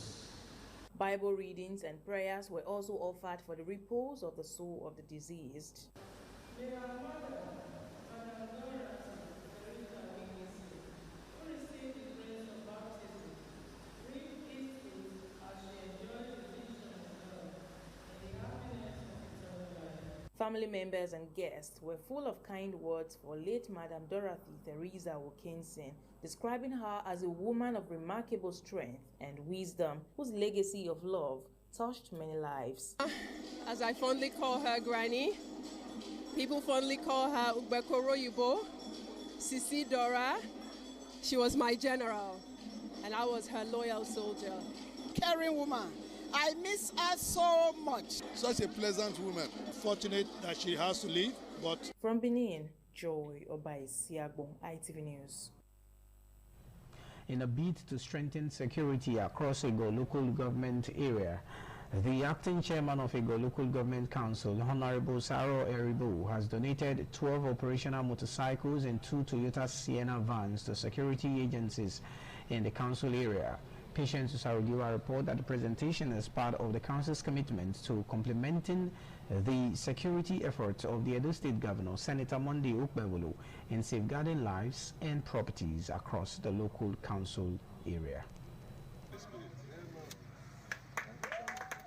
The presentation of operational vehicles and motorcycles to the Edo State Security Corps, Ego Command, and the Nigerian Police Force Ugbo Division by the acting chairman of Ego Local Government Council, Honorable Osaro Ebo, is aimed at boosting security operations and improving emergency response across the local government area. Honorable Ebo said the prevailing security challenges in the country makes it imperative for governments at the grassroots to support security agencies with equipment needed to effectively carry out their responsibilities. You can see what our governor is doing in Edo State in terms of infrastructure and security. So in order for us to assist the governor in the local government, so we decided to procure motorbikes, 12 motorbikes to the DSS, Edo State Security Network. The head of local government administration, OGA, Mr. Richard Edenamigo, commended the chairman for the laudable initiative and appreciated the governor for his unwavering commitment to improving security in the state. As you know, prevention is better than cure. So we want to ensure that our local government is safe for human habitation. Properties are also safe. Receiving the motorcycles and operational vehicle on behalf of the Edo State Security Corps, Ego Command, the coordinator, Mr. Omusi Omoegie, expressed gratitude to the chairman for the timely intervention, describing the donation as a major boost to the Corps operational capacity. I want to appreciate him. I want to thank you. We witness something that has never happened in Ego local government so that we can combat. The presentation underscores the commitment of the Ego Local Government Council to supporting security agencies through strategic partnerships while reinforcing efforts to ensure a safer and more secure environment for residents. From Ego Local Government Council, Patience Osaugiwa, ITV News. Family members, friends, associates, and well-wishers gathered in Utako in Urumi, Esa Northeast Local Government Area of Edo State, to pay their last respects to late Madam Fatima Onwangwe, whose life was celebrated for her love, kindness, and unwavering commitment to her family and community. The solemn interment was marked by praise, heartfelt tributes, and emotional eulogies from their children, who described their late mother as their greatest source of strength and inspiration. The report is presented by Joy Egwasa. In a motorcade to our hometown in Utako, Uromi, is a northeast local government area. Children, family members, friends, and well-wishers, including Edo State Commissioner for Agriculture and Food Security, Jerry Uwangwe, accompanied the casket to our hometown. The atmosphere in Utako was filled with grief as mourners converged on the family residence. The funeral rites commenced with prayers led by clerics who urged the bereaved family to remain steadfast in faith. The body of Madam Fatima Uwangwe were thereafter committed to Mother Earth amid solemn prayers, hymns, and tears as mourners paid their final respect. The most emotional moment of the ceremony came as the children and grandchildren of the deceased took turns to eulogize their mother. My mother was a great woman. Number one, she was industrious. She was well respected because of the love she showed everyone. The village where she come from, they are very happy with us. They receive us well. We thank God for the success of the burial. All the people that came with us all over the world, we say thank you to everybody. One of the greatest lessons I've learned from her is discipline, love, then good character. Edo State Commissioner for Agriculture and Food Security, Jerry Uwangwe, and his family, Gina, extolled late Fatima Uwangwe as a caring, prayerful, and selfless woman who sacrificed tirelessly for the well-being and education of her children. She's a woman that loves God, and she loves her children so much. A woman who works round the clock to see that we are who we are today. Mama was a woman of prayer. And I saw that in her son. When I saw it in her son, I said, this must be from your mother. Madam Fatima Uwangwe passed away at the age of 93. From Benin, Joy Egwasa, ITV News. You're still on to the ITV main news. We'll take a short breather to bring you more details shortly. To stay with us.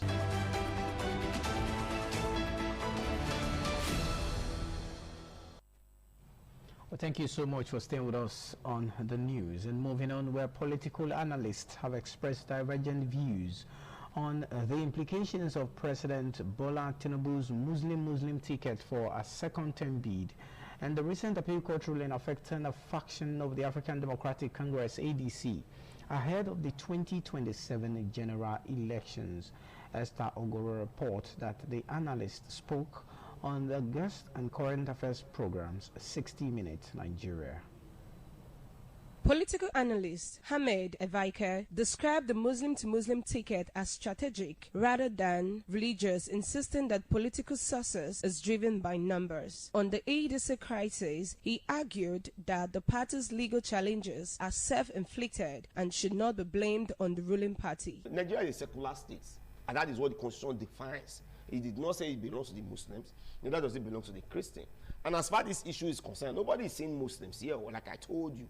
Because if it is a Muslim here, I as a person, I have not seen any special package that, oh, since Tinubu and Chetima are both Muslims, so because I'm a Muslim, not just a Muslim, stakeholder for that matter, I should be getting this every month, for example. This is an internal party affair, so it should be handled by the party. Another political analyst, Elvis Brownie, said that the Muslim-to-Muslim ticket has heightened concerns among some Nigerians over religious balance and insecurity. He also described the ADC's internal crisis as unfortunate, attributing it to poor leadership and failure to yield legal advice. I think that going into 2027 election, the greatest position of President Tinubu is the fracturing of opposition in the country. Nigeria is a multi-religious country where we vote along that line. Crisis and the challenges of the opposition in totality or in general. I've advocated for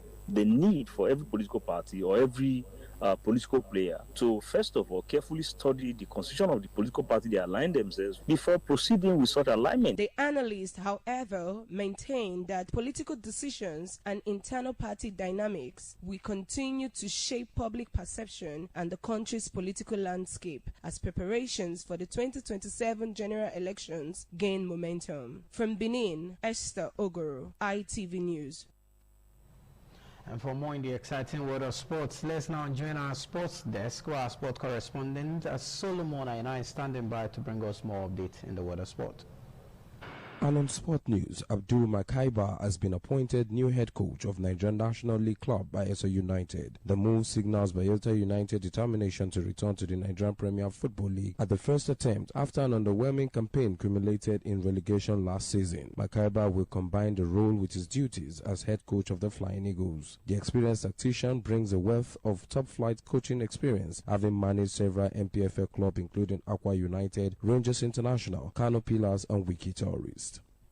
Super Falcons defender Shukurat Oladipo has signed a new 3-year contract with Italian champion AS Roma. The Giallorossi confirmed Oladipo's contract extension in a statement published on the club's official website. The 21-year-old joined AS Roma from Nigerian Women Football League NWFL outfit FC Robo Queen in 2025. She was named the Italian Women's League's best defender last season, underlining her growing influence and outstanding performance for the club. The versatile defender has also been included in Nigerian squad for the 2026 Women's African Cup of Nations, which gets underway in Morocco later this month. And that's it from the Sport Desk. I am Solomon Aino.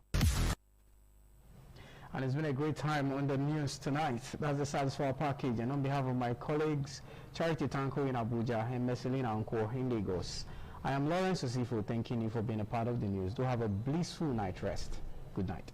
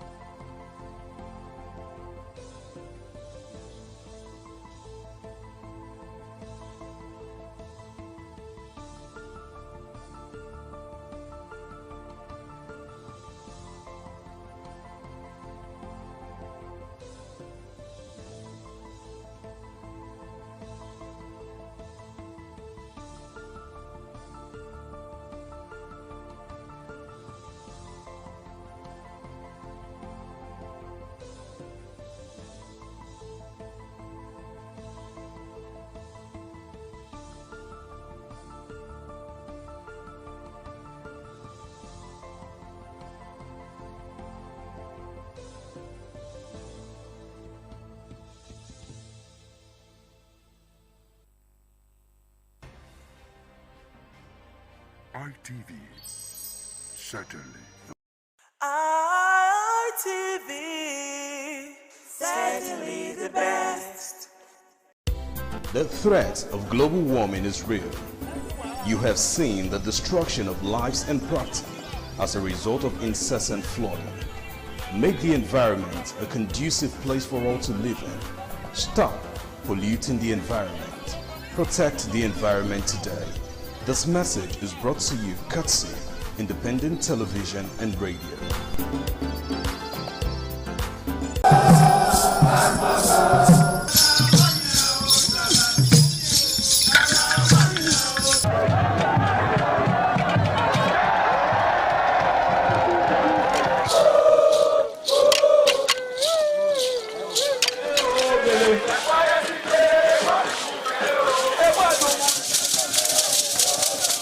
This is Aqua Game, a popular game in Africa played by our ancestors to entertain themselves after each day of farming.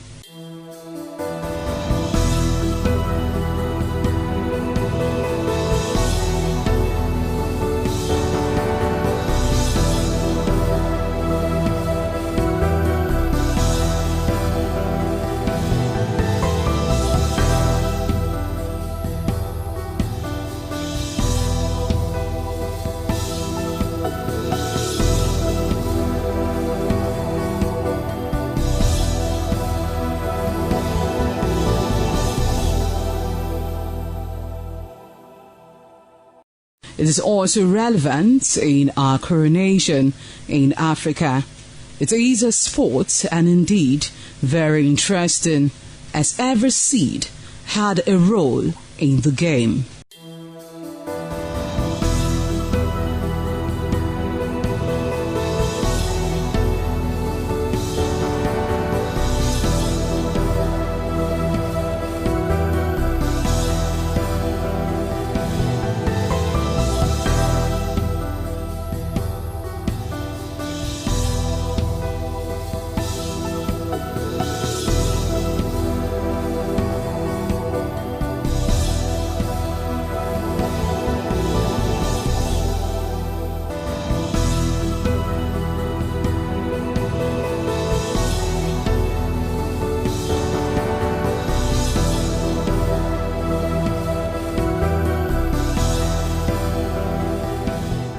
Playtime is 45 minutes per set.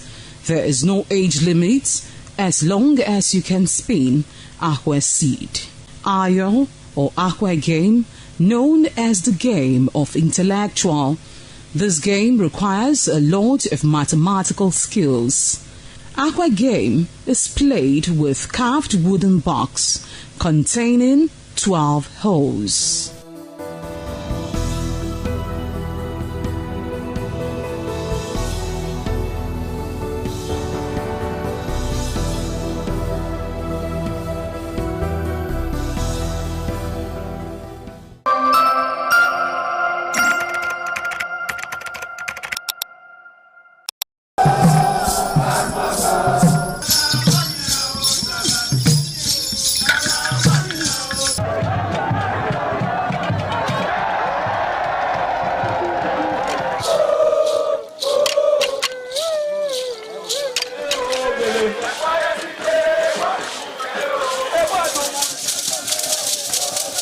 This is Anegbete community situated in Isako Central Local Government area of Edo State. It is an agrarian community with united people that promotes unity and oneness for peaceful coexistence. The inhabitants of the community migrated from Benin, the cradle of black civilization, a kingdom where king is truly king. The ancestors of Anegbete saw that age was the main determinant of leadership in the rural setting, and the eldest man in the settlement was regarded as the leader who presided over meetings, and his authority is held in high esteem. To further strengthen this unique system of leadership, age group evolved in Anegbete.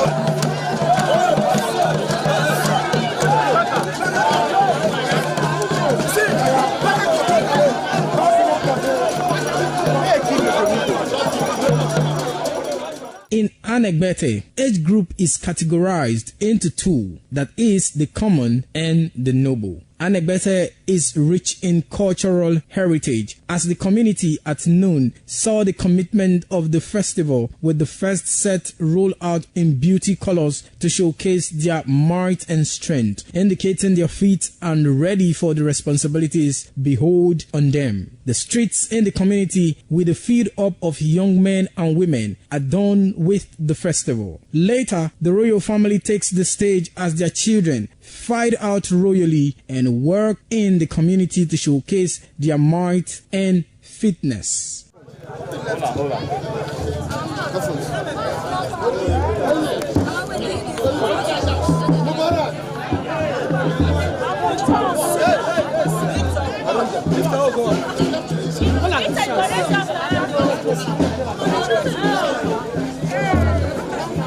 My leader.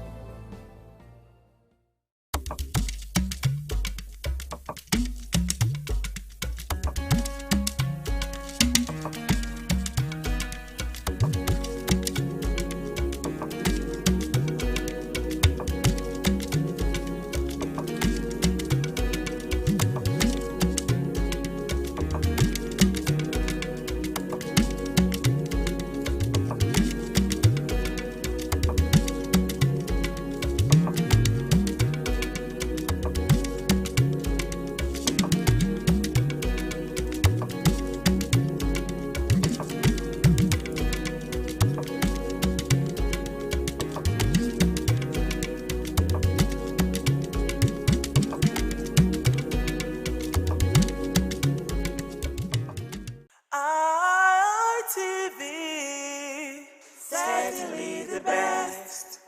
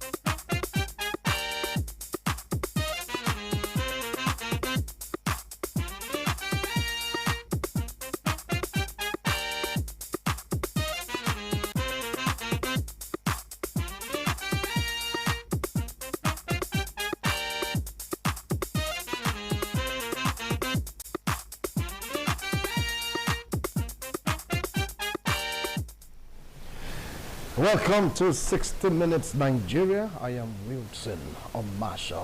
This is a platform we'll get to take a look at issues bothering on the country for an hour. Topical issues, political, religious, educational, agricultural, power, you just name it. It cuts across board. Well, today on the program 60 Minutes Nigeria, we have two talking points for this edition. You might have heard about the retention or retaining, so to speak, of the Vice President Kashim Shettima by President Bola Ahmed Tinubu to be his running mate come 2027. You know, there's this rumor making the round that he's not going to pick on Shettima, he's going to drop Shettima to make Nigerians happy and, of course, to balance the equation or the religious stability, so to speak, in the country is going to get a Christian running mate, but that seems not to be. He retained his vice, Shettima, and Nigerians have been talking so much about this. Now that is going to be our first point of call. And for the second topic, it's all about the Court of Appeal here upholding the judgment of the lower court about derecognition. Yes, derecognition, the recognition of David Mark's led faction of the ADC.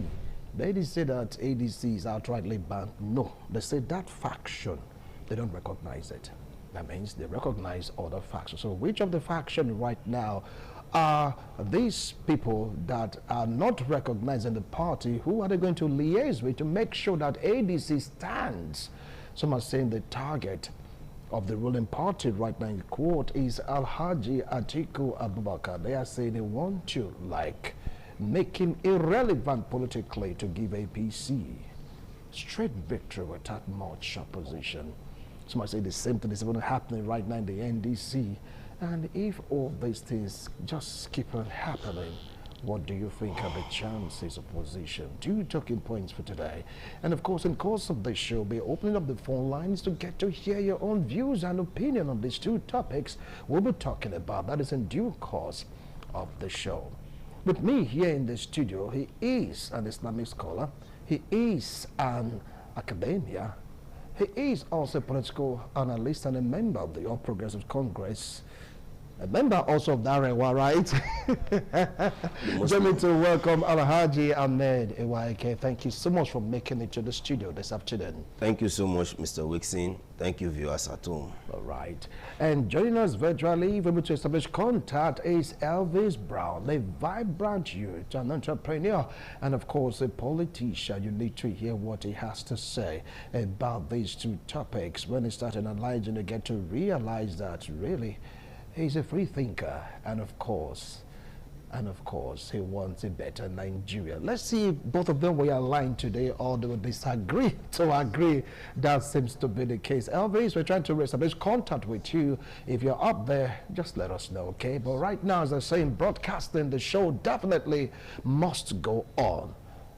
Ahmed, were you surprised that President Bola Ahmed Tinubu, against all odds, despite the talks, choose to retain Alhaji Kashim Shettima as his running mate for his second stint when we talk about 2027 election?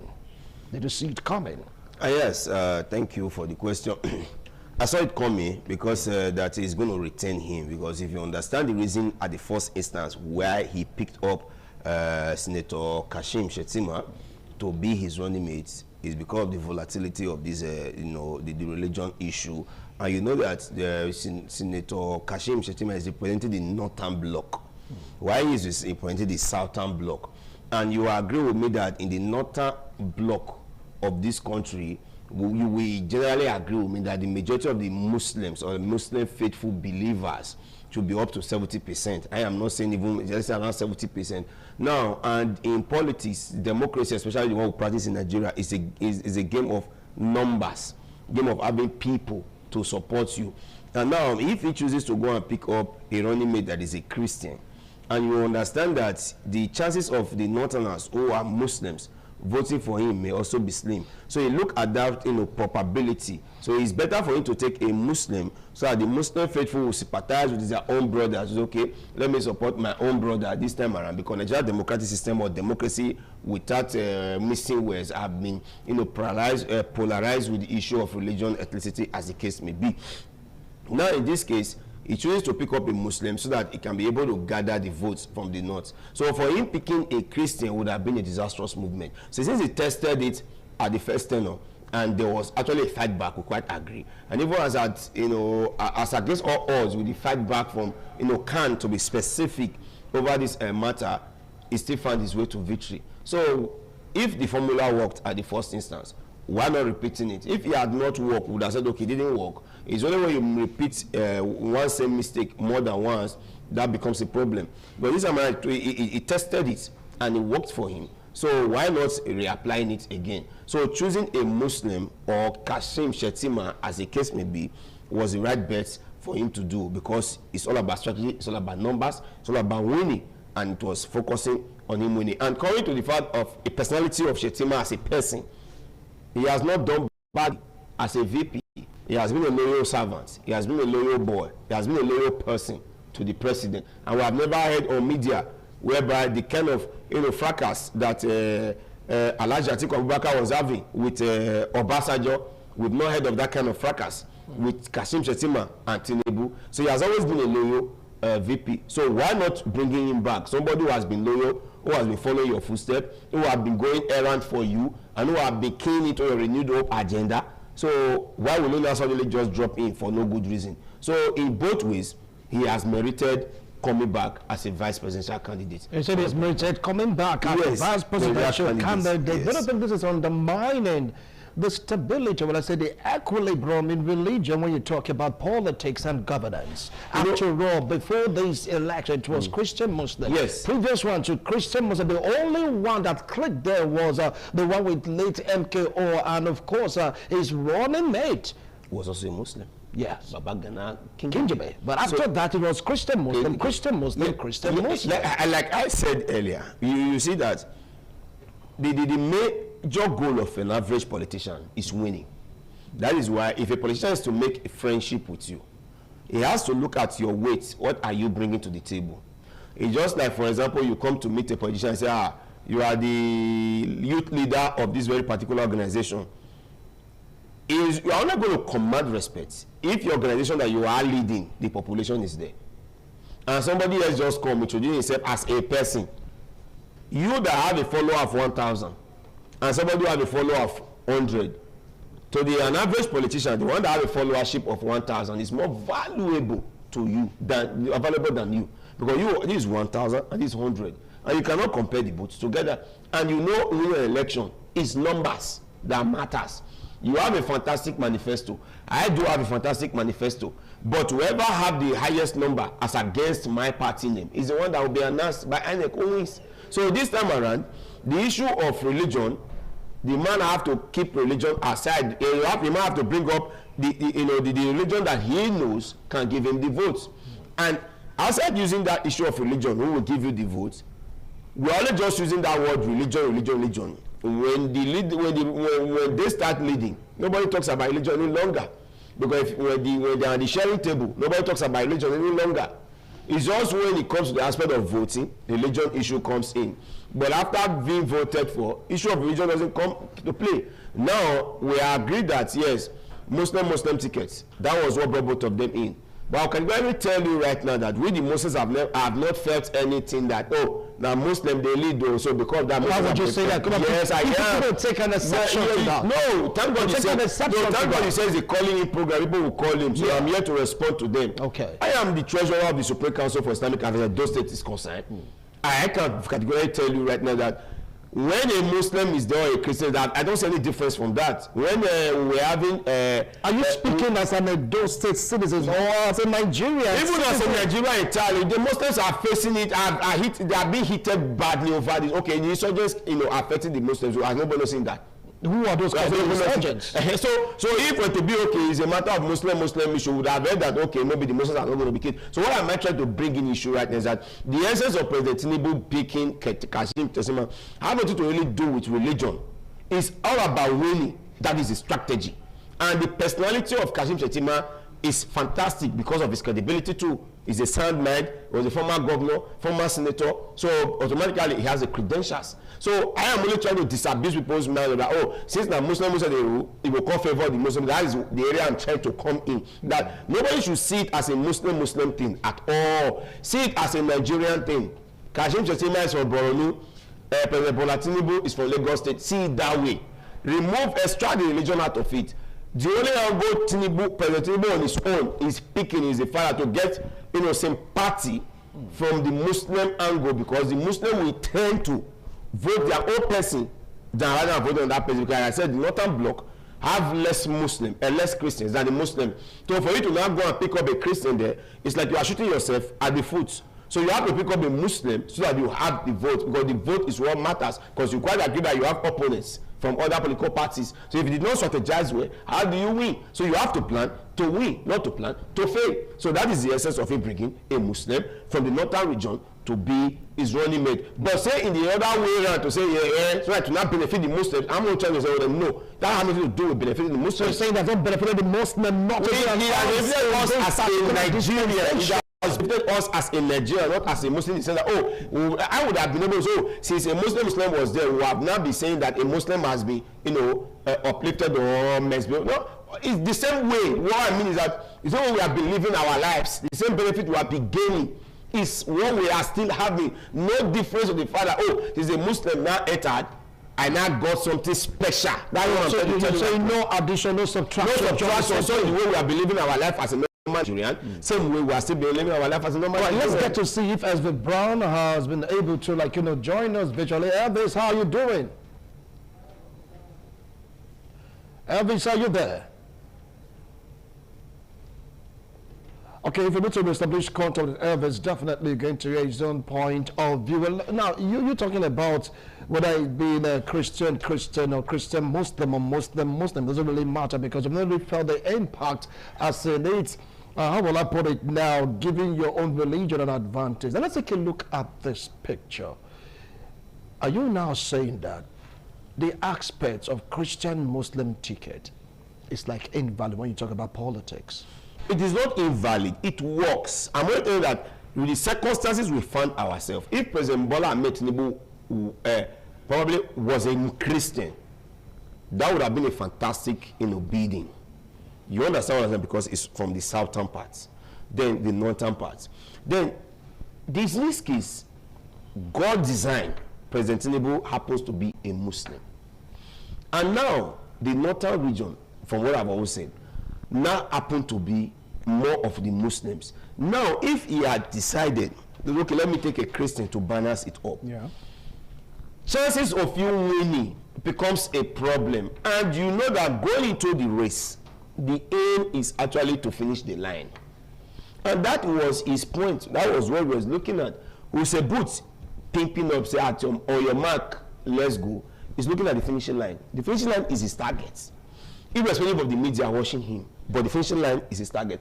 Tinubu, in this case, the finishing line is his target. How do I win? He said, so how do I get the votes of the Northerners? Here's the reason why, okay, I have to pick up a running mate from the North. And the running mate from the North need to come from this kind of extraction, so that I think they can get the sympathy of the Muslims. My opinion, though, it may also be that President Bola Ahmed Tinubu have different opinion that we are all Nigerians. The issue of religion has nothing to do with this case, because if he was a person who believes in too much religion, his wife would have been a Christian. He was not even a Christian, a pastor for that matter. So it's not the person that is so, there's a religious bigot. You understand, to say that is why his wife could be a pastor, and they have been living together since I know of Remi Tinubu and Bola Ahmed Tinubu. I have never heard on social media they have issues, meaning that they have a good union within themselves. So if he was that type that was a religious bigot that made him to pick up Kashim because of the religiosity, they would have known from his wife that his wife would have been the one wearing the niqab. But in this case, the wife is even a pastor, meaning that issue of religion to President Bola Ahmed Tinubu has nothing to do with governance. But the issue is that how do we win our election? That is the major thing. All right, and with that, we'll give the dividends of democracy. All right, now let's get to hear from Elvis. Elvis, how are you doing? Elvis, are you there? If you can hear me, please unmute yourself. I can hear you loud and clear. I can hear you right now, Elvis. Go ahead. What do you feel about all this? All right. Good afternoon to my friend in the studio. I think that going into 2027 election, the greatest position of President Tinubu is the fracturing of opposition in the country, and not his running mate. The president understands that in 2023 there was a very serious issue with the person he chose as his running mate, because Nigeria is a multi-religious country where we vote along that line. And the ticket of 2023, the people spoke heavily against it, and that was why that they had to do all the manipulations that we saw in 2023. That was why that the candidate of the Labour Party and that of the PDP eventually had to try their matters in court. And I believe strongly, and this is my opinion, that if we had a judicial system that has not been so dastardized and corrupted, maybe we would have had a different outcome in 2023. But that being said, the president understands that the 2023 election, the people spoke heavily against it. And as a result, he is not willing to make the same mistake again. And that also has been a serious issue that the administration is considering. I understand that my friend is of the APC, and of course, his job is to defend his party and his religion, and my job is also to defend my religion and to do the job of the opposition. Now, let's look at it critically. For months now, nobody has said anything about the vice president of the country, Kashim Shettima. He has been benched because there have been discussions and counter discussion on what needs to be done. Because whether you like it or not, if he feels Shettima again, apart from the fact that he has succeeded in disintegrating the opposition to a very large extent, which we will get to as we discuss the court issues with the ADC and others. Now, he has seen that going into election with Kashim Shettima as his running mate is definitely going to again reduce his chances, because there has been uproar as to whether or not Nigeria is an Islamic country, as to whether or not we are in an Islamic state. So you understand that the Christian nation in Nigeria are against that ticket, and they will still speak against it. They will still vote against it. And what is he doing right now? He's consulting. Now, my friend may not understand how important this is to the president, but that is number one thing. After Peter Obi, the next thing on his agenda is his running mate. The greatest thing on his agenda is Peter Obi, how to curb this man to stop him from even being on the ticket. Then when you leave that one, the next one is how do we remove Kashim Shettima so we can replace him with a Christian from the north. These are the things. And the president understands that. We cannot look at whether or not the election will be free, fair, credible, transparent. That's another issue entirely.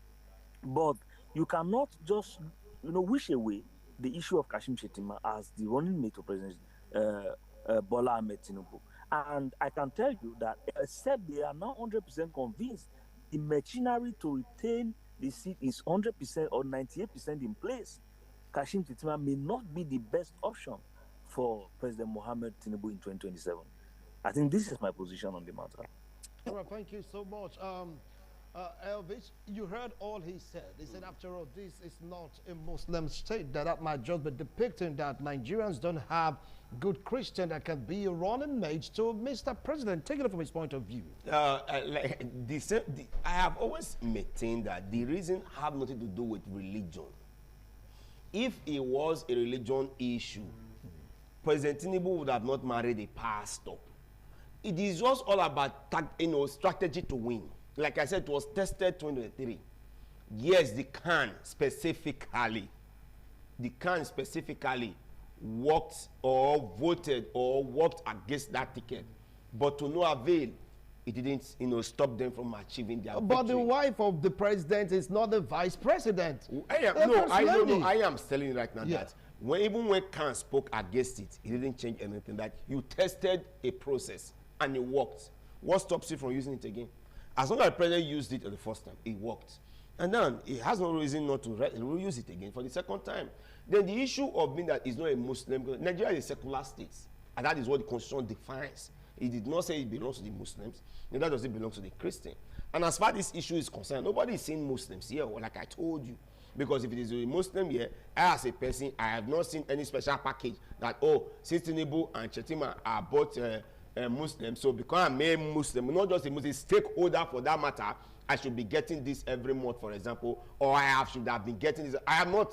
What I'm saying that what I was benefiting or what I've got or what I've been living my life in Tinubu era, same way Buhari era, same way it is, and I've not gotten any special package that, because of the fact that the both of them ruling this nation are Muslims, and as a Muslim stakeholder in Edo State, these are your benefits. I have not seen it. So what I'm trying to say right now, Mr. Elvis, right now, and other viewers at home, is that I am not saying that I am supporting it because I am a Muslim. No.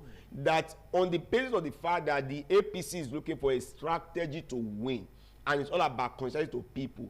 The northern blocks are majority of Muslims. So it's better off to take a Muslims in order for you to be able to use it to win an election. Okay, for an instance, you agree with me that Delta State is predominantly Christians. We know we have Muslims there.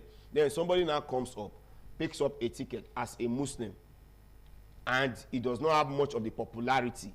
Then somebody else from one region, a Christian, have that popularity. Without being a Nigerian mindset, who do you think will win that election? So that is similar what we're doing right now. That the presidency have seen it from the own northern bloc region now that, okay, picking up a Muslim would be of an advantage for me winning my election, and that's the essence of picking Shettima. And not just only because he's not the only Muslim over there in the north. There are so many Muslims. But Shettima as a person have the charisma, have what it takes to become a vice president. Do you know what it means to be a former governor? Not just a governor, I think then he was a senator. Do you think it is easy? Meaning that he's a grassroots politician. So with that, he believes picking Shettima would be able to help him outside religion. Even with the religion, to also gather vote. So all these strategies are all for winning an election, not about depriving the Christians, nor depriving the traditional African worshippers or every other person their fundamental human rights or good governance that they need. All right. Now, let me go to Elvis. Elvis, you've heard Ahmed Iwaike. But do you feel that with President Bola Tinubu being the president, of course, a vice president also being a Muslim, Shettima, do you feel that the dividends of democracy has been truncated or will be truncated once more if it becomes a reality that both of them eventually, I'm not INEC, I'm not voting for anybody, maybe they come out tops in the election? Well, I don't see how that plays, because first of all, if you want to, let's look at the resume of Kashim Shettima, the way my brother has projected him as one very formidable character in Nigerian politics. We can look at history and check for ourselves if truly what is claimed about Kashim Shettima are right. First of all, we need to ask ourselves, who was the governor of Borno State when Chibok saga took place? We need to ask that, who was the governor of Borno State, when Kabiru Sokoto, who bombed a church in Madala, was arrested in government house in Abuja, in Borno State government house in Abuja. We need to ask those questions. When you're preaching the character and the integrity of Kashim Shettima, we can look at those records. Nigerians are not stupid anyway. So that being said, we need to look at other very important issues. You are saying that having a Muslim ticket at the presidency does not reduce your benefit as a person. Well, I can tell you that it reduced my own as a benefit because I feel like I don't have a voice in national issues. If my religion is not properly represented at the national government, I don't see how I get to have a voice. You can say that because you are represented. You can say that because you have the president as a Muslim. You have the vice president as a Muslim. You have the speaker of House of Rep as a Muslim. You have all those positions to yourself. So you can boldly say that, well, your benefits are not reduced. Mine are reduced. I can tell you that I don't feel secure the way I was under Goodluck Jonathan, or how secure I felt under late Yar'Adua, or how even secure I felt. As terrible as Buhari government is, my opinion again, as terrible as Buhari government is, how secure I felt under Buhari's government, I do not feel the same under this government. I feel like my security has been taken away 90%. So when you're talking about the fact that religion does not count, it counts for people like us. It counts for me. Because of course, if I should have a say in the governance of my country, if I should have a say in electoral matters, my voice should be also represented at that level of governance. If you are picking a president in a country that has, dominant religion, Christian and Muslim religion dominating the country, but Elvis, you're forgetting one thing, that Godswill Akpabio, the Senate president, is a Christian. And number doesn't that count for much? That is a yes-sir Senate president. He's a yes-sir Senate president. He will take objection to your comments, Elvis. Because, come on, he is the president of the Senate and he is a Christian, because they painted a picture of the leaders of Nigeria being Muslims. In whose interest is his neighbor? Is it his own interest, or his interest of his party, or the interest of Nigerians? What has he done? What bills have been passed? What has he done as a Senate president that benefits ordinary Nigerians? But he's a Christian. Budget that was rushed through. It doesn't matter if you can question his Christianity. Actually, you can actually question his Christianity, but that is not even the point. Our focus right now is the president and the vice president. If you had a president that is a Muslim and you have a vice president that is a Muslim, then that means the country itself is tilting towards one direction of religion, and that is not good for our country. It's not good for the security of our citizens. It's not good. It's not. You need listen to me here, listen. In this country, we cannot look down on any religion, even a traditional religion. At some point, most of us have agitated for every of the religion to be represented. It's a multi-religious country, for crying out loud. So you cannot say because you want to win election. This is the definition of the end justifies the means. So we just have to get it by all means necessary. The process does not matter. How we get it does not matter. We just get it, and then we decide what to do with it after we've gotten it. And eventually, most times when they get it, they can do not. They ended up doing nothing with it. Like in this case that we are seeing now. You want to get by me, so you want to run a Muslim. Remember that the former governor of Kaduna State tried the same thing. That is El-Rufai, who is now, facing a lot of charges from this same government. He tried the same thing in Kaduna State. For the first time, he ran a Muslim ticket in Kaduna State. Then what was the resulting effect of that? We understand the number of the southern Kaduna Christians that died under his administration. We understand the killings that took place in that administration. Look at the country today. Look at the level of kidnapping. Look at the level of ethnic cleansing that happening in different parts of the country. And you are telling me that nothing changes because all you need to do is to fill Muslim ticket to get, the power. Then what happens after getting the power? What happens to our people? What happens to our welfare? What happens to our well-being? What happens to security of lives and properties in the country? Thank you, Elvis. That does not matter. Thank then you. Definitely we have a problem in this country. Thank you so much. We've heard your views and of course the opinions you heard. We've heard also YK's opinions and views. It's about time we go on a break. When we return, we'll dive into the second topic for today. I don't want this thing to rest right now. Maybe subsequently, perhaps, we'll come again and revisit this particular topic. We'll go on a break. When we return, it's all about the Appeal Court upholding the judgment of the lesser cause, barring the David Mark-led faction of the ADC. Don't go away. We'll be right back.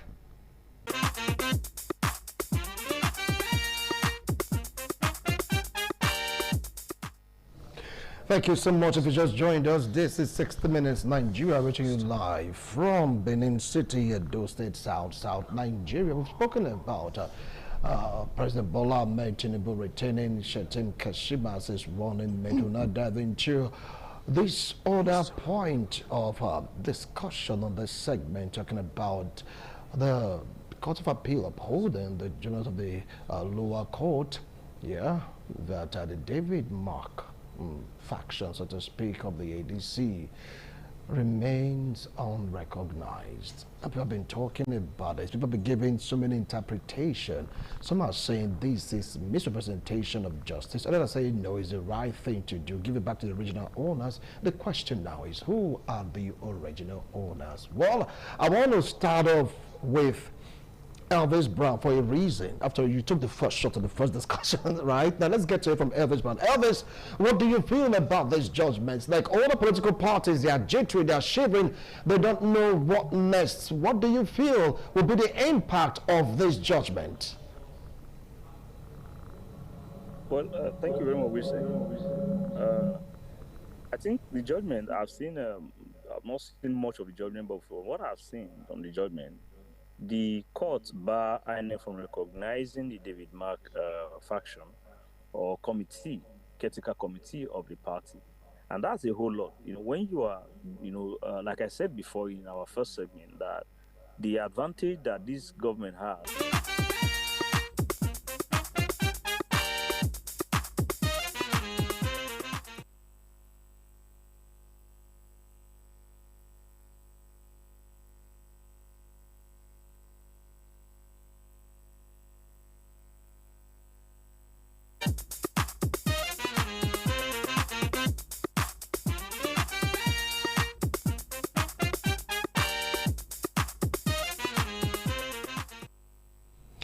We do sincerely want to apologize for that break in transmission. It was occasioned by, some technical issues. Our engineers on top of the situation. If you just joined us, this is 60 Minutes Nigeria. We're taking a look at the Court of Appeal upholding the judgments recognizing the David Mark-led faction. And I have Ahmed YK and, of course, Elvis Brown with me here discussing this issue. Elvis Brown is like with us virtually. Elvis Brown, you're making a point before that break in transmission. Please commence with the points you were raising.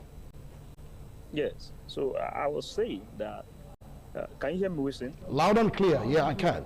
All right. I was saying that we cannot entirely blame the ruling party for the crisis and the challenges of the opposition in totality or in general. Now, I've advocated for the need for every political party or every political player to, first of all, carefully study the constitution of the political party they align themselves with before proceeding with such alignment. You cannot go into a political party. In Nigeria, we like shortcuts. And then when, we meet with roadblock, we start blaming an unseen hand and unseen enemy for our misfortune.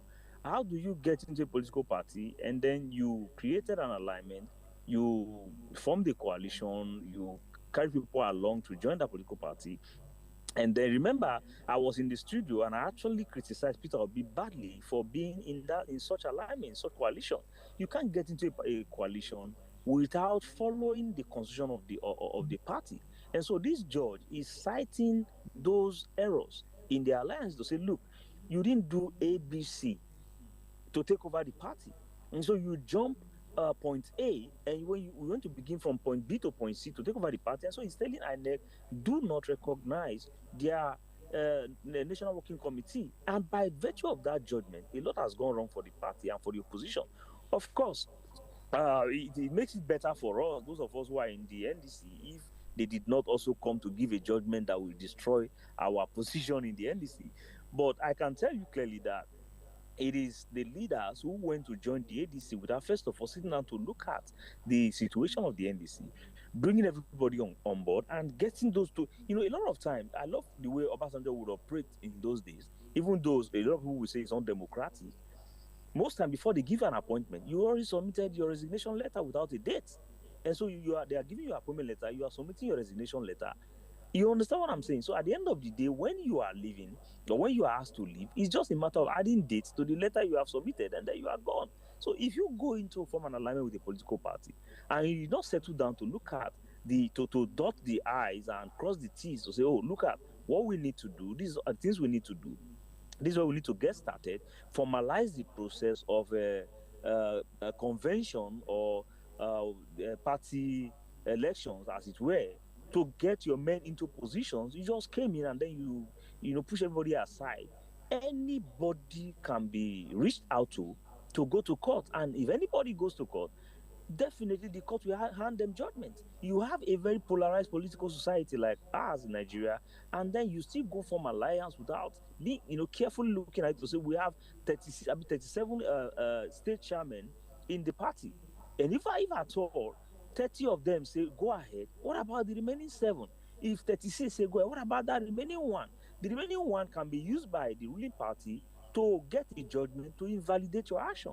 So I think that they did themselves in this one, and I pray that they're able to get themselves out of it.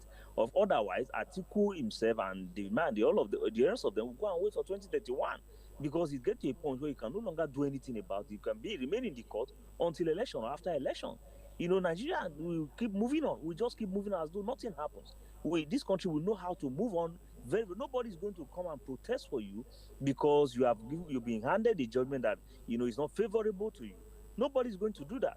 You are supposed to have sat down to check out. You have the funny part is that most of these persons have senior advocates of this country at their services who attend to them, who help them, look at cases, look at issues, whether or not those people they don't take the advice of those people, or those people also do not have a core or grounded understanding of the constitution of the country and judgments upon judgment that have been delivered in this country with regards to political party leadership. One cannot really explain it. But the bottom line is that the judgment that the court has given concerning the ADC, barring INEC from recognizing it, is a result of the leadership, the David Mark led National Work Committee's own undoing, who have actually cut corners to take over the party. You've made your point right now. I will definitely come back to you. Well, Ahmed, you heard him. He said if it's so happens that this case continues till whatever, it's going to be an advantage to his own party, the NDC. But from your own angle, the APC, pundits are like accusing your party, but they're the ones behind all of this, distorting the arrangement of political parties, and they're going to be strong enough to stand against them come 2027. I disagree. 2023, they all stood against our party, and our party still won. And thank God the man who finished speaking, my very good friend Elvis Brown, has actually analyzed everything the way it ought to be. This time around, I thank God he didn't point fingers at the All Progressive Congress. He blamed the David Mark-led faction for their woes. This time around is very crystal clear. APC have nothing to do with their woes. Whatever is happening to them, APC have no business with that. The problem is they themselves. And I listened carefully to Elvis Brown. You have analyzed everything. You are coming to a party that have a constitution, and you decide to ignore the writings in the constitution and say, who are those ones, or what is there? You can always have your way. Whatever the court is passing judgment with is based on constitutional issues. The sitting state chairman, their tenure have not expired, and if you are bullying them aside, and you are setting up a critical committee, and then you went ahead for Congress, what else do you expect? APC have no business in this issue here. The problem right now is that is the David Mark-led group, who ought to have known that this chairman, not acting now, sitting chairman, their tenure will be expiring by May. What stops people from patiently waiting by May and then doing the normal? And it's May next year. May 2026 this year. This year? Yes. That means we've gone beyond May. That is what I'm saying. This is July. But they went ahead to sit them when they took over last year. Okay, before the expiration date. Yes, their tenure have not expired. That is where the challenge is now. You were elected. You have a mandate, and that mandate speaks for 4 good years. Suddenly, somebody just said at the top level, you have handed over power. Then the Senate will just cascade and remove people that were duly elected. They have constitutional packings that they have 4 years. Who does that? And now you are pointing fingers at your Progressive Congress. No, Progressive Congress does not have any business with this. The problem is they themselves. They carefully analyzed everything. You were coming into a party. You didn't carefully. ADC before David Mark, they already have so many litigations. Not even after David Mark came, or because Atiku is on the ballot. Not at all. They already have so many litigations. You understand? If you are running, if they are surviving here, another one is coming up. Do you know they've had appeal court judgment before now? They have a federal court judgment before now.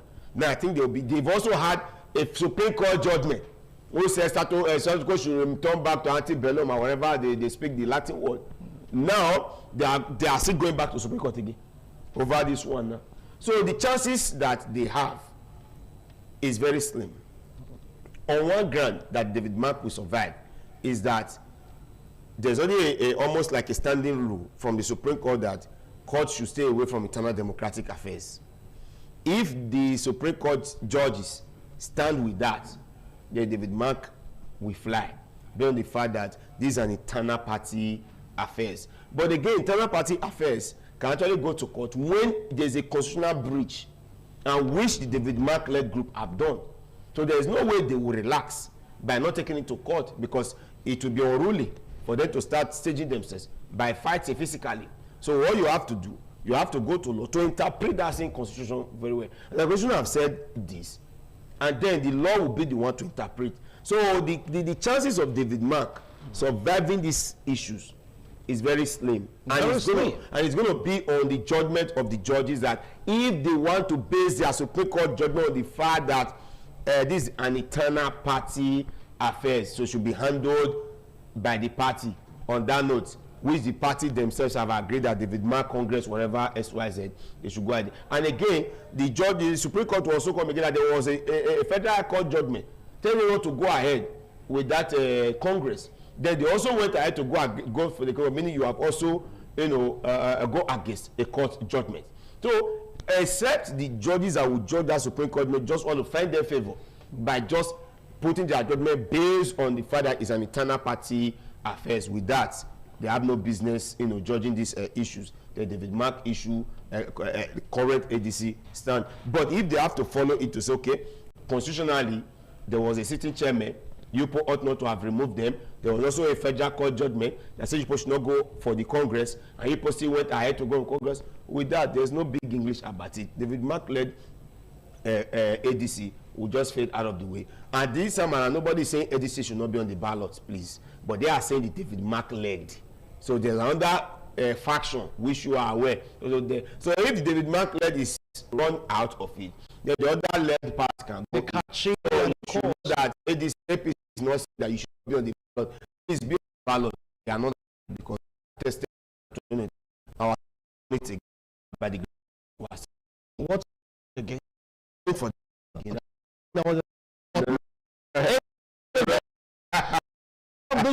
you call this on the show. You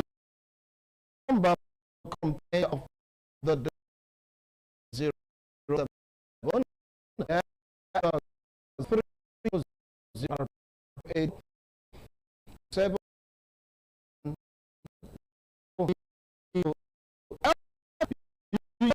about the type is RGT worker that there's the of the African politics and one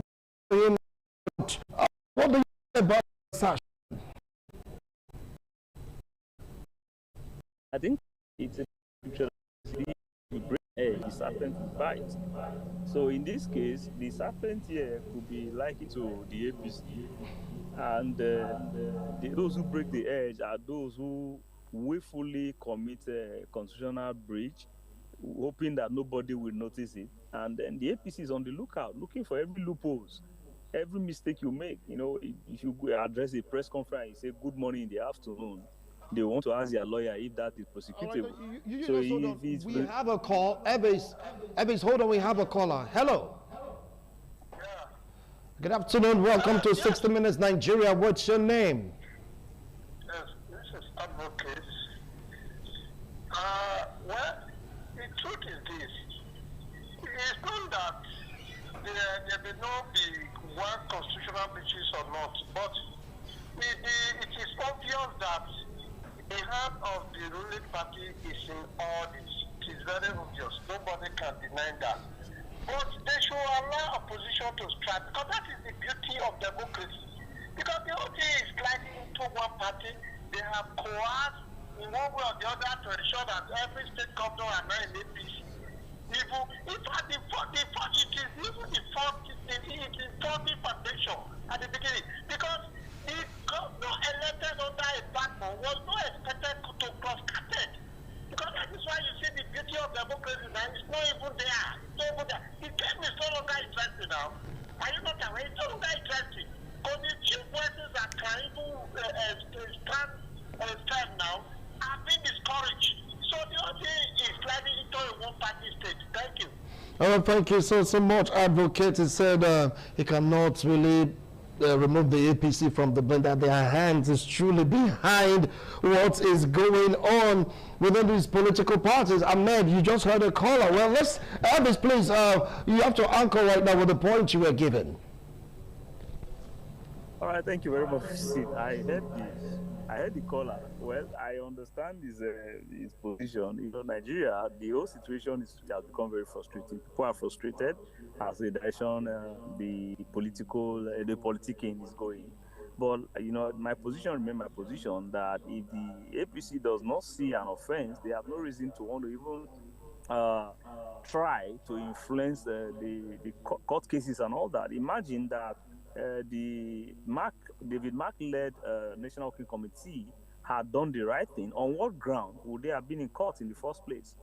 You know, when Peter Obi moved into that coalition, I came on air and I blasted him. Even though I'm a loyal supporter of Peter Obi, I blasted him. I said, that is a trap. There's no road there. And I refused to follow him to the ADC because I knew, as a layman, I looked at the constitution, I knew something was wrong, and I knew they were not going to survive it. That was as far back as last year or so, when they were having all those coalition discussions and the rest. I was angry with the fact that Obi was even wanting to be part of that. But the moment he moved to the NDC, I moved immediately, because this one is a fresh party, and you know the platform is given to him, and he's not going there to bring in people to take over the leadership. Don't forget that NDC too, they have their own issues. Maybe later we start hearing about stories making the round pertaining to the NDC. I know you will say God forbid, okay?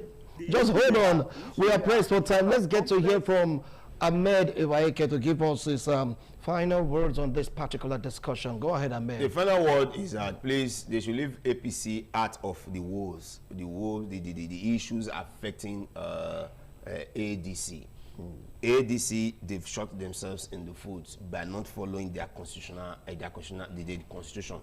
and they should not continue to blame President Tinubu for their own problem. They should know right now that the APC is very focused in winning the election, and they are campaigning, and they are ensuring that everybody key into the renewed hope agenda. As you see in the last local government election, you could see the massive turnout at the election, and the votes that those states got 2.1 million votes. That'll be a topic for another day. Ahmed, that is going to be a topic for another day. 2.1 million votes. We are coasting into victory, so we don't have any problem trying to use legal issue to affect anybody. Please be on the ballot. We're also on the ballot, and we'll definitely win our election by God's grace. So you're set for battle? We are set for battle. Elvis, 30 seconds to summarize your point, please. Just 30 seconds. Elvis, your parting word on this particular discussion. Yeah, thank you very much, Wese. I think that my brother in this understand how his party does their thing. So I have not yet to speak for their party, but we cannot completely rule out the fact that APC is also G3, and that's why you see that whatever loopholes they find, they are sponsoring it, they are pushing it. They sponsor for the registration of NDC and other political parties. These are fears also. These are fears. So if you feel confident that you're going to win, allow these parties to go on with their preparation. Allow them to go on with their election. If you see all this, stop approaching the court. Stop using proxies to challenge everything in court. And I think that's the G3 that we need to look at. So there is a proxy to challenge the other party. We are battle ready. We want you all to be on the ballot. Surely we're going to win you people consistent of January. Thank you, Elvis. Thank you so much, Ahmed. Thank you for being on the show. Thank you for spending part of your time watching. Well, we reached out to some ADC members. You know, they are still consulting. They said, look, we cannot be on air. We are still doing 1 or 2 consultations. Not to worry. Probably next week, you're going to hear from them. They're saying no factions, but saying no, they are factions. So we don't know what to believe right now. But all the same, all we want is a better Nigeria. We'll do it again next week, Thursday, next week, God willing. Bye for now.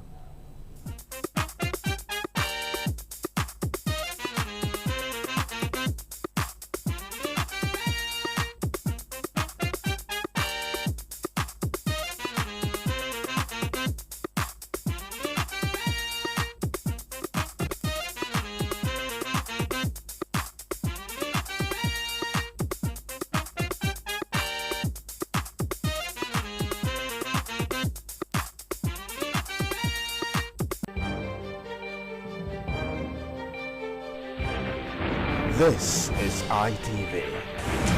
Certainly the best.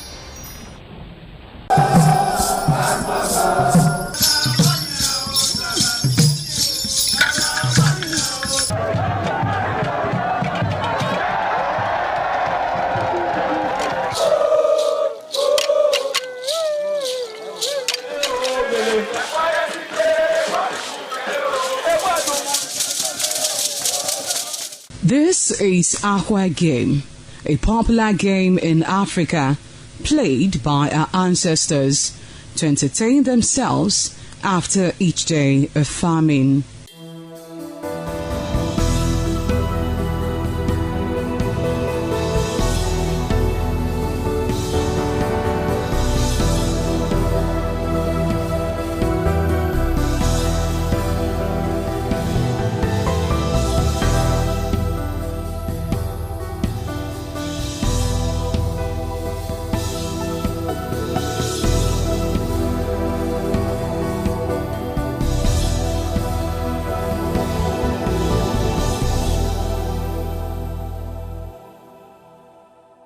It is also relevant in our coronation in Africa. It is a sport and indeed very interesting, as every seed had a role in the game.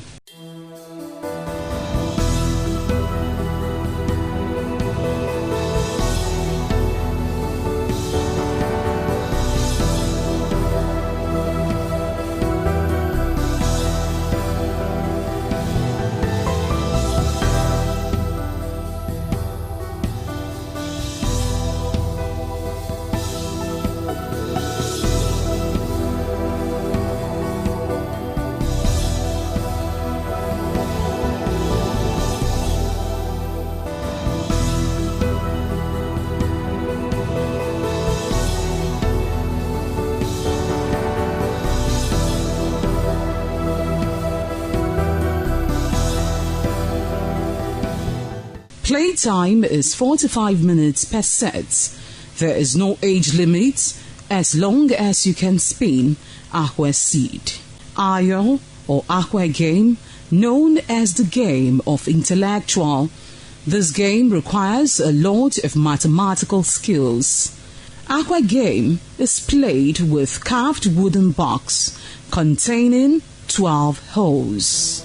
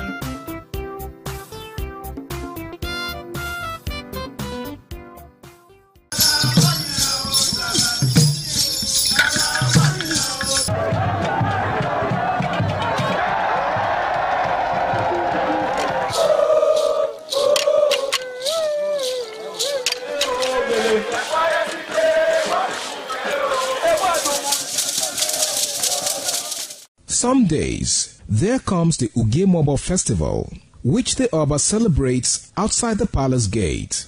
A pavilion is built of red cloth where rites are performed to drive away all evil spirits still unsatisfied by the year's sacrifices. The Emobo Festival is to commemorate an event in Benin history which dates back to 1504 AD.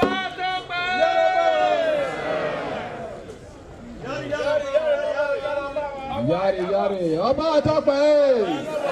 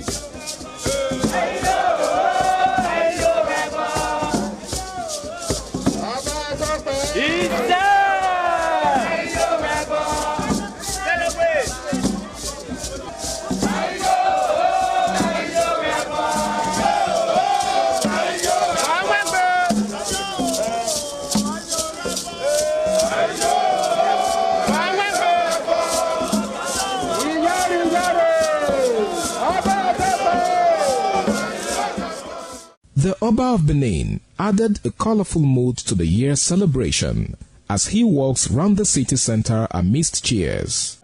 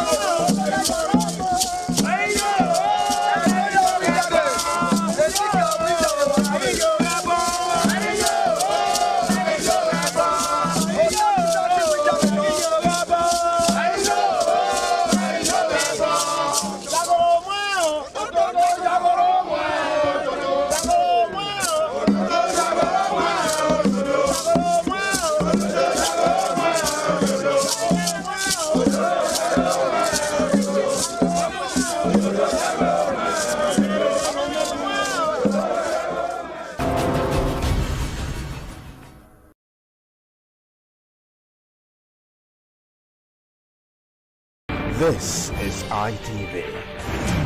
Certainly the best.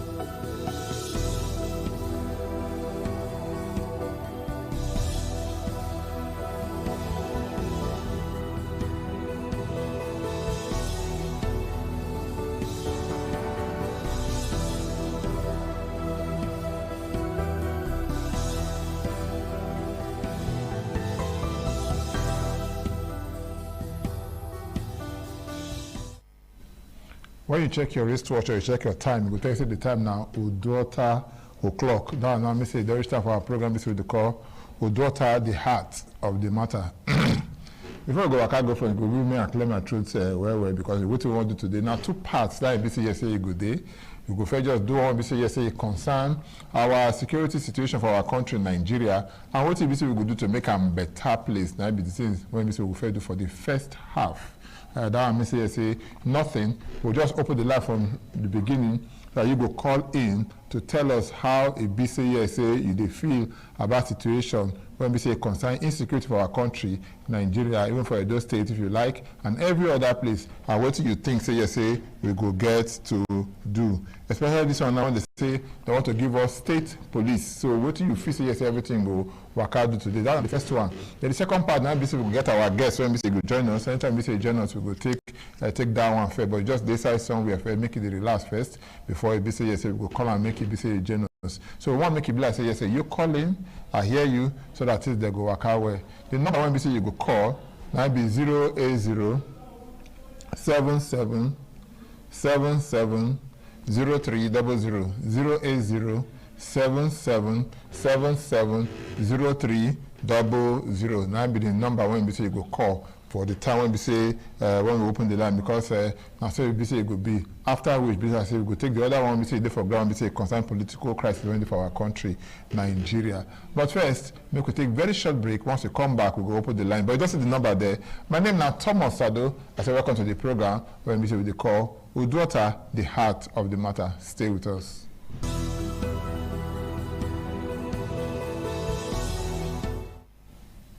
Now be waiting with talk just now. So the number when we say you see there, we go put them again, make you see them, make you just call in, make you talk together to ourselves, make you see how it be say it could be. What we go do to stop insecurity for our dear country, Nigeria. No be news again, because if you look at the matter of kidnapping, the matter of people when we say they travel, they arrest them, they catch them, come pay ransom. No be one thing when we say anybody they happy for. But you come be like say, even if you don't get money, once you don't catch your person, you don't get choice than to tell say make you look for money when we say they could take pay as ransom. So I will ask you again, what thing we go do to make sure yes, say this kind of matter when we say concerning security for our country, it be say and wherever it be say you there, you call the number when we say yes, say you there your screen so we will fit down together, so that's how it will be. So because once you don't call in, you don't become part of the program with that. All of us then, that man talk and say there should be a work, maybe one person work now, everybody work. So make we put our head together, make we know how we go take down today, now be here with this. So hello, good evening. Hello? Okay, somebody they called to the line just now. I want to make it be so you call, make it be so you tell us how they feel, the insecurity for our country, Nigeria, and the way out. Maybe waiting BC yesterday with the look. And only when you call to tell us, now BC government go fit know how it go be. If you know calling, government no go know how you go take work out, because government don't talk and say, don't they do their own, Make una say how now take join hand together with them to make sure say things work out well. Now make am say today the line will dedicate am to you, the program will dedicate am to you. Make you just call, make it be serious. We take them the way it's supposed to be. The number to call 08077770300. Once you call, you don't become part of the program. Be that one. Hello, good evening. I help us reduce the volume of your television. Hello. Hello, good evening.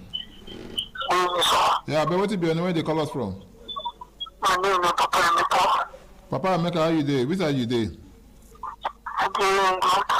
Ring group by this side. Okay, talk to Russia. No problem. How you feel say we will take stop all this kind of wahala when we take concern security for our dear country Nigeria? We can stop all this kidnapping stuff. Yeah. I bet you the volume of the television. You don't already deal with us already. Oh, I make you reduce the volume of your television. You just walk out of the Papa Emeka. No wahala, sha.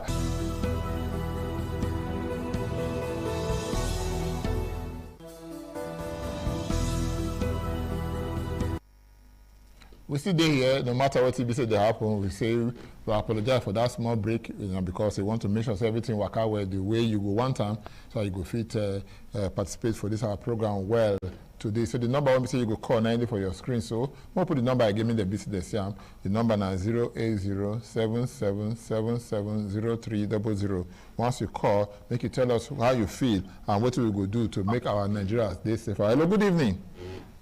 Good evening, sir. Yeah, what will be your name? Where they call us from? I'm Dikin Agabweze from Benin. Dikin Agabweze.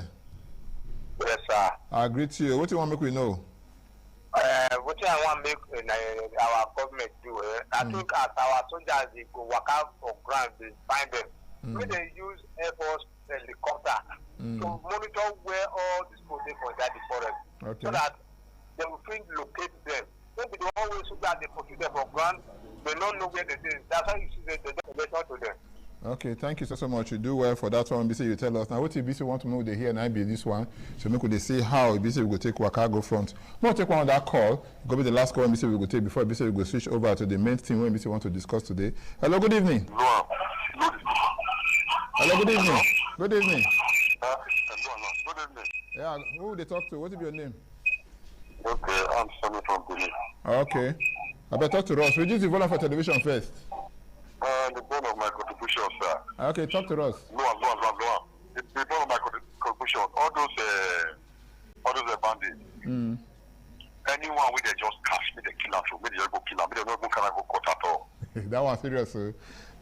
All right. No? What is your name? Sonny. Okay. Others go left from that one. All right. Thank you so much, Sonny. You do well for that one. BC, you talk. I'm going to take a very short break. Once we come back now, our guest on day with us. So I will talk matter when BCSA. We talk with offer earlier promo. So not going anywhere. Stay with us.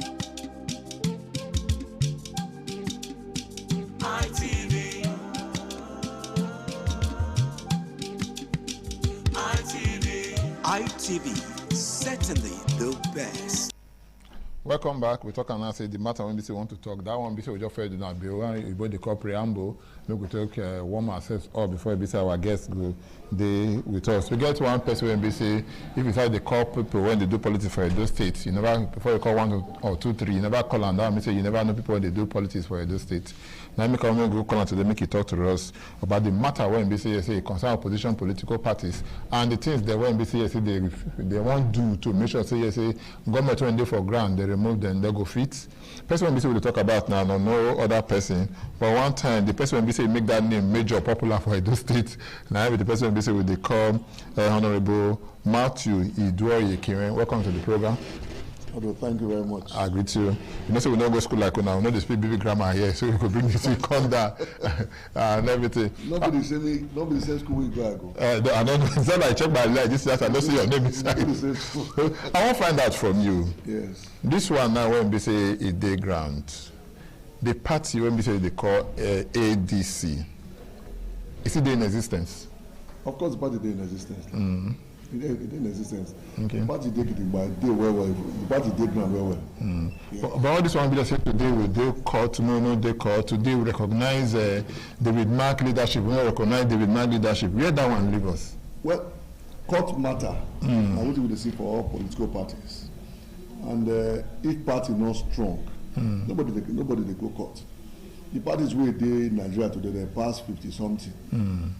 And many of them, people don't even know whether they exist. Now when party is strong, now people will come to throw on inside to come to do things to scatter. Okay, now fruit, children get fruit, then they throw stone fruits. Correct. So now what did happen with that? Not to say anything. And all those things now, if you look the laws where set up all the political parties, now INEC now they regulate political parties, and now INEC they talk about that party go exist or party not go exist. And now INEC now they set the criteria, the guideline to register political parties. And if INEC don't do their work, people when they go court, so now people will maybe say, people say, now people they use them to make sure say Nigeria remain one party state. But me and you know say this country will get for democracy to strong, opposition must be. And if opposition not do democracy, not be democracy anymore. Once opposition not do, it don't turn to what they call a dictatorship. But Nigeria are too big for those kind of things. I would think the cause opposition. The opposition now they make the government where they sit down tight to make sure that they do the right thing, to make sure that what they do. Now waiting will benefit the people. Now I think you go back. If you see say now people they when they say they opposite when they ruling government, because in a way if you say now they disturb and now I've been waiting, because whether we like them or not, some of the members when we say they carry on they go courts. Now members of the same political party like now, you know if you say not putting our house in order, now cost all of these ones. Well, first and foremost, if you do political party, you go ask yourself, say, why I join this party? Okay. When you don't tell yourself, say, this and why you join, you go ask yourself, you join for personal benefit, I mean you join, make you join through this party, make impact where go benefit everybody. So if you join party, nobody say they want to win election. So if you join party, when election time they go take and collect money, they go enter his house. So if you join party, people don't take know their name when time reach for election, they don't care whether they win, they don't care whether they lose. They just say like saying now what they call occupation. They be occupational politicians. Okay. They don't do party to do anything to we want impact on the life of the common man. Those kind of people, of course, when they do party, they go and make noise that they go and do things where they say at the end of the day they make people say they did there. But for people who mean well for the country, people that mean well for the state, when they join political party, they want that political party, so that through that political party could be vehicle we will carry them to participate for governance, so that the kind of things where they their mind, where they want make government they do through the political party, if they vote for them, then their office, they themselves will now do that position to push those things forward. And since the that country they do like that, so you know if you say you don't reach time when we say we'll get one, when we say we'll get independent candidacy. Because you talk and say you don't know what they do for them. Because if not only you do for them, and you do independent, match you do one role for one political this thing. For your popularity, you go do. I don't say couple Thomas Ado join her, or say Thomas Ado come they get different mind against your interest. As a matter of fact, we believe say time don't reach for Nigeria, where the electoral laws, whether at the state level or at the federal level, they will do it in such a way where we say people fit come out with their own personal credentials to present themselves before that people say, I want to represent you now. I want to do something. So that thing will come. That one they call an independent candidate, so no person will come out. Of course, I believe say we don't overdo, so that when person trusts himself, so he get popularity. So go test your popularity. Then he go wrong. But as it be today, a political party must sponsor you. And now what they surprise all of us, they try to copy democracy where it don't grow, what they call advanced democracy. I never hear one day for America say Republican Party because now the country government now they're going to try to make the Democratic Party they no exist. Make them not exist again. Or when the Democratic Party come there, then they fight. Make the Republican Party, or you come to like England now, see the Labour Party, we say that we day to day. So the Conservative Party or the Liberal Democrats make them not there. No, everybody get to believe in the party where it trust their manifesto. We believe in the kind of way we say now they form the party, they join that party, they pursue which he believes say if the party the government, the life of the people go better. Okay, make I take you go back to this thing. You say now INEC now they recognize people they were in BCSA, you go run for anything, for any office and that kind of thing. So now INEC get the law, but make you not forget say INEC na creation of the law. Yes. If the and I know say yes, whether you like them or not, you know one or two things about the law. You don't understand? And if not creation of the law, not be waiting the court them talk, maybe you go follow. Because whether you like them or not, the first talk and nephew Gombe, the first talk and say they don't recognize you now. You go court. Court say now true, they don't recognize you now. Una go appeal. Appeal court say they don't still recognize make us because now what we see now. They go make appeal court say talk and say make them not recognize David Mark as the fashion leader of that thing. So that one be, let me say you never see the okay, talk to me now.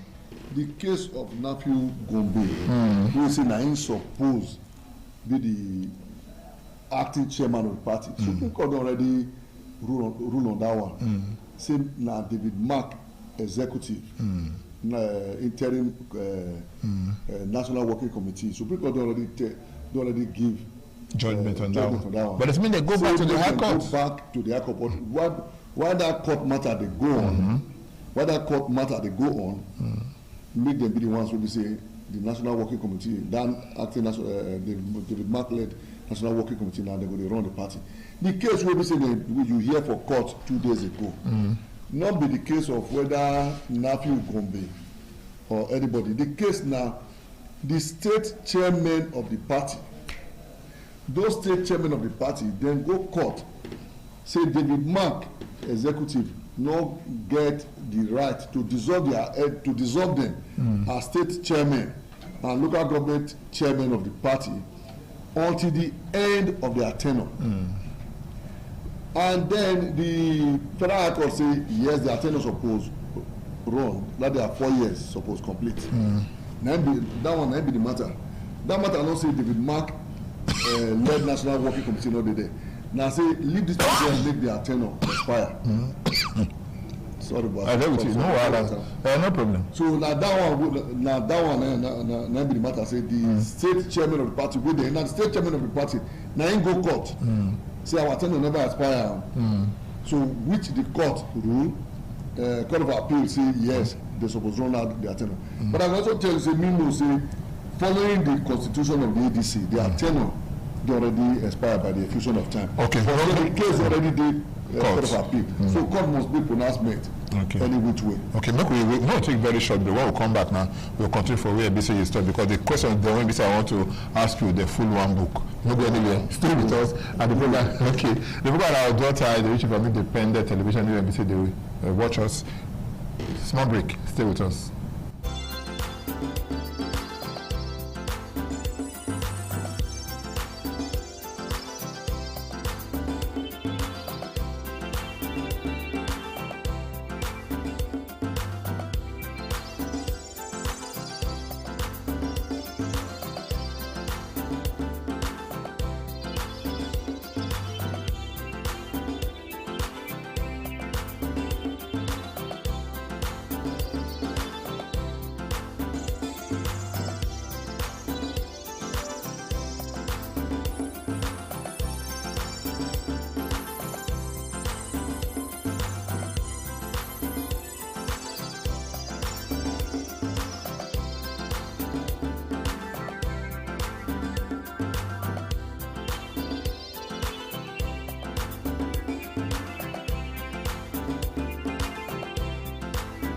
Welcome back. We're here with our brother and friend, Honorable Matthew Idwoye Kiren. If you call him Major, you know the verse at all. Welcome again to the program. Thank you. I agree to you. Thank you.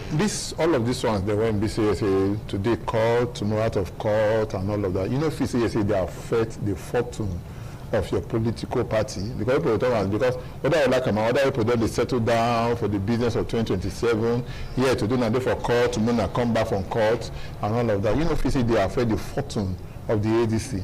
Well, I believe, see, after storm, the next thing will become a calm. And this is where to stop. The court, of course, they get time limit for everything. You will go first court, go court of appeal, go Supreme Court. If you don't go Supreme Court don't give judgment or don't make pronouncement. Where you want to go again? But Supreme Court make judgment for the first one. Someone go back to High Court.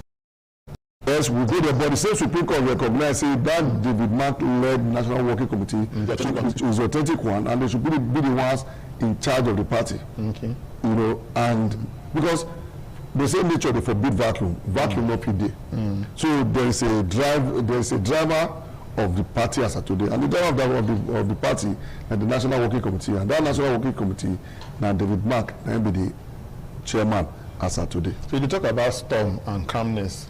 Yes. You say after the storm, calm will come. Yes. So they ask you where this one will affect the fortune of your political party. Not affect at all. As a matter of fact, they keep the party stronger. They make Nigerians they say, this party where they try to destroy, so we go now. This party now we go stay with. We want join because we want to know why they fight this party, because every party is supposed to they use their manifesto, they campaign to people say this now what you want to do. This is how we want to make your life better. This is now how Nigeria will take better pass as Nigeria be today. This is now how the food will take they affordable to the common man.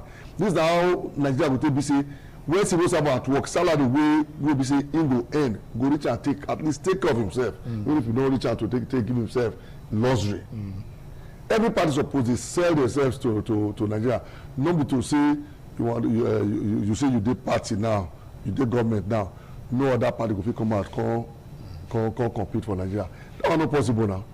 With all of this, when we say everybody say this government must come out, the opposition, everybody they gather together say want to come out, but almost all the political parties, when we say they bring their head come out, all of them get issues. Now your ADC, you say okay, no be big issues. Now don't take care of them. You say after the storm, they calm go come. Thank God, so you agree say storm day, but they calm now, like you talk. NDC they get their own for body. Accord get their own for body. Even the PDP get their own for body. Even the APM, when BC say Sheyi Makinde they do, and the brother what we call Bala Mohammed, that one too they get their own for body. How so you know they divide when you know they united with itself? How you want to remove party when BC say they united? Well, that one are the decision of Nigerians to make. Okay. Now Nigerians could decide whether they like the country the way it be now, whether they like as it be. So we will say Nigeria of today. Yesterday better pass today. Day before yesterday better pass yesterday. The day before that day better pass the other day. We want Nigeria will be say tomorrow will better pass yesterday. So that the decision for Nigerians to make. If you don't make it be like that, say the next day we want break. Now to pray say God help us. But me believe say the time to the pray, we dey pray, but the time to the pray day and the time to the act day.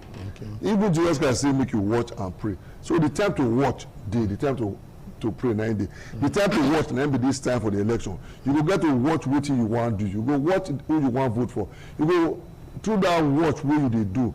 Your prayer will guide you to make sure say now the right people will be say go govern this country to make sure say this country me not go fit lie. This time we did for this country, so I never see the time we hard pass this time for the history of this country. For all the years where I don't do this. But some people not going to agree with you now. But if they're not agreeing, then the same market for us to go. Okay, make I take you go back. I don't hear you many times as a Southerner when you say you be. You don't really talk on before say you say there's a gentleman agreement. Say if North rule for some time, South go rule for some time, and all of that. Now your principal for your political party, your presidential flag bearer. Now Northerner you be Atiku Abubakar, and Southerner I dey for here so.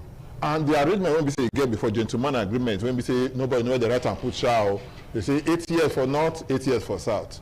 Why you as a Southerner go decide to go the pitch tent with a northerner to remove a southerner, come off for office when they say the 8 years when supposed to do that, he never complete it. You know, if you say yes, go day right, say make you complete it. Just like Peter Obi, he said now 1 term he won't do. After 1 term, you know, say yes, they go to the other side. Maybe Kwankwaso won't take over from Mam. You know, understand? You know, if you say yes, you're supposed to allow your southerner brother make a complete your fair before anything. You see, maybe you not really understand me and who I be. Okay. I not be one of those people who believe say governance must be either by geopolitical zone, not like as I did this Edo State. I don't believe say governorship must be Edo South, Edo Central, Edo North. I believe say if the best person will go carry the state or the country forward, come from any part of the country, make that person lead us. America, where would they look? Where you don't hear where they talk, say one part of America will produce president this time, the other part of how presidency take reach Obama hand. Now because they see the qualities where Obama gets, say the qualities where this man gets, even though we know say indirect partner from Kenya, we know say this man from a track record, he be lawyer, he don't go Senate. We don't say this man will take America and go where America be. We must reach that point to look who gets the right qualities to lead either our state or Nigeria at any time. Not be say, oh, now my people, that those that my people turn, now he put us where we be so. The idea of say share national cake, now our turn be this, now our own be this. That time don't pass. Now who go carry Nigeria, make Nigeria good for everybody. Me don't care whether Igbo man govern Nigeria for 20 years, for as long as Nigeria they move forward. So I care less as to where the person come from, for as long as the person don't be foreign and that person in Nigeria, and that person go fit do well, and that person let me go. So you care less from where the person from come, but care more about the progress of the country in Nigeria. Yes. And that one that make me want to take your leg, go back small. For time when be say you know, you can't get one special in-law. The in-law Sagi is there, Yamo. And you now, like say you are getting a political divide right from the onset. The way we say they get they play politics or go school, lawyer they say abinition are getting our political wahala. When our two don't be now don't become don't become our family now. They say you know if you invite me come the marriage when I call them don't let me enter. No, I like that. Okay. Everybody will come that party. All of them. But we don't enter now. Now you know why. Okay. So but now. Osagi is there, you dey one place as your in-law. You dey one place, and now two at a point they fight for the same position. You understand? So that kind of thing, how you feel? When I be saying say the same man and wife, so to speak, family don't join, pikin don't marry pikin. Now too they would expect grandchildren from that union. So how that one make you feel? Say yes, say the drag with your in-law. That you know if you say yes, you're supposed to take off the in-law first. Okay, me you come down for me, make I come down for the other first. Well, Sadak, I want to tell you one thing. Say, I know they discuss family matter for front of television. Okay, now politics is what they look here, sir. But then I also tell you say, as we they speak today, me and you they talk so. My in-law not be candidate of any party we me know. I never know as at today where we they talk so. Okay. So the issue of in-law. Or no in-law is not therefore. I believe say family comes first. Okay. But as it is today, I'm not going to discuss my family matter. Okay. Before the public, the whole world. Okay. Family matter and inside house that they talk about. Okay. Yes, but sometimes they say politics na family, politics say na family matter. See be that one. Well, if you say that family matter. No, the reason I do politics, they go tell now because some people say yes, say some court cases they say no, make they go the internal matter na be that one, na family matter na be that one. Would they hear that kind of thing? Well, for me, I don't go to discuss your family matter before television for outside. Okay. If I get family matter to talk, I know where to go settle for. Okay, you see they watch the program on daughter. We go open our lines now, make you be say you call them, make you ask questions. When you say yes, you feel say they bother you. For the next few minutes, then when you say yes, we get make you call in. The number when you say you go call, now be that one 080 77 0300 080 77 77 0300. Call us now. Make it be say you ask our guests when we say there the question when we say you say you feel you need to ask them and where it be say you say we they go for this our dear country Nigeria. When I ever call the number finish, the number don't they ring. Hello, good evening. Hello. Hello. I'm glad they get issue with that call. Maybe just call and make it be say, say we know where it be say we they go, so we go carry our things, then go front the way it's supposed to be. Somebody like David Mark for your political party, and I want to say, okay, they call me say I must take this call because time no be our friend. Hello, good evening. Hello, good evening. Yeah, good evening. What is your name? Where they call us from? Yeah. My name is Christopher Osudia. They come from Benin. Christopher Osudia. Osudia. Okay, Osudia. Talk to us. This ADC. Now one of the parties when I think they fit do something, but the crisis when they get for their party, this is the wave, and it really make me understand. Like this man with this Mr. Ejoye Kerenam, that's what I love so much. Because I believe Nigeria always need your talk. I believe now the text is not get that for ACS. Anybody will still come and will still move this country forward. Now we should forget about ACS for Satan and ACS for Northern. Even the one we just so now, nothing is wrong. The country is not working. We should get ourselves the truth. Okay. That's why they just say, the Northern one make the country good. When they come, they do okay for everybody. Now we dey after. Not be say Satan and ACS. At the end of the day, the ACS when the Satan say wrong, we need to take the benefit. Okay, no problem. Here to that about talk, Christopher Osubia talk. He say you na person when be say you like. You understand? Everywhere he say, but in the fear, the political crisis, the way BC say is there inside the party. But before you go talk that one, I'm going to tell you something, John, make it be two. Hello, good evening. Hello. Okay, make we hear what you BC want to talk about that one. The political crisis. That be what you fear about. I want to assure everybody, including the my friend who call now. First and foremost, thank you for the respect and the love you get from me. But I want to assure you, say the crisis wey you dey look not be crisis. 2 days ago Senator Osareme Osumbo did television na him be the national legal adviser of the party and he explain everything, so it not affect anything. If the chairman of the party say their tenure never expire, make court make sure say they serve their tenure, and the constitution of the party na 4 years and the 4 years don't expire as at last month, so at the appropriate time the party will take the right decision to know when to do the congresses. Okay, hello, good evening. Hello? Hello? Bless you, they get issue with the network and say they be at times when we say we get important guests like for this. You see, one other thing they say a concern crisis. Now, the one say nobody want make it for a political party. But before then, hello, good evening. Hello? Bless you, this phone today, get the way the thing take the make we look the other area when we see yes, they look before.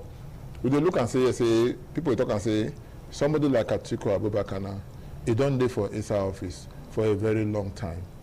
When he don't come out for office, I mean, he don't live for the corridor of power. They talk say yes, every day now I say they contest, one contest. So some people say they did for secondary school that time. They did primary school that time. People should always say yes, in there for secondary school that time. You see they contest and all of that kind of thing. If you say yes, this kind of age, we're supposed to look at people like you for presidential elections, your age group and the rest. You know, if you say yes, this kind of people, you go make them give our country, Nigeria, a kind of breathing space first. Well, I will tell you one thing, like I told before. Age is important, but then you also... Hello? Yeah, good evening. Just wait first. Good evening. Hello? Good evening. Yeah, good evening. What will be your name? Where do you call us from? I come from Teboga. Teboga. What will be your name? I watch the program on screen. Okay. What do you want to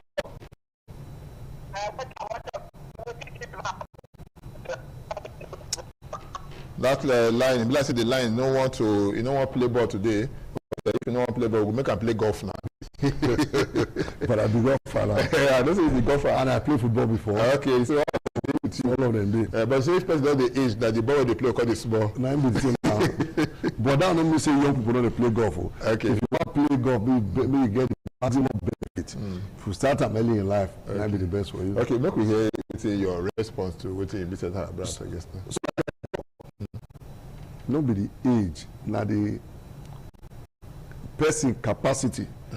When Donald Trump, the Republican Party bring Donald Trump to come compete against a younger person, and an incumbent political party, they say the man get the quality to take America beyond where he did that time. So don't be age that they consider. But I say Donald Trump, almost everybody talk now. Say they call the whole wahala on the world. But you go ask yourself, the rest of now American president, you go ask yourself, say Americans, are they happy with him? Now you go concern you. Maybe the rest of the world concern us. Because not be the rest of the world vote for Donald Trump. We want a Nigerian president that can take Nigeria. We go take Nigeria reach where all Nigerians go be happy with that. We don't care whether the neighboring countries don't be happy because. You are trying to fair influence as Belefu before you think about outside people. Okay. So when you say America, everything Donald Trump they do now for American interest because American president. Okay. We also need governor where go they do state interest. We need president where go they do Nigerian interest. So we know we need that. Yes, you go say younger person. Yes, I go advocate for younger person. But when you not going to see younger person, you look by yourself. You look this country today now. Who be the young person now? We be say you see you go look and see we say one the president with the presidential race. They're not even there. Okay, if you say they're not, maybe it's our brother. No. Hello, good evening. Yeah, good evening. What's your name? Where do you call us from? What is your name? Joy. Joy, talk to us.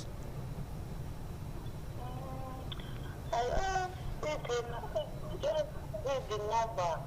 So at the year of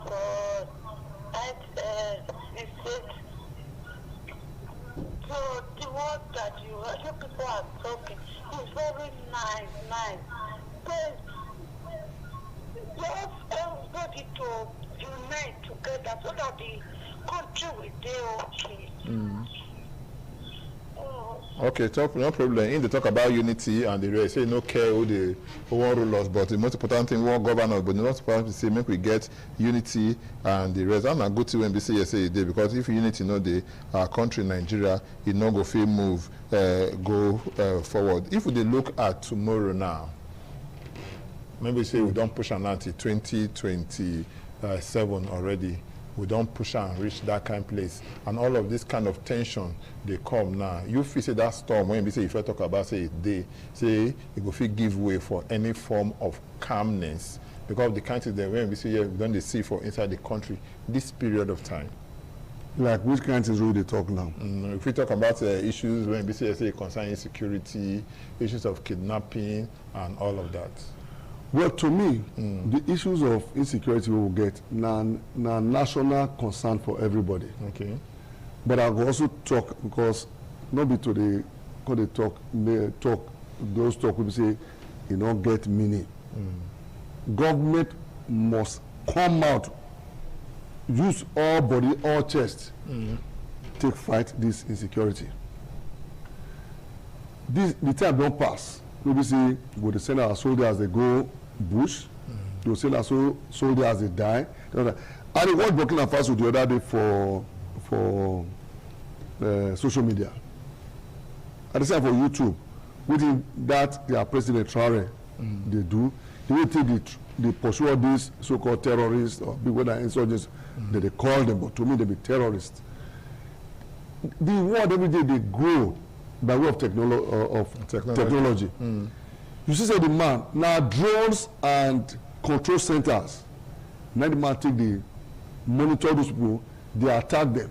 They get less of human soldiers involved. They get less boots on the ground. Because of that one, the risk of casualty, the rate of casualty will still come down. Nigeria we must get to that point. We'll be giant of Africa, yes, but make we show that. Say we be that giant of Africa.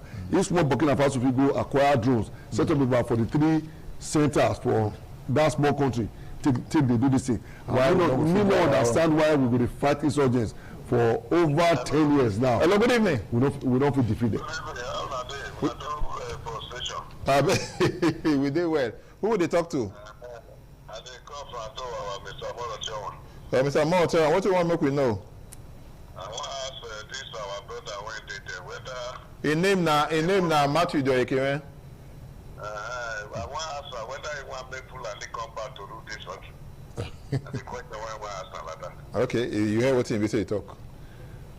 Like you talked before. The question, like if you hear me before, me no care who rule this country. What I want to say about this country is say, anybody who go feel rule this country, make we feel sleep with our 2 eyes closed. Anybody who go feel rule this country, make the common man for street get access to the basic amenities of life, food, cloth, shelter. Even if the man come from anywhere for this country, it don't concern me. The time when they talk say na my brother dey rule, and you know say that your brother don't get capacity, that time don't pass. If your brother dey rule and you see dey side suffering, and another person dey rule and you dey do well, which one will you go prefer? So now who go fit take this country? Who go fit be president of this country? When they make other foreign countries look us with respect and do business with us, you don't ask. Okay, somebody did line. Hello, good evening. Hello, good evening. Yeah, what's it been? Where they call us from? From Iguadalo. Down on Momuwa, Iguadalo. Yes. Talk to us. That question that man is asking very correct. It's what I want to talk about. Okay, quick talk. I will not get time. He is telling us that if he wants to come and rule us, whether we like it or who is ruling us now? Is it not from South? Are we all not great? I don't understand you. Hello, reduce the volume for radio, TV, maybe talk again. South is ruling us now. We have in pain. But he is asking to if he wants Fulani. to come and rule us. Is it outside that is ruling us now? Okay. Is it not our person? Okay. All right, thank you. Okay. Thank you so much. That will be the last call when we say we will take with the anchor now. And most of the people that when we say yesterday the course they sit down for the same position with you. What would be that question you want me to ask when I don't ask you? Just give answer to the question. Well, for me, I will only say Nigerians. Now, anywhere you take cook your food, so you take it out. If you cook and you pack 20 salt put, now you know whether I go let you eat. If you cook and you pack sand put, now you know you want to eat it. But if you consciously make up your mind, say you want to cook this food well, you go cook it. Election they come once in 4 years. Now the time will be say Nigeria don't pass where they go say you must come vote like this. Use your mind. Ask yourself. Look the people who be say that they contest. Among these people who you sure say go do things will go benefit everybody. Not be waiting to benefit that person personally. Maybe we define so. We don't define the way we want the political offices now. We say now occupation, now work for them. We want people who be say they go there, they go serve the policies where they go make for government. Go reach everybody. Everybody go come to say they get leadership. Major Matthew Idoekiwe, military major. Well, thank you so much for NBC. Say you call. Just say time no be our friend. If not forget so many questions they won't be saying. Anytime we call me, if I do, I want to thank all the people that won't be saying calling to the program. Christopher Osubia for being able to thank you. Brother won't be saying call from Tebuga. You know, tell us your name. Thank you so much. Joy for being able to thank you. Osagiwa. Yes, Osagiwa, Omogiwa, when we say day for Adua, well, thank you. And even say our brother Dan Omoruwa, when we say call from Iguadalo, we thank you so much. Until next week, when we say we go see, my name is Thomas, I don't make you not forget to. Let's go and tell you, woman, say, Madam, sit down way. You know what in they see. Good evening.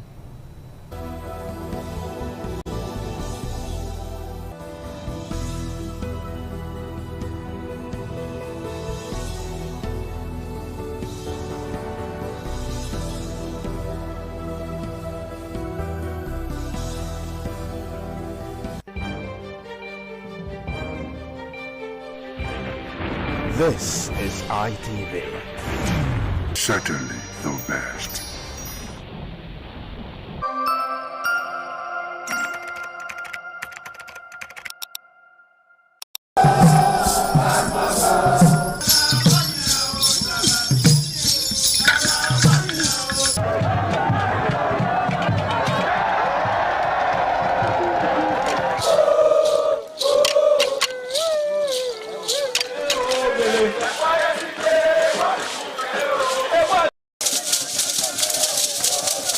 In the evening of the initiation day, all the newly initiated Edion danced to the residents of the Odion Way and also visited some homes of the various senior elders, where Chief Elder Ogbede Onwonse was very conspicuous, especially at the country home of Sir Chief Dr. Gabriel Osaro Igbenedion with his family on the night of the initiation.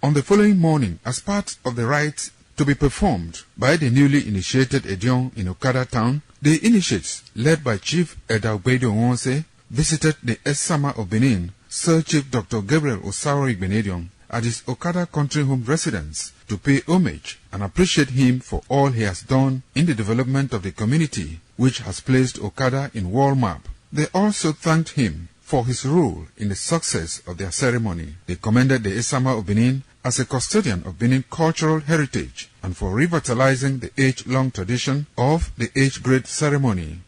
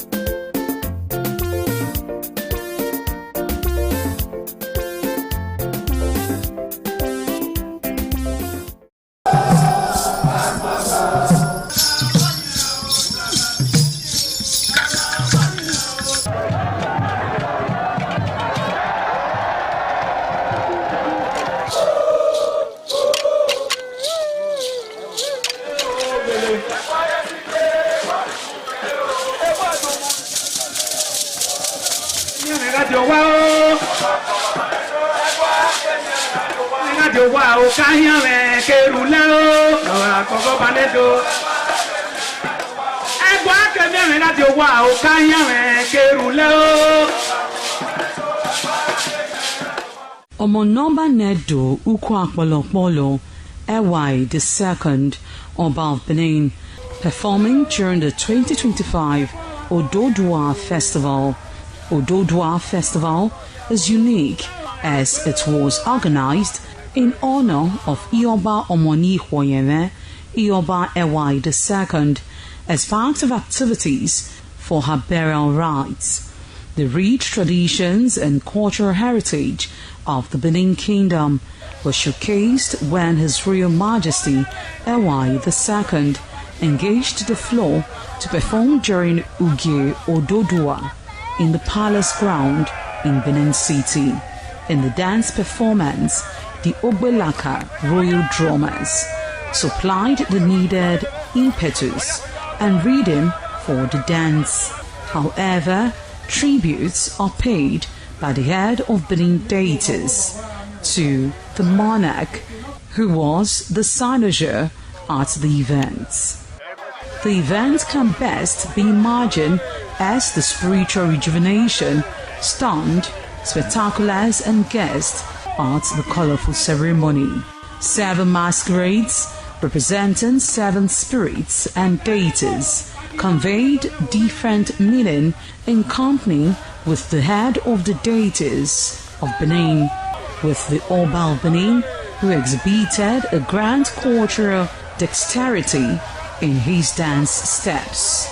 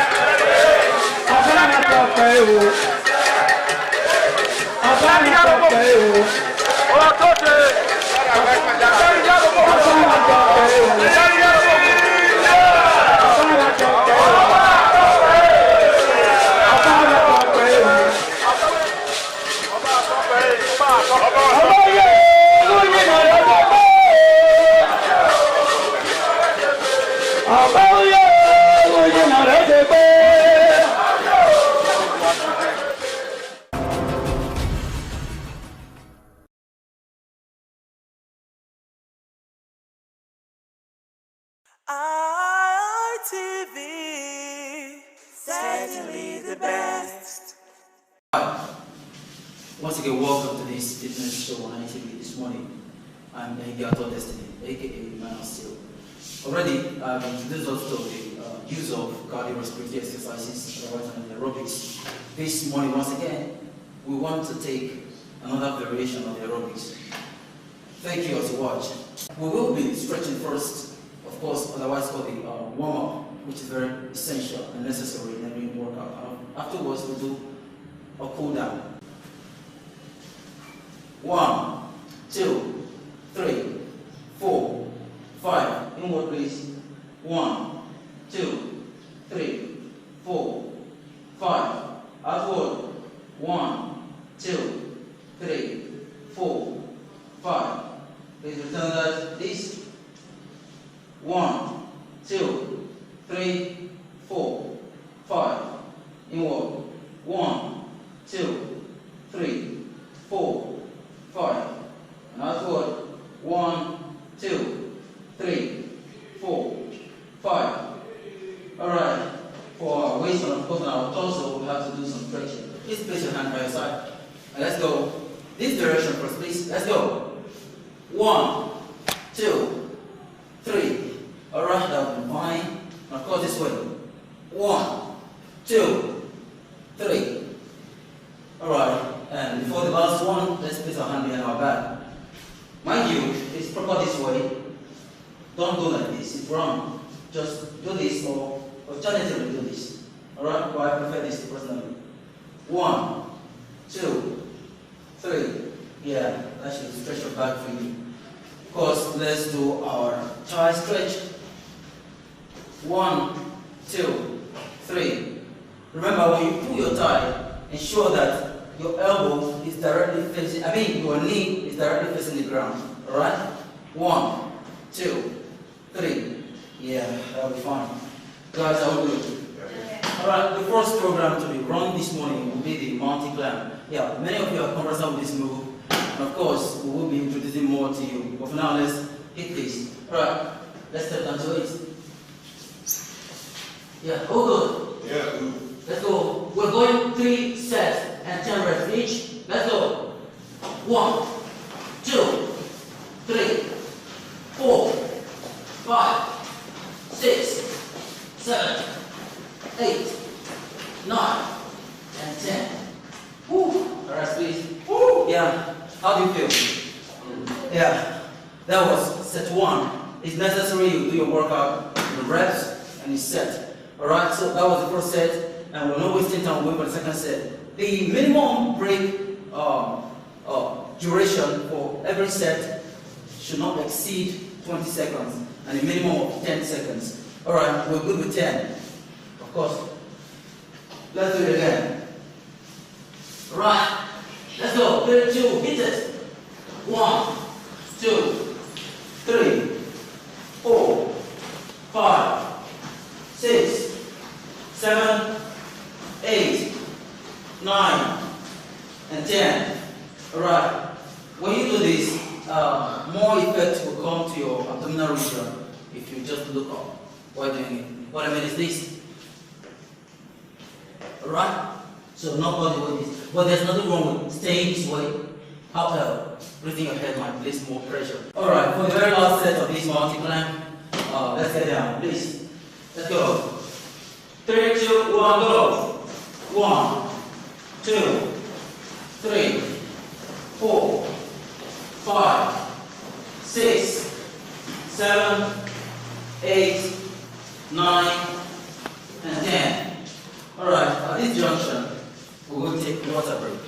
We'll join you in the next workout for this very session. Thanks very much. Once again, I'm here for Destiny. Alright, let's do this.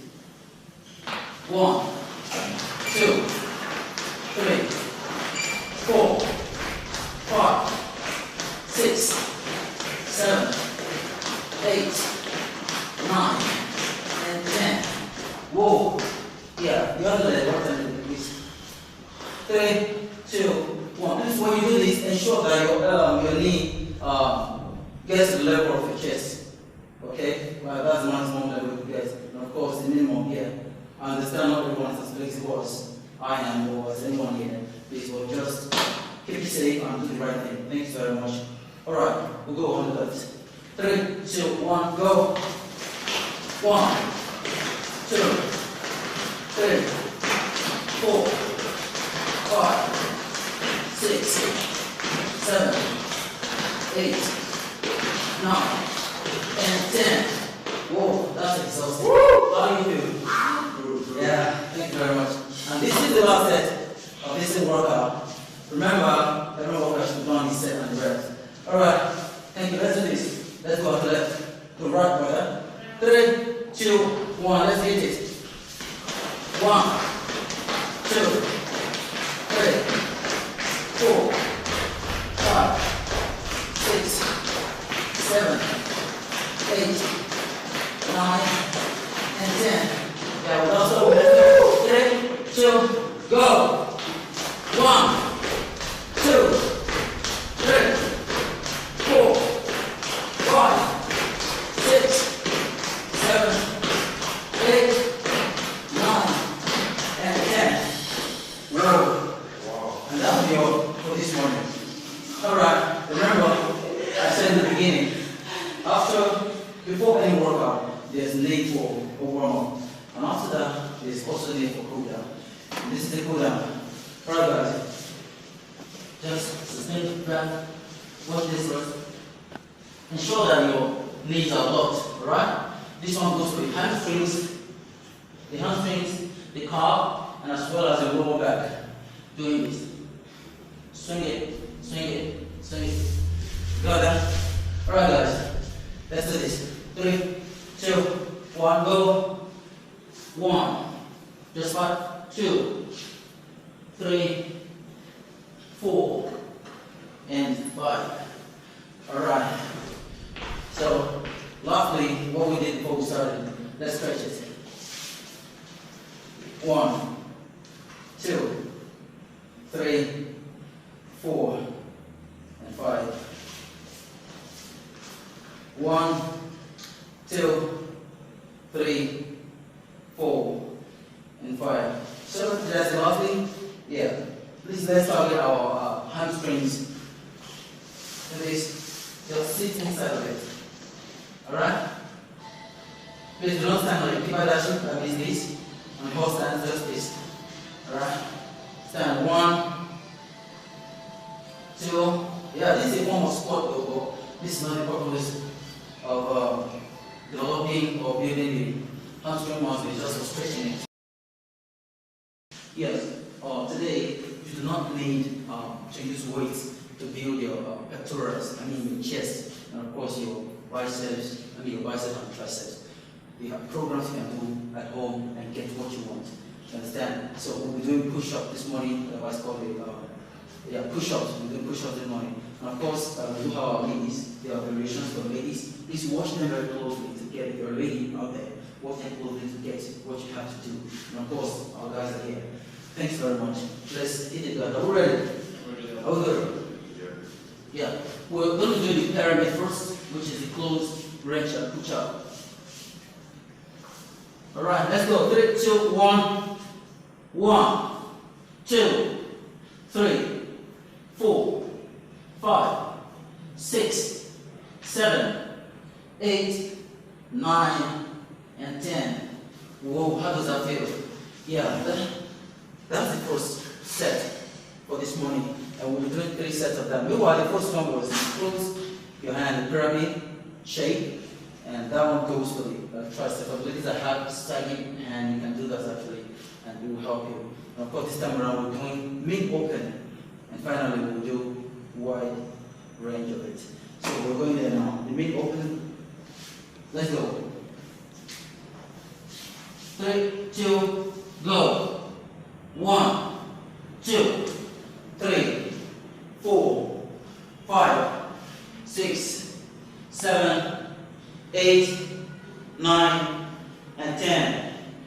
Alright, that's for the mid open. And someone wants to ask, why exactly are the ladies crossing their legs? I mean, why they cross legs for the ladies? Now you understand that the guys have more defined muscles, and of course to bring more weight on the upper body, we go on the what's called the toes, picking all the weight in the body to the upper body. But for ladies, they do not need much weight, just that. So we break it down at the knee level. crossing the lake. So the weight used starts from this very region. You understand? Alright, thank you for watching. Alright, for the last very set of these exercises, the wide range or the push-up, particularly intended to build the side of the chest. Do you understand? Alright, let's hit it. Okay, this is wide enough. At least double your shoulder width. Double your shoulder width is enough. 3, 2, 1, go. 1, 2, 3, 4, 5, 6, 7, 8, 9, and 10. How many of you noticed I cheated there? I actually did 1, I did 2, and called it 1. Yeah, just to lay more emphasis on that part. For today, thank you guys. Yeah, you were awesome. For today, we're done with this. Thanks very much for watching. Please, be safe. In the morning sun, searching for a longer day. People feeling like the light has just come. We must never stop the way. Birds jumping and I hear my name, grasping into life. Life is happy but it's so insane. We must merely make a start. Savannah, I'm coming home. Savannah, RTV, certainly the best. The threat of global warming is real. You have seen the destruction of lives and property as a result of incessant flooding. Make the environment a conducive place for all to live in. Stop polluting the environment. Protect the environment today. This message is brought to you courtesy Independent Television and Radio.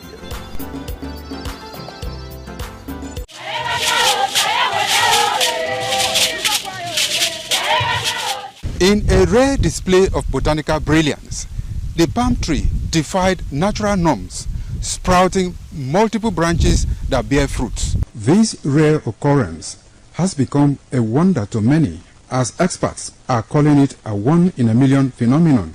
Could this multiple-headed marvel hold secret to agricultural breakthroughs, or is it simply a freak accident of nature?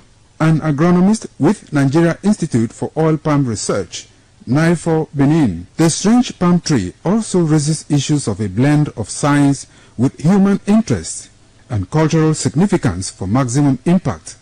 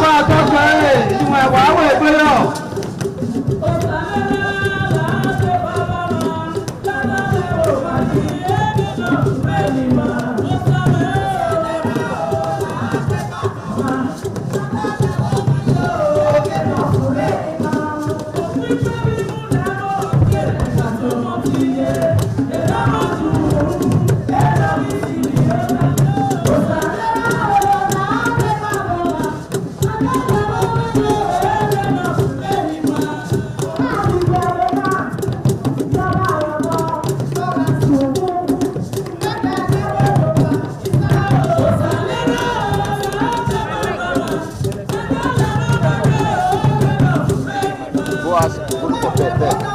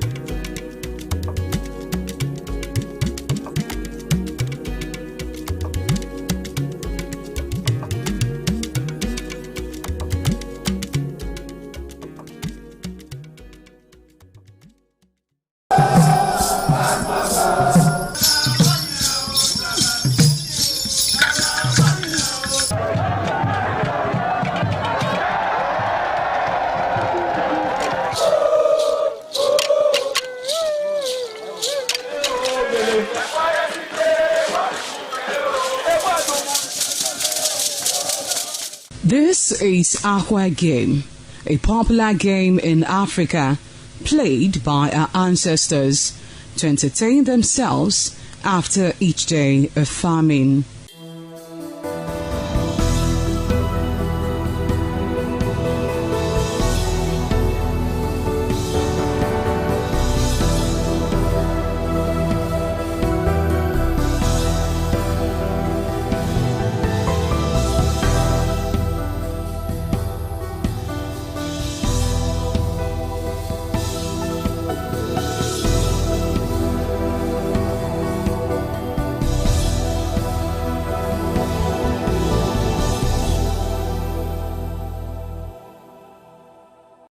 It is also relevant in our coronation in Africa.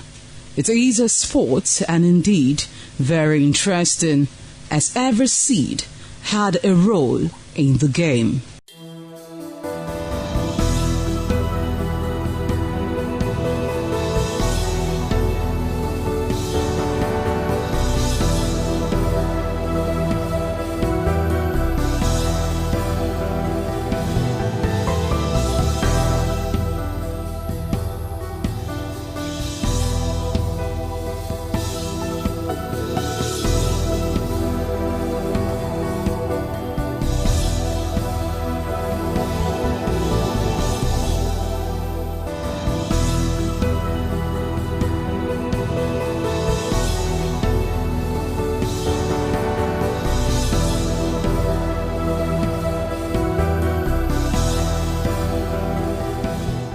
Playtime is 45 minutes per set. There is no age limit as long as you can spin aqua seed. Ayo or aqua game, known as the game of intellectual. This game requires a lot of mathematical skills. Aqua game is played with carved wooden box containing 12 holes.